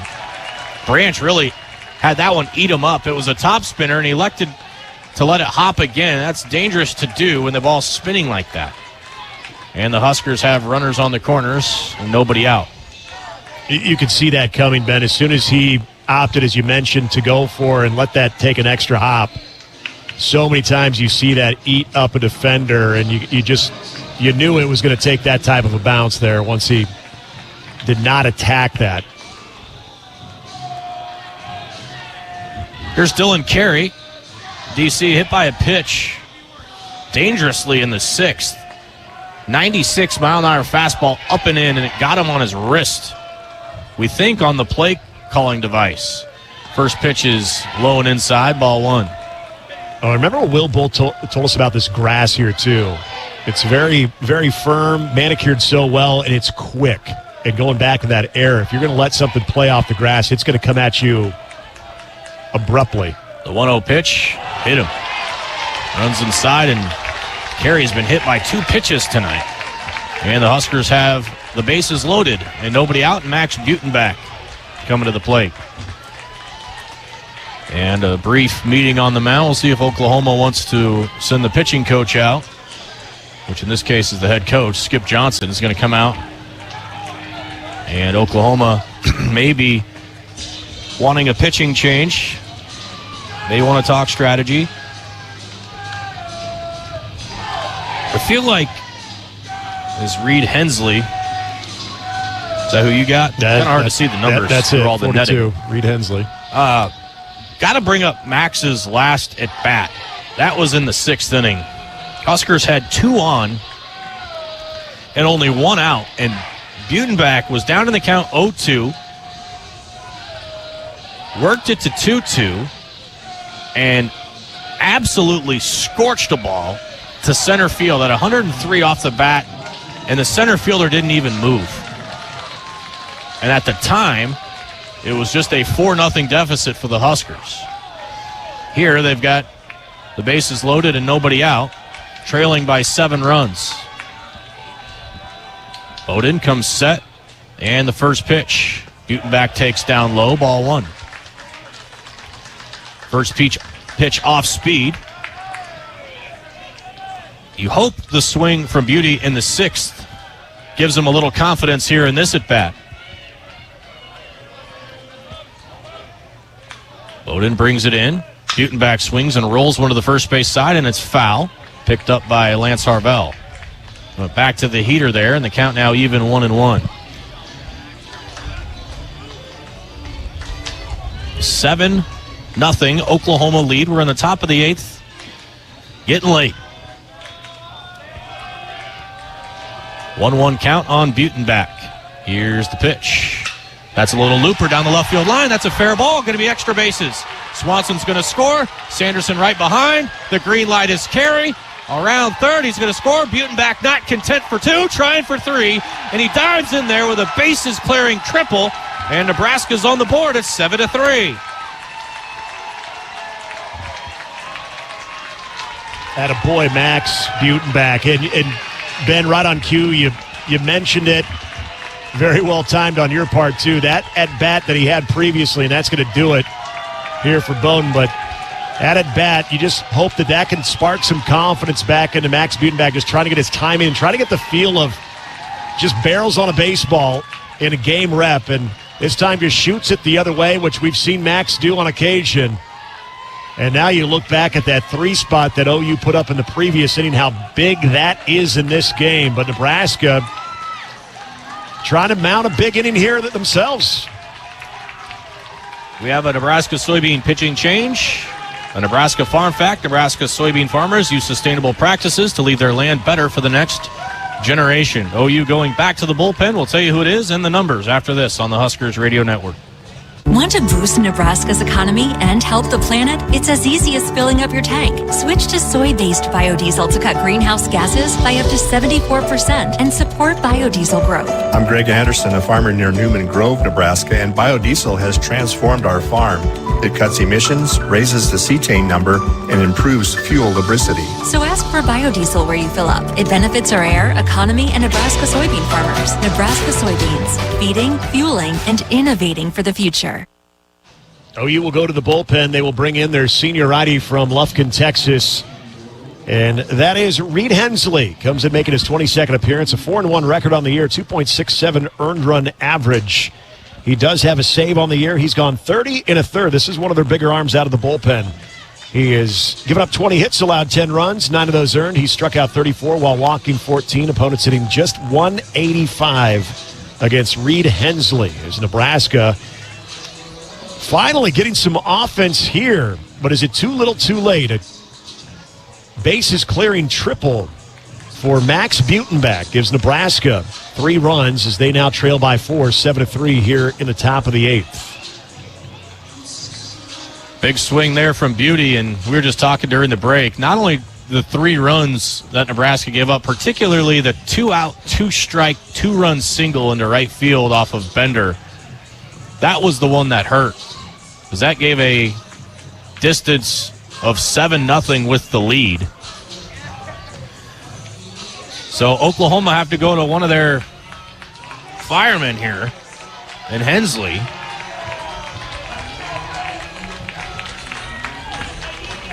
And how about this? Robbie Bolin has grabbed a bat for the Huskers. Robbie is fighting, and I mean fighting, this hamstring issue. And the Huskers rolling the dice to let him hit. He'll bat for Rhett Stokes. Definitely not 100% in the batter's box. Butenbach at third. Nobody out, and the Husker 8th have cut the lead to 7-3. Hensley brings it home. Bolin swings and sprays a foul off to the left. Didn't look too bothered by that swing.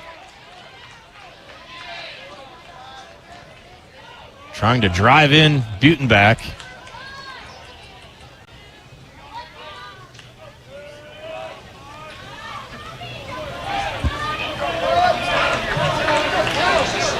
Hensley, right-handed thrower, works from the stretch. The 0-1 pitch. Bolin waves and misses on a pitch down to the dirt. Now he's down 0-2. That was a pretty gnarly slider there from Hensley.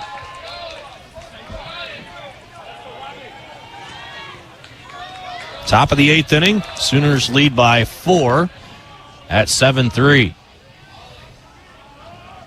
Bolin way down in the count. Here's the pitch. Slider, swing and a miss. Bolin down on 3 pitches. Hensley flexes his muscles there. Huskers going back to the bench, and Will Jeske going to hit for Hogan Haligso.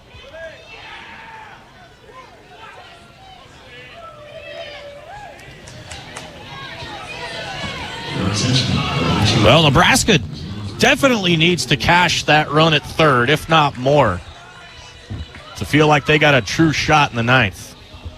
Yeah, you're hoping at the very least you bring in Max Butin back. If you can put up a 4 spot here, all of a sudden, I mean, we've seen Nebraska have some of that late game magic. Just cannot strand Butin back there from third. First pitch to Jeske. Called strike at his shins. 0-1. Cutter there from Hensley.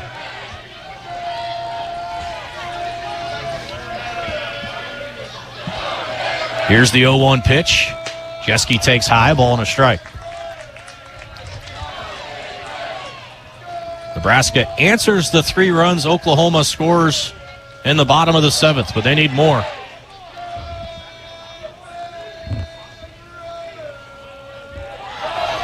Hensley has the sign. He comes set, the 1-1. Jeske taps one at home plate, and the Huskers really having a hard time putting the barrel on the ball here of Hensley. He has been tough to square up here through a batter plus. Now you're just trying to put the ball in play past the pitcher. Try to score Butin back. Hensley way ahead of Jeske. 1 ball, 2 strikes. Here's the pitch. Sprays a foul back into the netting. That was a good cut there from Jeske. Fastball at 94 there from Hensley. It was a true 4-seamer. Relying a lot on that cutter. Ball and 2 strikes. Sooner right-hander comes set. The pitch, breaking ball, pulled foul, third base side. There's a little chopper on the slider. Jeske staying alive. 1 out, top of the 8th inning. OU leading 7-3. Hensley comes set. The 1-2 pitch. Slider. I have no idea where that missed. Ball 2. You got anything? I have nothing. The Oklahoma is stunned. I was too. It's almost to the point that you can't even argue it. 2-2 on Jeske, the pitch. Inside, full count. That one did miss. Yeah. I still wouldn't be super confident on letting borderline pitches go by if I'm Jeske. I mean, Ben, I just saw that one. It was right down the middle. Sure it was. 3 balls, 2 strikes. Here's the pitch. Slammed into center field by Jeske. It's hit pretty well. Walk backing up. That should score the run. He makes the catch, and no throw even going to try to get Butin back. Sack fly for Jeske does his job, and it's a 7-4 game. And the Huskers do get a crooked number up on the board. Good on Will Jeske. Again, you're in a bit of a fight there. You're battling, able to work it back full. And just elevating something we said at the very least, if you want to have a go at this thing in the 9th, obviously Nebraska have to keep Oklahoma off the scoreboard, but if you could get this somehow to a 3-run game, you feel a little bit better about Nebraska's prospects there in the 9th. And they've done that. You have the top of your order up. Right. Riley Silva stands in, takes a first pitch strike, 0-1. 7-4 now. Nebraska plates 4 runs here in the inning.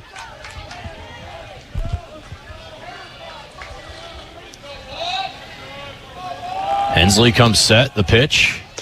Way outside, 1-1. Well, something Oklahoma does very well is throw strikes. They're almost a 4-to-1 strikeout to walk ratio as a club. The 1-1.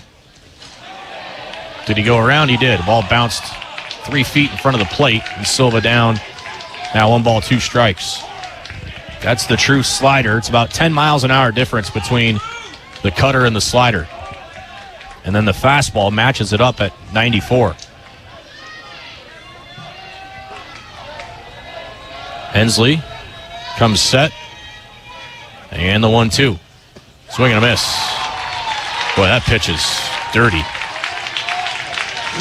In the inning, Nebraska scores 4 runs on 2 hits. There was an error. Nobody left. We go to the bottom of the 8th inning. Oklahoma 7, Nebraska 4 on the Huskers Radio Network. They say consistency is the key to success. They weren't wrong.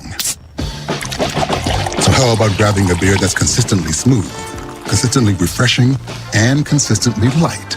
You might just find that the road to success can be pretty enjoyable. Michelob Ultra, the perfect balance of taste and refreshment, and only 2.6 carbs and 95 calories. It's only worth it if you enjoy it. Enjoy responsibly. Anheuser-Busch Michelob Ultra Light Beer, St. Louis, Missouri. If you've been looking for a reason to fill up your car with unleaded 88, how about this? Unleaded 88 can help you save big at the pump and save the planet by cutting greenhouse gas emissions. Any car 2001 or newer is approved to use unleaded 88. Speaking of good, it's made from corn, which is great for farmers. As I was saying, if you need a reason to choose unleaded 88, there you have them. Unleaded 88. Engine smart, earth kind. Visit chooseunleaded88.com to learn more. It's game day. Make it a Pizza Hut day. Order your favorite pizza, wings, and more from the Hut. Defensive changes for Nebraska. Jaron Cotton coming in to play third base for Nebraska. Will Jeske will stay in at catcher after getting the RBI sacrifice fly. So there's your defensive changes. Also on the mound, Nebraska will go to Grant Clevenger. Clevenger comes in making his 19th appearance. 1-0 on the year. He's got a 4.50 earned run average. 12 innings on the year. He's given up 10 hits, allowed 6 runs, all 6 earned. He struck out 19 while walking 8. Opponents hitting .233 against Grant Clevenger. Now in for Nebraska. Here in the bottom of the 8th, if Nebraska wants a shot in the top of the 9th, got to keep OU off the scoreboard as the Huskers cut into that lead, still trailing by 3, 7-4 here in the bottom of the 8th. Did well to get it here. Got to keep it here. Huskers at least forcing Oklahoma to spend some bullets in their bullpen. And Clevenger next in line for the Huskers. He's pitcher number 5, and he gets the top of the OU batting order. Clevenger also did not pitch in Omaha at the Big Ten tournament. Haven't seen Clev on the mound since the Purdue series. He also threw twice against the Boilers in the Thursday and in the Saturday game.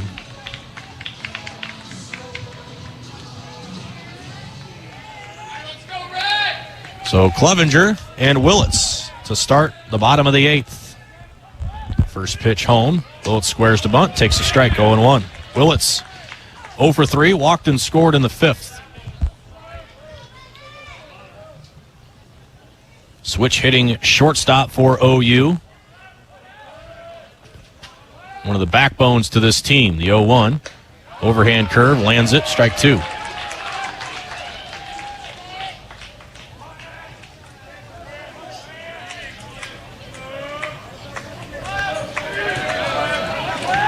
No balls, 2 strikes. Here's the pitch. Check the swing. Did he go around? They say no. Clevenger with a wry smile on the mound.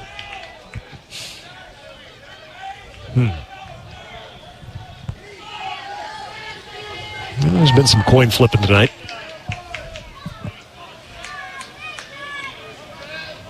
Ball and 2 strikes. The pitch. Swing and a miss. Got him anyway.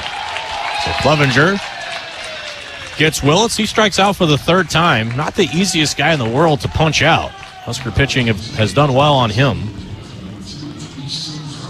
Now Carmichael, he's been a problem. He is 1 for 2 officially. He's been hit by a pitch. Had the solo home run in the third. He's also singled and stolen a base. Clevenger's pitch popped over our heads. 0-1.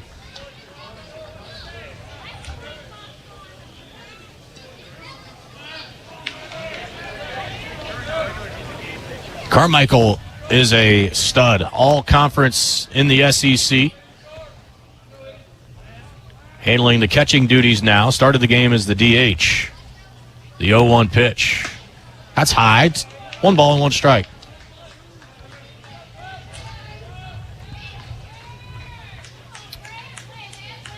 Clevenger trying to keep the game where it's at. It's 7-4 Oklahoma. The pitch. High, 2-1. This is actually the closest we've been since the third.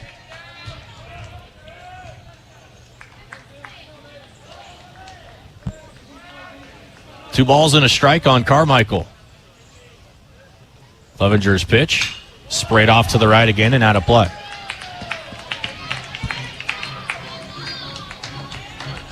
Oklahoma's closer is warming up. That is Dylan Crooks. He's got 14 saves this year. That is a bunch.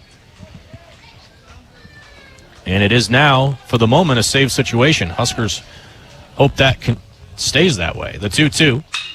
That's popped up into right center field. It's Swanson and Silva converging. And, Butenbach. Max makes the catch, route number 2. You'd think I'd have that down by now at being almost game 60. It says game 60. Yes. Think I'd have it. It's been a long day. We are 2 minutes away. Yeah, we're almost into the next day right now. We're almost 2 minutes away from Saturday here in the Eastern time zone. Here's Dayton Taki. He has walked twice. This pitch is called a strike. Inside corner, 0-1. Well, it was his walk the last inning. I was just about to say. Yeah, really started an inning that Nebraska would love to have back, because where this game would be much more of a belt tightener. And that was a very, very good pitch that was called a ball. This pitch is not of the sort. Nope. Let's just say Grant missed his spot on that one. 1-1. Maybe a little inside on the previous pitch. This one, I guess maybe overcorrection. Yeah, overcorrection. Yep. Right back on the horse, though. The 1-1. Ooh, okay. Now we need to get her straightened out. That one buzzed the tower. It's 2-1. And again, Nebraska's so very much in this game, even with one more inning to go. You just do not want to give Oklahoma any more free passes. Clevenger's 2-1 pitch. Popped up, back behind home plate, over near the Husker dugout. Jeske makes the call and can't make the catch. Falling to his left.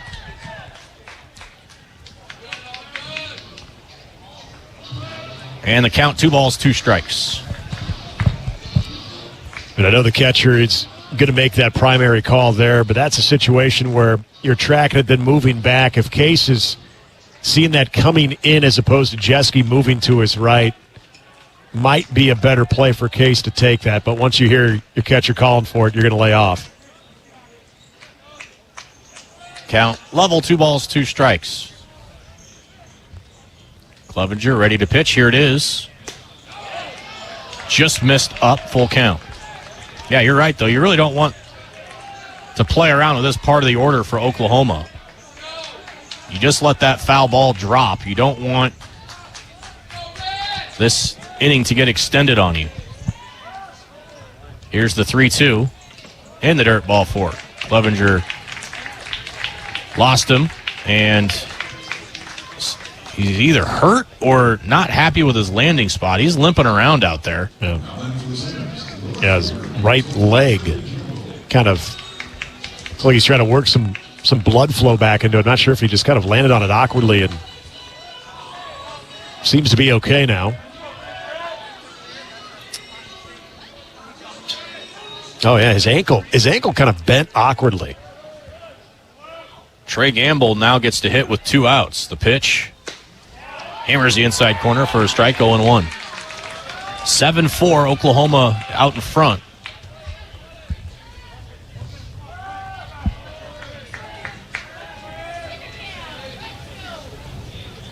Clevenger comes set, the 0-1 pitch. Just missed low. 1-1. It is just past the midnight hour here on the Eastern time zone. Thanks for hanging with us late night for baseball here in Chapel Hill. Clevenger's 1-1. Just a fraction low, 2-1. It was right over the plate. Good pitches here in the AB to Gamble.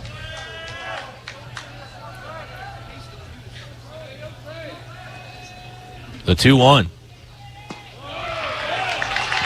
Clevenger can't believe these are missing. Welcome to the game, though, Clev. It's 3-1. Those were really quality pitches there from Clevenger. Now he's behind again at 3-1. The pitch. Low, ball 4. Those are missing by a hair, I think. So 2 walks in the inning. Now you're running a little bit of danger here all of a sudden after a couple of 2-out walks. Well, and Jason Walk, we've talked about how well he has been on the barrel, just has nothing to really show for it. Rob Childress out of the dugout. And he has a few words with the home plate umpire. My guess is to check the mound visit situation. Walk has hit 3 screamers in this game. 2 of them to short, 1 to center. He was hit by a pitch and scored, scored in that 3-run 7th inning. Well, and I think for Grant Clevenger, Rob Childress probably reaffirming those misses aren't by much. In fact, there are going to be, depending on even the pitch in this game, he might get it called. I mean, that's just kind of the zone we've seen for both teams tonight. So, for Grant Clevenger, just got to keep on what he's doing. I mean, he's hitting some spots, especially in that last sequence to Gamble. I mean, those are spots that you want to attack, and he just was not getting the calls. 2 on, 2 out now for Oklahoma in the 8th.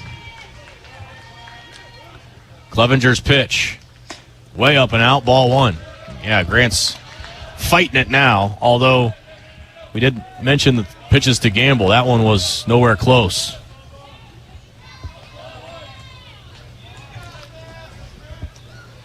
Clevenger trying to finish the bottom of the 8th. The pitch. Popped up, right side, out of play.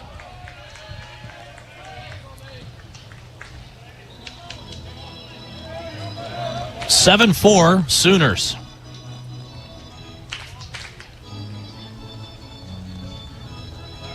Winner gets some time off. Loser, better rest up in a hurry. The 1-1 pitch. Swing and a miss, strike 2. Fastball, now Clevenger a strike away from getting Nebraska to the dugout. That is much, much needed.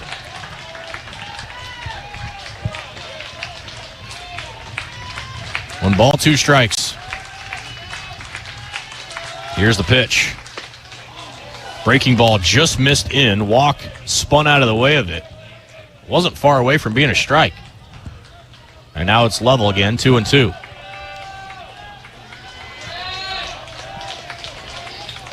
Clevenger comes set. The 2-2 pitch. Fouled back. Just got a piece of it. Ball ricochets all the way out to Cotton at third base.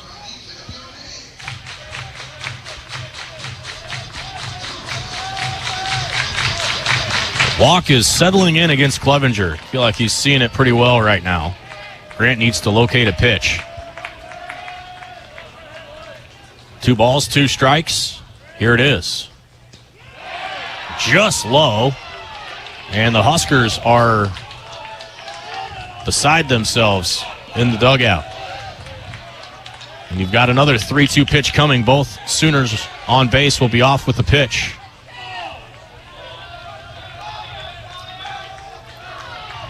Clevenger ready. Here it is. Fouled straight back. Boy, that's just a tough spot for a pitcher to be. You're not getting that strike right at the knees. You're forced to elevate, and bad things usually happen when that's the case. That was the exact same spot that was called a strike to Will Jeske on the first pitch that he saw. Like I said, flipping a coin. Another 3-2 pitch. Here it is. Ripped to the left side. Knocked down by Cotton. It stayed on the infield. And Dylan Carey will try to tag the runner out at third, but he's able to reach. Nice job by Cotton to keep the ball on the infield. That saved a run, but now the Sooners have the bases loaded. And this is starting to get hairy here in the inning. And a new hitter for Oklahoma is Mason Hamlin. Gavin Blachowicz has been warming for Nebraska. It might circle that play right there. Jaron Cotton, if Nebraska can get out of this and have a go at it in the top of the ninth, that play that Cotton made right there to just keep it on the infield and not allow a run to score, that's a potential big defensive play, even though they didn't get the out.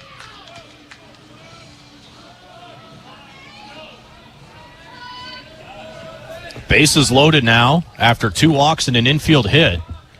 And that's going to do it for Clevenger tonight. Huskers forced to go back to the bullpen.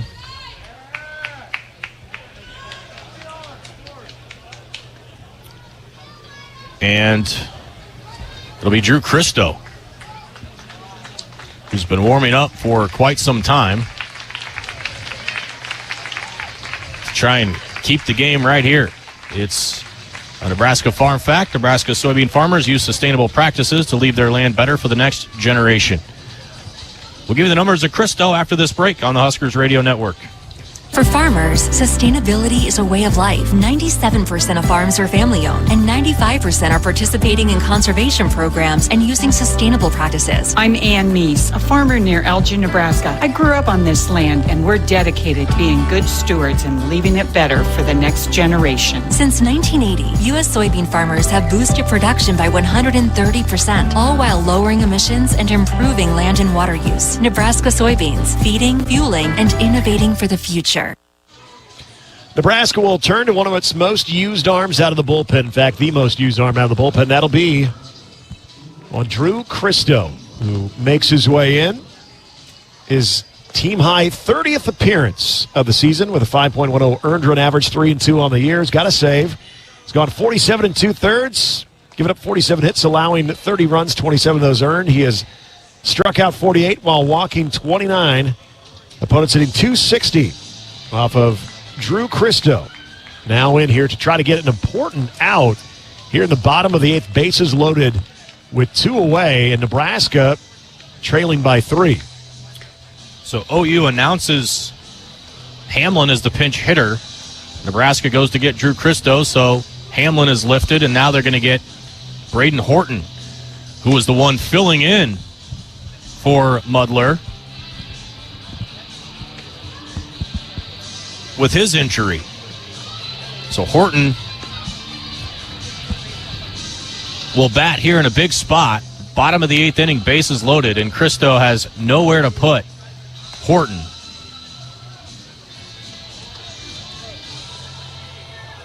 You'd love to put the clamps on right here if you're Christo. It's been such an instrumental part to this team this year. Christo, right-handed pitcher for the Huskers against the lefty Horton. Here's the first pitch. Fastball hammers the inside corner, 0-1. Good pitch.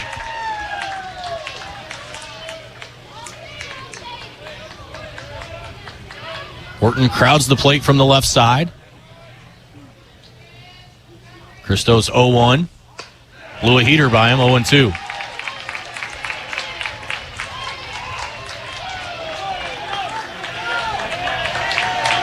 Cristo miles ahead of Horton. Got to finish it, though.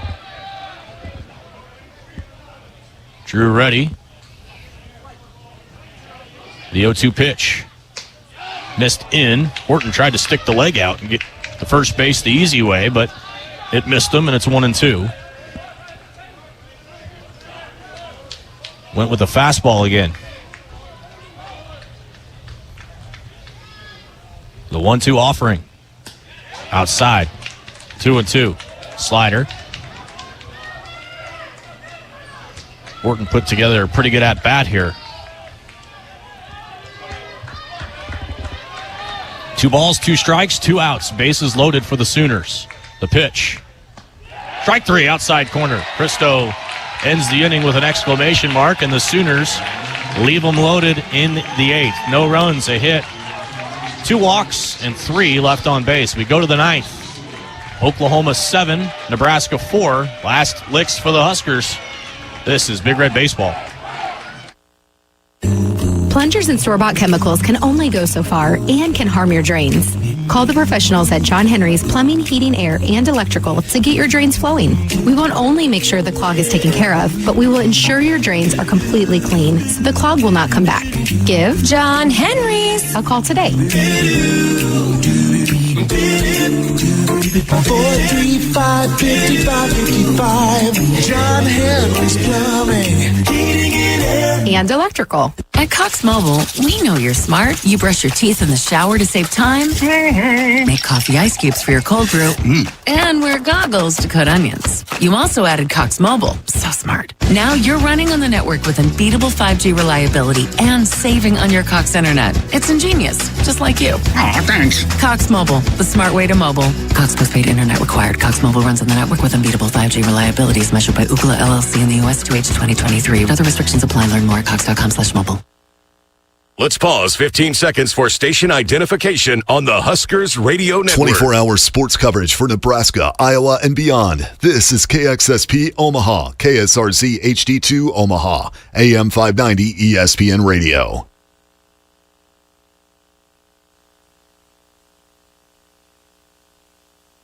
One of every 3 fatal crashes in Nebraska involves an alcohol-impaired driver. If you drink, don't drive. Impaired driving is deceptively dangerous from the NDOT Highway Safety Office. So Oklahoma will go to their closer, and that is senior righty Dylan Crooks. Crooks comes in with a 1.86 earned run average, 2-1 on the year. This will be his 25th appearance.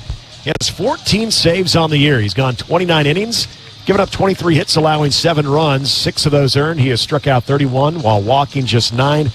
Opponents hitting .211 against Dylan Crooks, now in to try to close it down for Oklahoma here in the top of the 9th. Crooks threw twice in the SEC tournament in Hoover, and he was unhittable, literally.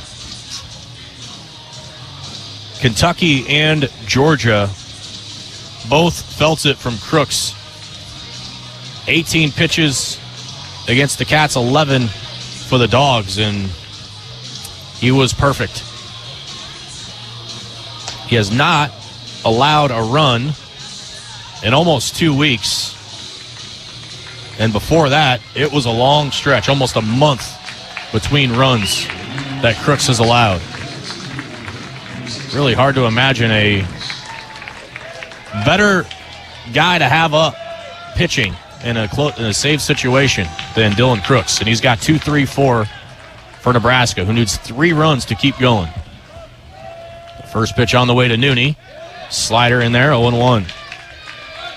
Dev singled off of Witherspoon, but it's been tough going since. He's struck out 3 times since that moment. Crooks really closes himself off before delivering the 0-1. Nunes, good cut, 94.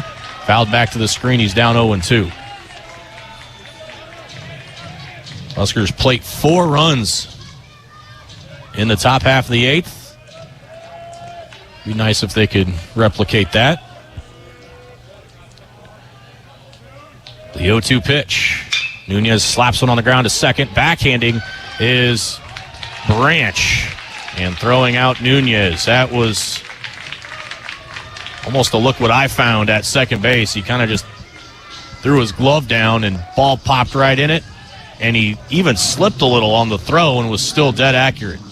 That's a big first out for Oklahoma. Nunes hit it hard, but unfortunately, good defensive play for the Sooners.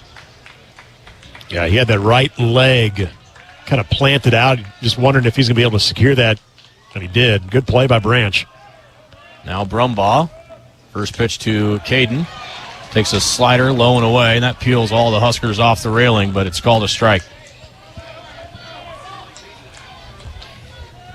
Derek Everett has been all over the shop behind home plate tonight.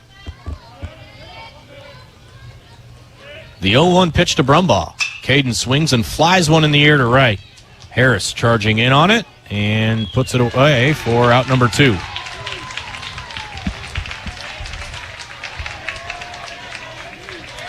And Gabe Swanson is the last hope for Nebraska before they're sent to the bottom half of the bracket.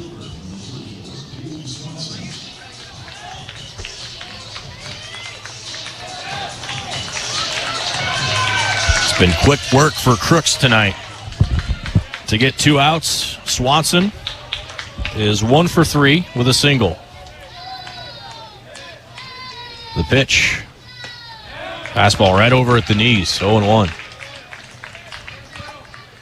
Oklahoma has led since the second inning.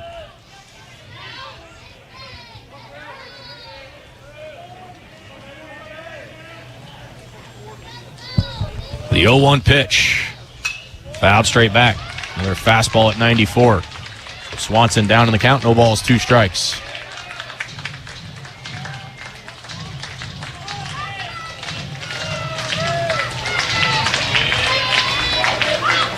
Crooks ready for the next one. The pitch. Swing and a miss. Ball game over. Oklahoma wins. And the Huskers back in action early tomorrow after dropping tonight's contest, a final of 7-4. You're listening to the Huskers Radio Network. Being game day ready means bringing the diehard passion all in, all the time. And now you can show your Husker pride everywhere you go with the Husker Visa debit card, free with FNBO free checking. Gear up, game on, and give it up for the Big Red every time you pay. The Husker Visa debit card, only at FNBO, the bank of Husker Nation. Bring it. Get yours today at fnbo.com/Huskers. Member FDIC. In the game of life, we all step up to the plate. Sometimes it feels like we're facing a curveball with no clear path. Call, text, or chat 988 for the Suicide and Crisis Lifeline. It's free, confidential, and staffed with trained counselors ready to listen and provide support. Don't wait for the 9th inning. Reach out, speak up, and let's strike out life's challenges together. Because we're more than players, we're a resilient community. Remember, in times of need, call a timeout. Call, text, or chat 988. It's okay to ask for help. We're here for you. Every swing, every slide. Play ball. Presented by Nebraska DHHS. Huskers fall 7-4 to the Sooners and now into the consolation bracket, and we'll have to take on Holy Cross tomorrow at 11 a.m. Central Time. And the Huskers really playing from behind all night tonight. They were trailing in the second inning, and Oklahoma never looked back, made it a game late, but just too much distance tonight from Oklahoma ahead of Nebraska. And now, Nick, it's a steep mountain to climb, but another opportunity to go play tomorrow. Yeah, absolutely. Nebraska just has to have the quick memory, hopefully a good night's sleep, because, as we say, going to be quick turnaround here on the East Coast time. We're playing another game here later on today. That's the situation that Nebraska looks at here, and we will see what type of resolve the Huskers have. They've been showing that throughout this run, this exciting run, and they're going to have to do so tomorrow. If they can get that victory tomorrow, have some time off before coming back to the yard on Sunday. But first things first, they got to take care of business later on today. And we'll talk more about this one as the Huskers fall in their first NCAA tournament regional action against Oklahoma. We'll have highlights and a look at the scoreboard. Also, some thoughts from Will Bolt when we continue here on the Huskers Radio Network. John Henry's has a brand new membership club to protect your entire